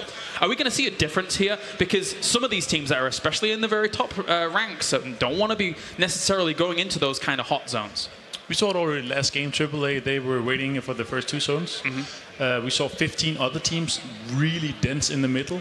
And I mean, I don't know if they have been drinking last night or what, but they haven't been doing the homework, most of these teams, because there's so much open area around in the first 2 zones. Yeah. And you can just do a wide pull and play around it. I mean, if you look at from game to game Steel, as we know we're talking about here, there is all of that area. You could quite easily survive for so long, but we did see moments where teams like Method, for example, I think it was Method, came in very late when they were trying to do a similar tactic. So you've got to kind of pick your battles and know when to go back into the circle, right? Right. So, I mean, we can sit here and talk all day about, you know, the outskirts of the circles are really open, and there's a high density of people, like 10, 15 teams packed in the center. But as you mentioned, in game number 4 from yesterday, Method tried to go on the outskirts, and they ran into a team and ended up getting wiped that way. So it's very difficult to really know what the best decision is, and especially when we're sitting here and we have all the information of knowing exactly where all the players are on the map, because we can see everything. The players don't have that information. They're very limited, so they go by what they have by intuition from where the plane started and ended, and then where teams normally like to start their looting pattern, and then they have to just use judgment for the rest of that. Now, I think teams that do have coaches present might be able to, you know, if the coaches are able to watch the games, they can see, oh, this is what's happening in these games today. This is how teams have reacted, and maybe the teams with coaches are going to be more prepared going into this last game. It's very important as well, as they were mentioning over at the casters desk, that Ghost Gaming have snuck into 4th place. Yeah.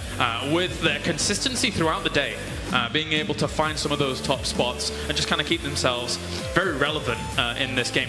Were we really expecting that from Ghost Gaming, looking at day number 1 coming into day number 2? Not really, but we saw them pushing AAA in the 6th game, and AAA, they just looked around and wiped them. So I don't know.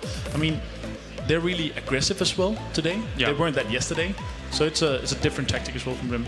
I suppose that's the change-up that you can see between those days, that kind of aggression coming out to be able to aid them. I love that shot, by the way. Normally I don't reference shots that we get, but being able to get the top-down view of all 80 players playing here on LAN, phenomenal stuff. As we're just waiting to get back into map number 8. Obviously, it does take quite a while to get 80 players ready to go, if we have a little bit of a crash or something like that. So, any predictions? You already mentioned that you thought that TS Tempo Storm might be able to actually take this one, considering their past performances. Steel, I want to hear from you. Who do you think could... of course, there's a lot of variables. Yeah. Just go on a whim. Okay, if you want me to pick a team, I'm going to say AAA wins this map too. Why not? I mean, yeah, they've been strong so far. Why not? But it really is too difficult to predict because we have like Digital Chaos winning 2 maps. They're the only team that's won multiple maps at this event, and it's just, you've seen so many different teams just ending up in the top 5. We saw a huge shift where the bottom 5 teams from yesterday are now, you know, like top 5 today. So it's just too hard. The teams and the players here are so good that if they have things going their way, they can win this map. Yeah. And it's just too hard to predict. It's a good point. It's a very, very good point. Of course, there has been constant positions for the people have established themselves in that top 5, but it really all comes down to the wire here in a few moments. I'm not quite sure if our map is ready just yet. We'll get updates on that in a little bit. As Avenger, what have you thought about overall, seeing how these guys have been able to play on LAN? How do you think they've been able to respond to playing on LAN, considering that most of them haven't been able to kind of venture onto this kind of stage? I think we can see some of the performers on the teams that they haven't been in this kind of stage before. And I think they have a rough time emotionally because there's a pressure from stage online. You have like 100,000 viewers. Yeah. And I think it's been immense to some of these teams, and they've been performing really good online. But one of the teams coming out from performing really good online is AAA. And as I predicted earlier today, I think I was going to see AAA at the top, but also Penta coming into the money because they've been really far behind. And they did 2 really good games, but this game we didn't really see anything from them. There's a big correlation between everybody's predictions that we heard, you know, in the casters room, etc., of AAA being able to do well potentially here, and they have done. One team that's currently in 6th place is FaZe, of course, who had hugely high expectations. Online, currently in 6th place, looking for big points. So our commentators, as well as our players, as you can see, are getting into game number 8, and I'm sure we are almost ready to head on over here. So thank you very much for your patience, guys. Let's go over to the commentary team for game number 8. Here we go. A second time. The final game of the day and the tournament here in Oakland. Ooh. Who will it be? It is a very interesting dropper straight across Sosnovka and up towards Georgopol. It cuts out a large portion of the eastern map like Yasnaya. Will we see people challenging for that Milta drop? I'm looking for AAA. They are heading Milta way. Is anybody going with them? It doesn't look like it. It looks like they're still going to get their home to themselves. Given in a drop like this, you're going to see that a lot of people are going to drop over military base, but then push across the canal proper. We're seeing that's going to be happening right now with AAA. They are definitely one of the teams that we're going to be following as we progress inside of here because they are the points leader. You can see FaZe has actually opted into Novo. We've got, it's going to be Crimson that's actually going to take military base proper. And surprise, surprise, we have a whole bunch of teams that have decided that they want to go to Georgia Pool. Yeah, that's where the action could certainly happen earlier on. You can see Yempty, he is in Novo, so FaZe switching it up. Now, FaZe sitting in 6th place. They're a team that certainly could challenge for it, but we need some massive, massive performances from these, I would say, top 7 teams. That's pretty much where I'm pulling the line. It's like a 300-point gap after that. So you really need a big performance. And these guys, they're a team that, well, they almost won, but coming into this as hot favorites have yet to get themselves a chicken dinner. There was a brutal moment yesterday we found at the bar, actually, with FaZe sitting down at the side, and somebody was having a chicken. He's like, oh, you want some of this? It was Digital Chaos, actually. You want some of this? Oh, sorry, you haven't had a chicken dessert dinner yet. You don't deserve it. It's something that kind of rubs straight in FaZe's face, and it's something they're certainly going to be looking to try and get. Maybe they could put a challenge in. There's the scores. You you can see the top 5. Digital Chaos just got themselves their second chicken dinner in there. But it is a big, big gap. 225 points ahead of Tempo Storm, who themselves have yet to pick up a chicken dinner. They've been there and thereabouts in the top 5 for almost every single game Tempo Storm keep running. Looks like first phase, they're going to switch it up, and they are going to jump on a boat from Novo and go to Milta Power. Speaking of Tempo Storm, they have been the model of consistency inside of the series. They're repeatedly getting game after game with a high qualifying finish. To be in second place and not have secured a win yet just tells you how strong of performers they are, because they're getting this all off of kills and just sheer consistency.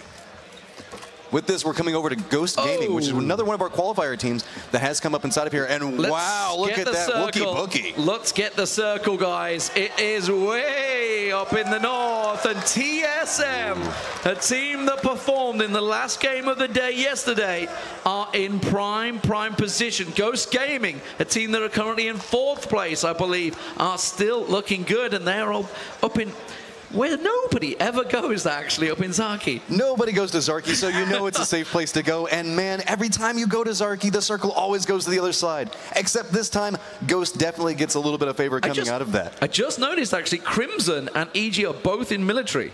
So actually, finally, someone's gone, you know what? We've watched all these VODs. We've realized the only team that gets all of military base is EG. Maybe we should go there. Yeah, but look at this. They're not even getting really too contested. They've kind of split it apart, taking their own pieces out. I just want to put out there, by the way, no Sosnovka circles throughout the tournament. Feels good, man. I love it. But speaking of one of the big factors inside of this circle, we do have that river that cuts straight through the map. So all these guys that are in the southern part of the island are going to have to make their way back up across that so that you can see multiple choke points actually being held. There's a lot of little buildings around these bridge points that people will play. Try to pick up some of the kills. So this movement phase, specifically for the first circle, could be very, very, very big. So let's have an overall view of just about where everyone is. I mean, we have got the standard drops, as we mentioned. AAA, they're in Milta. FaZe have kind of split themselves between Novo and Power. You can see Penta, they've gone the same space as always. Liquid, actually, they've gone for the similar position as well. They've kind of been looting the houses effectively in and around. Miami Flamingos, you see them in Yasnaya. Wind and Rain doing exactly the same sort of thing. LG in and around Gatka, like they've been every single time. TSM, same spot. Noble, same spot. Georgia South. Ronin up in Saverny, they're actually well inside the circle. And I'm trying to think of the last game we had here, and I spoke to Smack, actually, it was afterwards, and obviously it was the first game of the day today where the circle was in very much a similar position it's in now, and he said, that was our game to win. That was our game to win. It was in their heads. And now they're seeing the circle, they're going to be thinking the exact same thing. Can we play spoiler? And can we steal that first place? It's all going to be about how people can move through these hill areas that we're going to see on the north part of the island. Naturally, we do have Zarki in here, a little bit of Georgia Pool. Circle can't go back over that way. Corn Shuckers just driving through, like, okay, hey, I know everybody's going to be up in North Georgia. Just get in the Dacia, go as fast as you can, get away from it. So with this, it's going to be a big part of how do you move through these very, very hilly terrains, since there's not going to be as many like buildings that you can try to take inside here. Coming in and trying to get real estate very, very early is a big part of this game. Look at how much of the circle is inside of water right now. About half of it, all things considered, especially if you count in the river. So trying to get some level of claim marked and say this is our spot very, very early in this game is going to be huge. Well, Method taking shots. There are a couple of people down already. Valiant gonna get tagged up pretty heavy here, but not finished off, it seems. Method have got that. It's, I would say, prime territory. Really, we're going in the water at this stage already. He had nowhere else he could go. He just dropped down in there. Well, so I mean, we should point out Tempo Storm are in second place right now, so Valiant absolutely needs to stay alive. He doesn't want to get picked off here. Break, of course, we were talking about him earlier on. He's I wouldn't say had a standout performance so far. Smack kind of took the limelight in that win they had, of course, but he has done certainly very well with the rest of his team.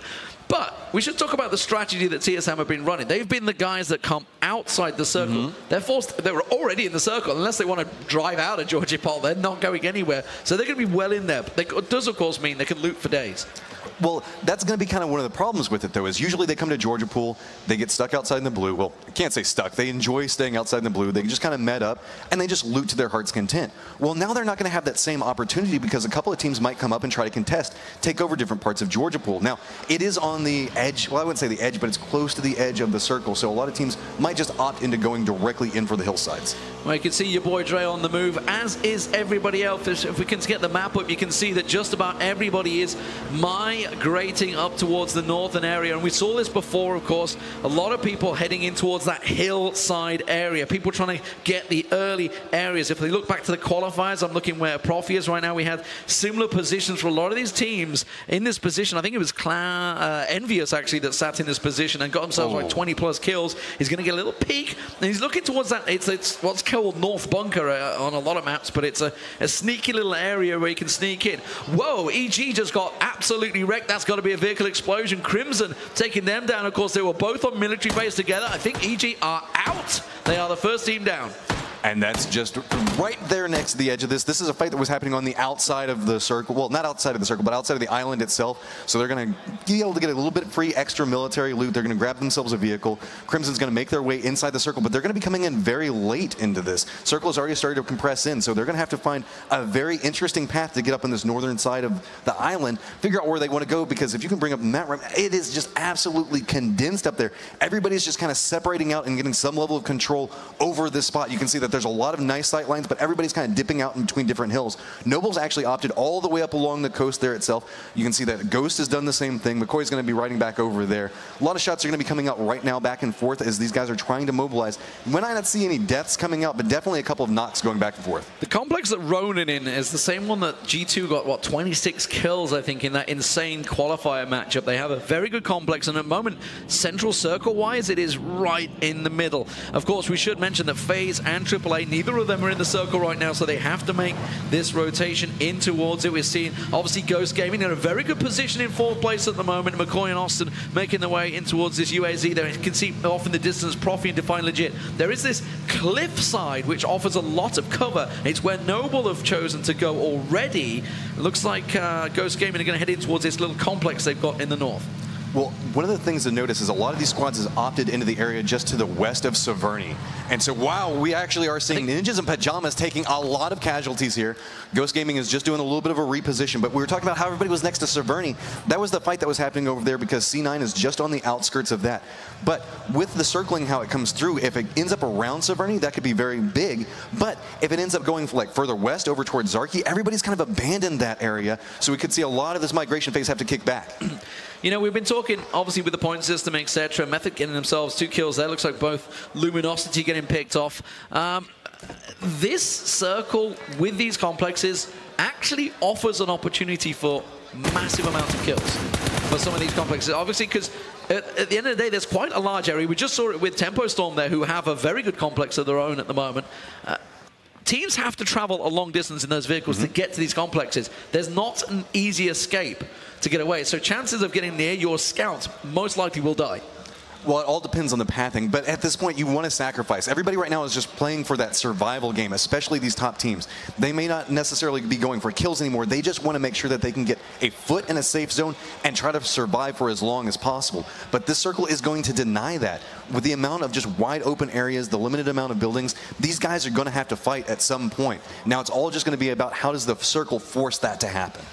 Well, we talked about teams needing to take AAA out early. They are going to be the last team to reach the circle. FaZe have gone way north, actually around Stauber. In fact, Penta are coming in from Yasnaya's side, and here is AAA. They're going to be the final team. It looks like they're going to actually go around Yasnaya and up towards the hills of Stauber. So they're going to be coming in very, very late. And that's a little spin from Roxaze. I don't think he quite planned that on camera in Dacia. But as it is, you know, teams, they need to go down early if somebody wants to take victory off them here in Oakland. And as it stands, they're in a very good position. They're effectively playing the TSM strat and coming in late. I mean, not by choice, of course, because the circle was completely the other side from Milta. Just bring a little bit of vengeance back inside there. They are definitely coming in much earlier than TSM normally does. We're going to see that AAA and FaZe are both coming inside the safe circle as of right now. I'm really excited about where the next circle is going to update to.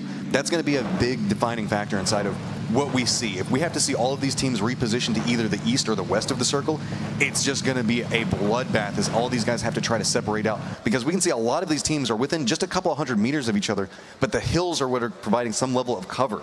So if we have to see these guys that are very centered up right now move, we're just going to see so many people start getting picked off, knocked out of vehicles, and here we go. Migrations come in. Where's it going? Oh, the circle loves them, so it's going to stay on top of them. Just our guys that are on the outer edge. Really, Tempo Storm, Method, you can see Crimson's going to have to come back in, and TSM, they may come in. You never know with TSM. Just stay out there a little longer. It's only the second circle, so it's not going to be doing a great deal of damage. Severny, very much open at the moment. FaZe heading that way. AAA also working the way just past that as well. You can see Shadow, his vehicle very much picked off. He's got nowhere to go. The car does go up, but it gives Shadow now the cover. You can see just took behind the wheel. It's got him covered, but what's he going to do with it? He's so pinned. He knows that he's essentially dead. He's got Monkey coming in support, so he should be able to get out of there. Monkey's going to drive in and around. They're going to... Oh, Gems, that's risky. He's actually pushing across the open field to try and go for the kill. He's going to have that little bit of cover here as he tries to push around the side. Shadow, I'm looking towards him on the map. What sort of support he has? He's kind of been left alone. The rest of his team have gone into Severny, so he has been completely left on his own here. And remember, AAA, they are in the lead, but Shadow's going down. And this is all about Penta playing super aggressive. They know that they need these kill points. They're definitely fighting for that middle of the pack spot. If they can get just a couple more spots. Is he going to pan him? He's going to pan him. He's going to pan him. Going for the punch. Disrespect. All right, and doing a little bit of dance on top of him. You know, you got to appreciate it. One last game tonight, so everybody's bringing what they've got. Come back over here with Hexete, doing a little bit of a drive around. Tempo Storm's Maluk also opting into running in the motorcycle, but he gets taken down by Frolicker. Yeah, he's looking for someone to go. The rest of his team nowhere near, so he's very much a dead man. Hexeti was seeing also doing that scouting, looking for a complex, looking for something free that the rest of his team can come in. And this is the sacrificial movement. AAA themselves, as I say, they've got 3 members in just the south side of Severny, where obviously we're looking towards a circle. There is large portions of water currently, with obviously the coastline available, so we may start to see them. Now, thinking this tactic, I know it's obviously one that people don't want to talk about, but it is totally viable right now that AAA could head towards that coast and just secure a win. Well, we just saw Maluk, who did get down and now has been officially killed. We couldn't see Tempo Storm actually come up and support and get the res. Remember, that is a second place team. That's your boy Dre as well. Remember, Tempo Storm, they're fighting, trying to go for that first place win, and they're already losing 2 people. Well, I'm looking towards Samty. Samty is safe. Looks like Valiant is going to be past them as well. You can see no wheels on that car. Just the front wheel ripped off. It is very low on health, about half health. He's going to get over towards Samty. There's obviously a lot of cover in the hills now, so he's kind of safe. Just about holds it there. And he's finally into safety. So 2 members of Tempo Storm already down. As you mentioned, second place for them already. So this will make a first place finish very hard for them. And it only makes AAA that little bit more secure in first. Well, look at this. They've opted into a building right next to Digital Chaos, another one of our teams that's vying for some points here. So they're just trying to pepper out a couple of shots, say, okay, you guys stay in that building, you don't come this direction, trying to see if they can get any line of sight back over there. And your boy Dre, we do see in the kill feed, finally does go down. Circle is about to start condensing in about 5 seconds. This is, again, one of the more friendly circles, so it's all going to be about where everybody has to move again. And I do have to say that the circle right now still has about half the area being water. Everybody's still opting into playing inside of land, but that could be a big influencer as we move inside of this, because with as condensed as all these guys are, there's still 65 people up and alive. It's going to be a lot of real estate that's already been consumed.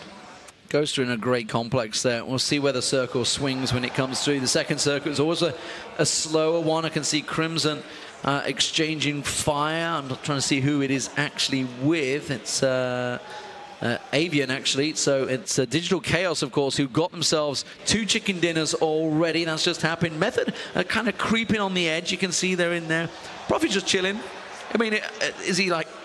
Yeah, okay. He's just hanging out. You know, you don't have everything else you got to look at. So. I can't really see him because there's a jib right behind my head, but I'm trying to see whether he's even sat at his keyboard right now. But pretty casual. TSM, they're just obviously sitting on the edge of the circle. Plenty of land to play with at the moment. AAA inside Severny here.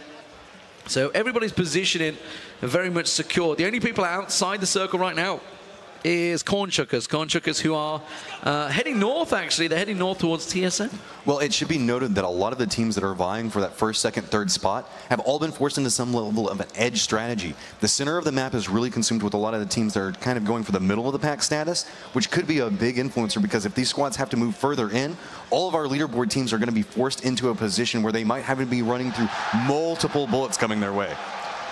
Well, Ronin and Noble, the only two that are really exchanging fire. You can see Penta and Wind and Rain having a little tip for tat back and forward. But outside of that, very much cool, calm, and collected. Remember, even last place picks up 40 points in this game. So immediately it pulses everybody forward. And we were trying to do a little bit of math, or really what it takes to stop AAA. And we were thinking anything outside of 8th place, really, they're pretty much golden at the moment, in 8th and above. But you can see 65 alive, next circle about to come in. Cornchuckers, they're a team that are in the money right now, are playing the med game. Well, at this point, they're trying to play for a little bit of safety where they want to get some of those survivor points, kind of rolling a little bit of the TSM strategy. So bullets going back and forth, and wow, so many of these squads are going to have to move back up. We're going to see a lot of people coming back around the coast. Now, if you're a Noble fan, this is definitely going to favor you as they are very centered up along that coast with a strong source of control. Ghost has also got a level of control inside the buildings. Ronin's already inside there. Cloud9's already inside there. Liquid and Alliance. Everybody else is going to have to make their way into this very, very tiny circle with half of it consumed with water. AAA and Severny are still just inside the circle, just the west side of Severny. FaZe on the move. Haxeti's going to be the man that scouts. You can see Digital Chaos on your screen here as Avian goes looking, but it's Haxeti I'm really trying to focus on at the moment and seeing where he's going. Ghost Gaming, we talked about these. They have this, I would say, god complex effectively as it is. You can see it's that 3-story open roof, sort of decent ledge around it. They have perfect vision around them. TSM are going to be the team that will pass on by. Haxeti, he's looking for a complex and getting shot just about every angle as he looks around. So he's trying to find it. That's not really the complex you want, really. As FaZe memory got knocked. The rest of his team nowhere near. That's going to be the end of Haxeti. Well, this is really nice for Ghost Gaming because they have so much control over this wide open field around them. Everybody's being forced into a lot of odd angles off to the side. And here we go. We can see the Tempo Storm is managing to secure some kills. Yeah, it's TSM that they're fighting with as well. And this is our second and third place teams, of course, engaging with one another. And, well, Tempo Storm, they lost 2 members early on. Valiant got to be so careful and try and keep his team alive. Tony V getting knocked down. That's Penta. Ultra's been playing very well today. He's one of the players I've noticed has been landing shot after shot after shot. They are just north of shooting range, actually, but it's... Look at this. Cornchuckers is coming up back behind TSM as they're going to mobilize again. Did they see this? Yeah, you can see that they back out of the vehicles. They're like, whoa, this might be a little too risky. They saw Cornchuckers went on the other side of the hill, so they're like, okay, let's mobilize. We need to get to a safer location. Risky. 3 members in the UAZ as they make the move. You can see Cloud9 landing shots. That's Yempty going down for FaZe as well. FaZe are getting picked off early in this one. They're trying to make the way. They're going to head for the coastline, I feel, that FaZe are. They're getting shot. You can see AAA taking shots on them. That is going to be Fuzzy FaZe. They've got to go, but they're going straight into Noble, and Noble lands a shot. That's Mexi going down. The last member of FaZe is also going to get picked off. That's going to be Fuzz FaZe. He's ditched it in the water, and that's about all he can do. We're talking about beforehand. Look at this level of control that Profi has. He has so many nice sight lines. Anybody that comes up over those hills, naturally, everybody's been forced into them. The moment that they step towards the coastline, it's just Ghost lighting everybody up, and Tempo Storm being pressed. And look at these shots coming out from Valier. Gets himself the triple, but Paradox comes in and finishes off, and that is Tempo Storm down, I think. No, Samty. Samty is still alive. Everybody just crawl to Paradox. Res me, please. Res me, please. Where is Samty? There he comes. Samty's coming round. The brother of Yempty. He's just got one shot to go. Tempo Storm. And Tempo Storm get themselves a quad kill. And that will be huge. They're in second place currently in points. And they absolutely needed that. Tempo Storm's dreams and hopes survive in Samty right now. He is the solo man out. He has to find some way to survive through this. But man, did he just net himself a lot of kill points. TSM, a team that still have all of their team alive, I believe. I'm looking for their positions at the moment. It looks like Digital Chaos have actually rotated very well. Ghost came in taking shots on them. You can see Fuzzface, the last member of FaZe there. He's tucked in on the cliffside, so not in the water, keeping himself alive. Liquid, they're also taking shots. There's Smack, you can see, got himself that godlike tier 3 helmet. It's almost vital in some of these sort of games, and it's going to put him in a good position. But again, AAA still alive, sitting in Severny. 3 members as well there. And they are the team that really need to be dethroned effectively for anyone to take victory here. Where are we going, D-Man? And it's still nicely centered up. We're going to have to see Digital Chaos come back out. Ghost is finally going to have to move. Method's going to have to move. TSM Wind and Rain's out. TSM actually did a hard push inside and drove through a whole bunch of people to get to where they were at. Samty on his own. AAA have to move. Now, AAA have to move through Cloud9 and Miami Flamingos. So they're in a tricky spot. But we talked about it, you know, the viable tactics. There is still a little bit of coastline in there. McCoy from Ghost Gaming, looks like they're going to make the move early. Let's see which way they're going to go. McCoy being that scout early on to find legit just behind him. Profi actually on foot at the moment, so he's going to run actually towards Method. It's McCoy that's looking for the land. Where is he going to be able to find it? Doesn't look like it. Digital Chaos taking shots on him from Fausto. Got themselves the chicken dinner just a moment ago. They want to get more. They said, you'll be coming to me for the interview again. We'll see as Ghosts go looking. They've got themselves a decent bit of territory, but now he's lost the tire. Just such nice driving from terrain, making sure to dip into every single little crevice they can get through. And they're going to have to come back down and crash it inside the water, get a little bit of safety out of there, jump out. But remember, Noble is just up on the coast above them and can instantly take out anybody that comes up. Fuzzface is actually just there as well. Look, Fuzzface is tucked in there. And it is water. It's water time for them. Okay, Liquid looking to land some shots. Profi goes down from falling, so the car actually took him down there. Liquid looks like they're getting run into by Wind and Rain. You can start seeing the kill feed, but we're trying to focus on exactly the teams that have a chance. Noble are one of them. They have a very good chance in this game, but the Circle still very much favoring Ronin, a team that obviously is way outside the top 10, but they are in a very good position to take a chicken dinner here. You can see a lot of these teams are trying to get over towards the water, but they just can't get through the line of defense that Noble has set up over here. They've just not allowing anybody to get back over to these rocks. Now, the rocks themselves along that coast are very easy to hide in, as we were seeing Fuzzface kind of juking out and hiding back inside there. Now, we do also only have Method that's in that spot. AAA is starting to make a move. They're starting to try and creep their way in. Monkey's going to be the scout guy for them. They have to get moving soon because the blue is starting to come in. Shiv and Oroxes are still in Severny. Fuzzface you can see there on the ledge, but it's Monkey I would kind of like to look at because he looks like he's about to breach on Cloud9. He's just crept in the circle. Shiv's going to go on option. Okay, so AAA are going for a massive split strategy here. They're choosing to completely surround the circle and separate in 3 different directions. So AAA is pushing up forward. They're on the outside of this. You can see that they're still inside of Severny, so they're coming inside late. Samty is also still outside in the blue, slowly moving inside. Andy Pyro is trying to drive back over next to the coast, but he's going to be running right up on top of Noble. You can see that actually Ronin's taking some shots at him as well. Shiv is stealing Alliance's vehicle. That's Alliance is inside that little hut, and Shiv's managed to jump on that bike, but he's getting lit up by Tony, and Tony takes him down. So Shiv down. Okay, I'm interested. I'm going to try and do a quick top count. I think we're at top 10 still. Oh, and the circle moves towards Noble and FaZe and Ghost, all just those, and that's going to move everybody. There is no complexes but a single shack in this final circle. In the final circle, there is also a road and a lot of wide open plains, just a couple of trees. See, the Rex is trying to make his way inside of here. Austin's holding down this backwater location, making sure nobody can get back over there. Tempo Storm just went down. Samty outside in the blue, so that is Tempo Storm out. Bearing in mind that was a second place team. AAA still not really being challenged. Oroxes has gone down now, so he gets finished off. Monkey being the last man standing for AAA. TSM just about inside this shack. They have to get moving soon, and Ronin still have them very much pinned. You can see that the bullets are flying through this doorway. They want to try to get out, so we can see that a little bit of a flank's going to come off to the side of the building. Try to provide some level of cover so that way AMPR can peek outside of this. He keeps doing that little juke step so that way it's like take a couple of shots, take a couple of shots, and then try to make a run back out and around. They might end up having to leave all of their vehicles back behind there and just run it through, trying to use trees and some level of cover to get there. Well, Alliance getting picked off by the Miami Flamingos. There we're seeing Method just on the outskirts as it stands. Trying to see a quick look at the standings, because I'm looking at Noble, and Noble having a very good position, of course. They had a good finish a moment ago, but they have so far to go. They're in 9th place with 940 points. They would have to have a monster round here to even challenge AAA, but it could certainly launch them well up into the money. Ronan on the move. That's going to free up TSM, who were pinned by them. It's 80, the only member of Method that's nearby TSM, so they're going to be able to mobilize, but you can see no wheels on their wagon. They've got a UAZ behind them. I'm not too sure whether there's any tires shot out on that. Yeah, you can see the rear tires have gone as well. Off to the side. He's going out inside the blue, and he's trying to come with a back flank onto him, because nobody's going to be expecting somebody to come from the blue back behind you at this stage in the game.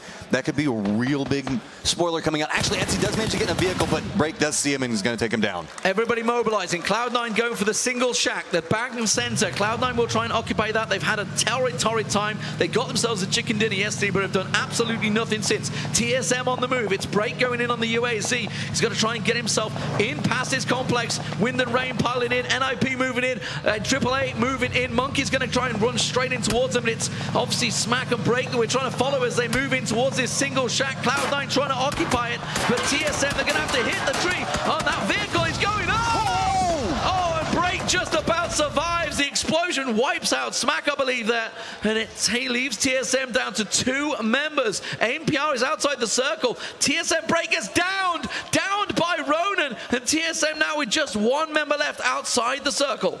Next circle has populated, and nobody's inside of it except for a down Break. AMPR is outside in the blue and potentially could make it back over to him, but Ronan's held him in a nice forward position. They have a good sight light onto it, so there's no way to make it over. AMPR is trying to push back over. Monkey is actually still alive as well, and is holding down right behind Cloud9. Living that sneaky snake life. He's just trying to crawl through, hoping nobody sees him. Noble on the flank. Obviously, the circle is completely pulled away from the coastline, so everybody that was sitting there has to get moving. TSM wiped out. Tempo Storm already out as well, and AAA still in the points. I'm pretty sure it means they're going to be the champions here at Oakland, but obviously we need to wait a long time before the total points gets totted up as Monkey gets Frolicker just sneaking on by, snaking in the grass, and they're going to keep on watching. He's no reason to take any shots, but everybody that was sitting in the water, that's Ghost Gaming and FaZe sitting on the coastline, they have to get moving in just a moment as the little snake continues in Monkey. He's just trying to survive at this point. He knows that the circle's going to be coming up back behind him in just a second.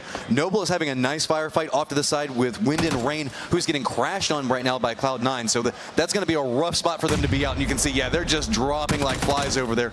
Ronan's also going to have to push back out, but Ronan is inside the circle, and Cloud9 is inside the circle. Cloud9, Fuzzface throwing a grenade. Is he going to hit it onto Ghost? No, they are going to move back up the hillside and get away. Cloud9 having a massive round right now, by the way. They've already got themselves, what, 14 kills? I think it is 13, 14 kills so far for Cloud9, so a big round for them. Austin knows that Fuzzface is back there, so they've obviously been engaging. Monkey continues to creep forward. He's just going to work his way on the blue. He knows Cloud9's ahead of him as he pushes through. He's got Frexis just to his left on the hillside as Monkey goes down, but he is well inside the top 5, I believe, and that could be a massive finish, and good count for everything. Cloud9 are going huge, though. Chappie gets himself another knock as McCoy gets picked up around the side. It's just Ronin and Cloud9 with Fuzzface tanking through the blue. He's firing the shots off as he goes down. It is the last 2 standing now. It is Cloud9 versus Ronin. And a solid 3v3 across from each other. Nobody is inside the circle at the direct time. You can see that we do have a little bit of a building complex that has been set up. Cloud9 is right next to the shack and trying to do a peek around, get a nice line of sight onto Not a Developer, who's on the other side of this and holding down a couple of vehicles. They're not going to be able to use these to reposition, not unless somebody provides some immaculate cover fire coming over here. And Mini Fridge Jr. holding a nice angle, gets some shots over towards Cloud9. Ronin trying to push. Cloud9, of course, have the only complex that was inside the circle. Not a Developer charging in. He's gone very aggressive, trying to get that little defilade angle, and he's managed to secure it as well. Nobody from Cloud9 can peek without getting their heads popped as Not a Developer, who was the newest member of Ronin, came in through the qualifiers, of course. In a very good position. Cloud9, can they be the second team to get 2 chicken dinners here at Oakland? Sadly for them, it hasn't been a very successful time outside of that one game. He's playing aggro. He's coming off on a side flank on him. It doesn't seem like they're aware of it. And there we go. We see Not a Developer get it down onto this, making this a 3v2. Solid FPS. Looks like he's going to go for a reposition. Shots are coming out. Everybody's ducking down. Back behind us. And we see Solid go down. This It's a 3v1 now coming up. Chappie, the last man standing. He's going to try and peek around. Not a developer gets the heel off. Duck going for long-range shots there. The solid FPS goes down. Chappie, can he go huge? You've seen it on his streams many times. But right now, he's got to do it in a pro tournament. He gets not a developer down, but he's got no time to heal. And he's going to get pushed up on by Mini Fridge Jr., but he just can't find the flank. Chappie gets the... He's got the reload, but he's only got 31 bullets left in that AKM. He's just gone for a reload, and that's all that is left. And Ronan, they have the circle. They have the vehicles. They have the position. Chappie looks like he's out of meds. And they were just pulling back, trying to figure out where the next circle is going to be at. You can see that they've all switched over to grenades. They're going to go for the grenades, but look at the flank. Chappie comes around the side. Can he get the knock onto Duck? He can. It's down to a 1-on-1 from a 1-on-3 situation. It's Chappie versus Duck. Duck peeking down. He's already been knocked. A grenade right now would be beautiful, but Chappie hasn't got it. He sees the shot. He's going to take it. The taps comes out. It's not quite enough. Just flanks back around the UAZ. He has to push. He's got the tree to cover him off. Mini Fridge Jr. in there. Duck did get rest. He's got to get the peek around the side. You can see his teammate trying to block him off with the shots there. Mini Fridge Jr. goes for the peek. And Ronan take it. Ronan gets the round. But look at the finishes. FaZe in third place. Triple A with a 6th place finish. They didn't get a single kill in there, but it looks like AAA may well be the champions here at Oakland because nobody really challenged them in this game. It wasn't as open and fierce and hopeful as we'd think, with TSM and Tempo Storm effectively getting sandwiched out of the game. And that's a big influencing factor inside of this. You can see that Ronan came up and they finally do get themselves a win. Nice of them to come out in the last game and make a name for themselves. Cloud9 also with a lot of solid play. Look at that. Altogether, they came out with 17 kills inside of that. Nice coming in for a 2nd place finish. Following that up, FaZe just really didn't get any kills inside there for 3. And we should talk about, obviously, the money finishes, because obviously it's not just about 1st place. FaZe getting himself that 3rd place, I mean, that could be pretty big. Obviously, Fuzzface was the guy that was just sitting on the rocks effectively and hiding. Ghost Gaming, another 4th place finish for them. They were already in 4th place. Bearing in mind, there was only 75 points between 2nd and 4th. It may have just pushed them forward. It may have just pushed them forward, but there is AAA, the Frenchman. You know, I've got a French guy at home called Le Todd. He's a pretty well-known commentator in various games, and he said, never underestimate the French. French PUBG. Never second guess it, and certainly these are the final moments. Of course, you can see Ghost Roth on the side with FaZe. That was the end of Noble, I feel, going down there as Cloud9 held the ground, and they really were in prime position, but Ronan, it was all about not a developer's flank. Yeah, look at how far he pushes across this. He knows that he has a nice push that he can come off to the side. He cleared so much distance coming back over there, and it looks like we're seeing a little bit of a celebration. Yeah, and why not? Why not? They didn't get challenged like we were hoping they were. They obviously went into Milta. It just didn't work out for them. But AAA, they are the winners of the Intel Extreme Masters Oakland. I believe we're going to go over to Rich Sims in a moment. You can see he's there, ready and waiting to go. And the French guys, you know, the irony is they got that one chicken dinner at last, but it just was enough. They were solid throughout the tournament. Let's get over to the winners. Ladies and gentlemen, your winners of IEM Oakland 2017, AAA. Guys, come on over. Come on over. Okay, Shadow, we'll run with yourself. First of all, it's the most generic question. Guys, how are you feeling? It's crazy. It's crazy. We are happy, very happy to be the winner. It's crazy. I don't know what to say, but... Okay, we'll start off. And you guys have been grinding your asses off since playing back on Evolve. You've been playing on the all online tournaments. You came through the qualification process. You've been grinding non-stop. Yeah. We all had a bit of an inkling that you guys had come into this, and we know back home, the French people, they love esports. They're going to have your backs in this. But for you guys, what does this mean to you? Coming in as a non-invited team, but a qualified team, what does this actually mean to you now to kind of solidify yourselves as the #1, essentially, in the Western Hemisphere? I think all the training, all the tournament we did, the past few, I mean, since like 4 months, it was a lot of work, a lot of time into the game, but yeah, I think it worth it, yeah. Okay, for all the people back home, your family, your friends, and I'm going to kind of pass this one round. Any words for family back home? Maybe next time we'll get invited for the next tournament. Okay, I'll let that one. Friends and family back home, any words? On est 400% serein ici. I'm not sure that means. I'm hoping it's clean language. I'm hoping it's good. Any final words? I'm just proud, very, very proud of my teammates. Oh, guys, give it up once again for AAA! Now, guys, let's come down here. Before we say shake hands, guys, come back. Down on that loot box there, there's 4 beautiful trophies and a man ready to present you. Guys, please take it that way. In fact, I think we're going this way. Follow me. We'll take it down.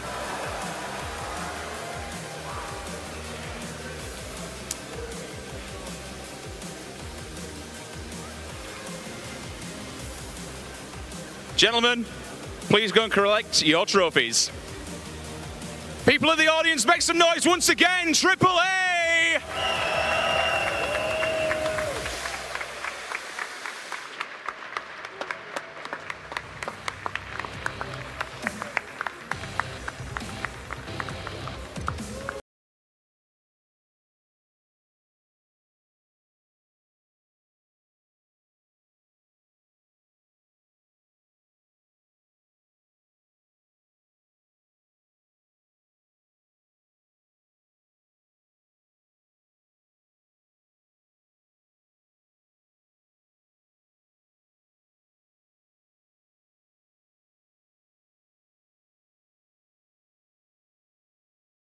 Really, it's an amazing place today, and yeah, it's been a wonderful day's play, so thank you for attending. Thank you. So, this is pretty much just the start, I want to say. Obviously, big things ahead. We hope so. Like, we've got a great team, and like, we do events like this to both promote the great teams that take part, but also to learn and try to improve every time. So, you know, it's a big learning curve for us, but with these guys' help and everyone else, I think we're going to get better and better and better. So just for everyone else, obviously this event, something like this, it takes a lot of time, a lot of preparation. From all the people in the back, there's a production team, admin staff, the people over at PUBG So many Corp, people. on both sides of the coin. Can I please get just a round of applause for everybody in the back? Everyone who's working on the dev side, production, admin, you name it, helping all these players out. But before we go back to the desk, once again, let's scream the house down for your winners, AAA.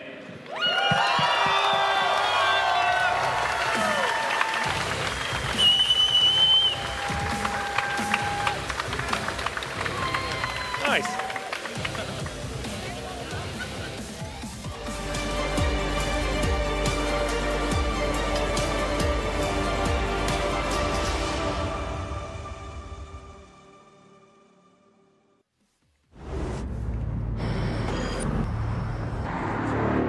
The history comes full circle yet again now. The persistence, the dreams, the sweat, the struggle, the tradition.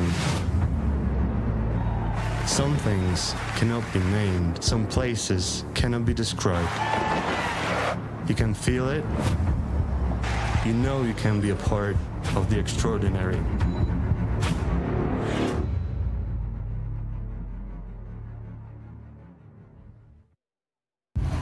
All eyes are on you. So give them greatness with Intel Extreme Masters certified PCs and notebooks and game like the pros. When you see the unique IEM certified stickers on the outside, you'll find high-grade components with Intel Core i5 and i7 processors inside. Every purchase includes in-game content and supports the prize pool of Intel Extreme Masters. Game like a pro, because the world is watching.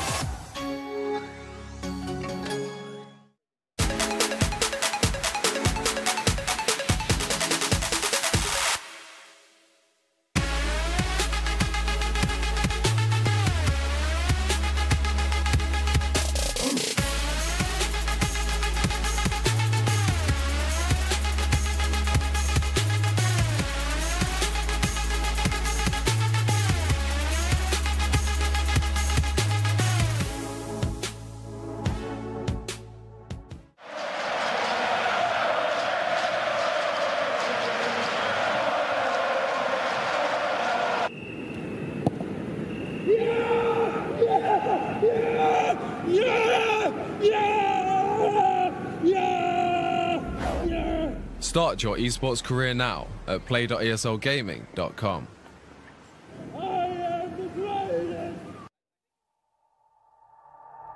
We spend 1/10 of our lives socializing with family and friends. We spend 1/3 of our lives sleeping. We spend almost half of our lives sitting down. So if sitting down is so important to us, shouldn't we make sure to sit with the most comfort? Then there is only one clear choice.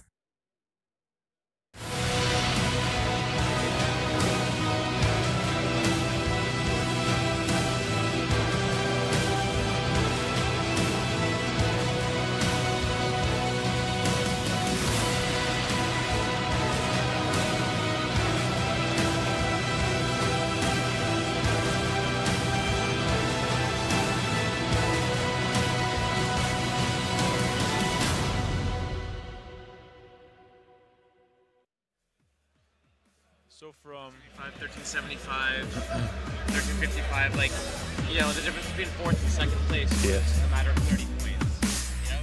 Yeah.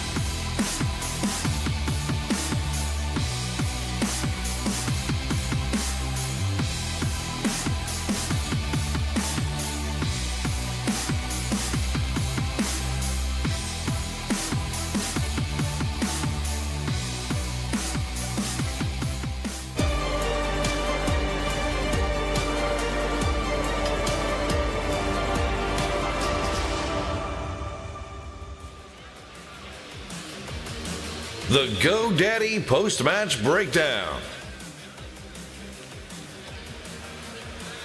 Fantastic scenes here from the Oracle Arena in Oakland for the Intel Extreme Masters as AAA, against all authority, are victorious here, crowning themselves our champions. Phenomenal stuff here as the Xfinity Analysis Desk going to talk about the tournament overall, once again, with Avenger as well as Steel. AAA coming out, very strong performances. They didn't even need kills in that last game to say we are the champions of the Intel Extreme Masters Oakland. They played phenomenally throughout the tournament. Oh, sure. I mean, they've been ramping up their skill throughout the last 2 months, and we just see that they've been doing really well online. And I'm just glad to see that a qualifying team is able to come here and show that dominance as well. Yeah, some really cool stuff coming out from them, Steel. As I say, they didn't even need to do too much in that last game. You saw them just kind of sending in member after member as free pickings almost, just to keep themselves alive, and then being able to kind of solidify the tournament. Yeah, we saw Monkey slipping right past NIP there, and basically just staying alive towards the end of the game was just solidifying that they would come in first place. Yeah, really impressive stuff. But aside from, you know, AAA also winning the tournament, it goes to show, as you mentioned, that these qualifying teams, not necessarily the invited teams, so much strength in them. You've got, who else? I think Ghost Gaming and DC in there, in the top spots as well. Top 5. We got three qualifying teams in the top 5. That really shows that, I mean, when you've been through this meat grinder, you're also able to show this dominance even against the best teams in the world.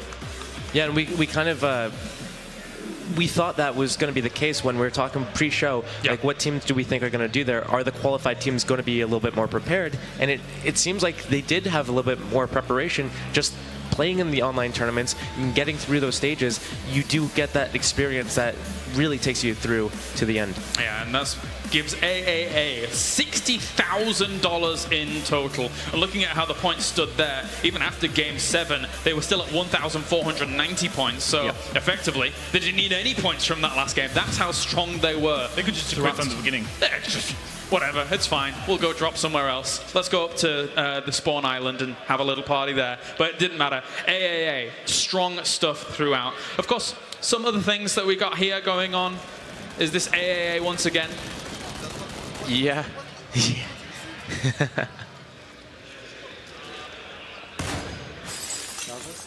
Nice headshots from AA. I mean, the mechanical skills of these players, they're just amazing players and also super clever.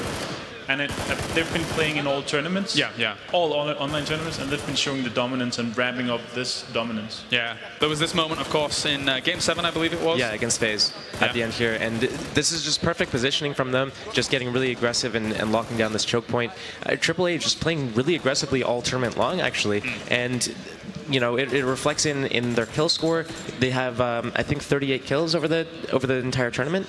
Yeah, they have a lot of kills racked up, and they really showed why they should be the champion here with that finish. Shadow 1K rounding things out at the end, as you mentioned, FaZe. Basically just sacrificing themselves, trying to deny just a few little points there. Because at that point, FaZe was still in that top 6 spot, trying to contend. They ended up in 5th place towards the end, or 4th place towards the end there. So they were just trying to deny some points, knowing that there was the potential for them to actually try and move up in the last game. So it really did come down to the wire for a lot of the teams, apart from AA, who had solidified themselves such a good spot. Of course, you know, we talk about the consistency over and over for some of the qualified teams. Another team that did well, Tempo Storm, coming in that 2nd place. Without even winning any games. Exactly. Really consistent, super well played by them. I mean, yeah, they've been showing their dominance on their NA online tournaments, and we've seen that here as well today. Yeah, very, very good stuff. Steel, how do you see kind of how Tempo Storm has been able to play that out? Obviously, as you mentioned, they didn't win any games, but still a very good showing from them. Yeah, and it was actually the good showings and the consistent top placings which got them into 2nd place.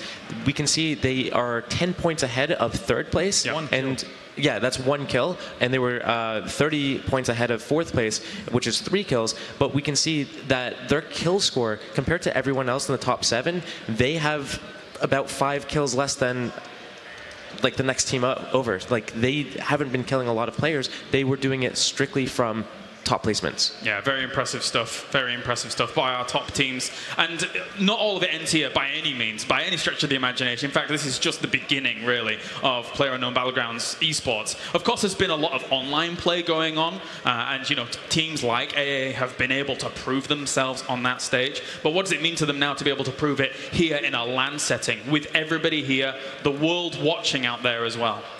I'm just looking forward to 2018. I think we're going to see a lot of LAN tournaments, and I think we're going to see a lot of online tournaments coming out from nowhere. And it's going to be 2018 is PUBG's year for esports, of course. For esports, indeed. What do you think about just in general? As I was saying, Steel, obviously you kind of probably remember your first big LAN win. What do you think? How does that feel to be able to take that against all of your peers effectively?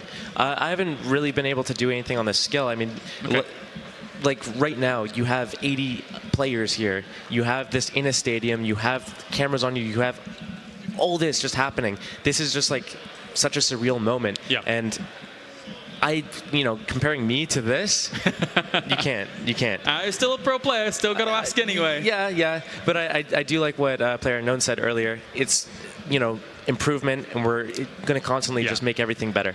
Well, thank you very much, gentlemen. It's been an absolute pleasure bringing you the Intel Extreme Masters Oakland. PlayerUnknown's Battlegrounds esports is just beginning. We have a lot to look forward to. 1.0 update coming up in just a little bit's time, as well as all the online play that is going on week to week to week with all the teams that you've basically witnessed here. So make sure to hunt those down and watch as much online play as possible. For us and everybody here, thank you very much for watching the Intel Extreme Masters Oakland. We'll see you for more PlayerUnknown's Battlegrounds very, very soon.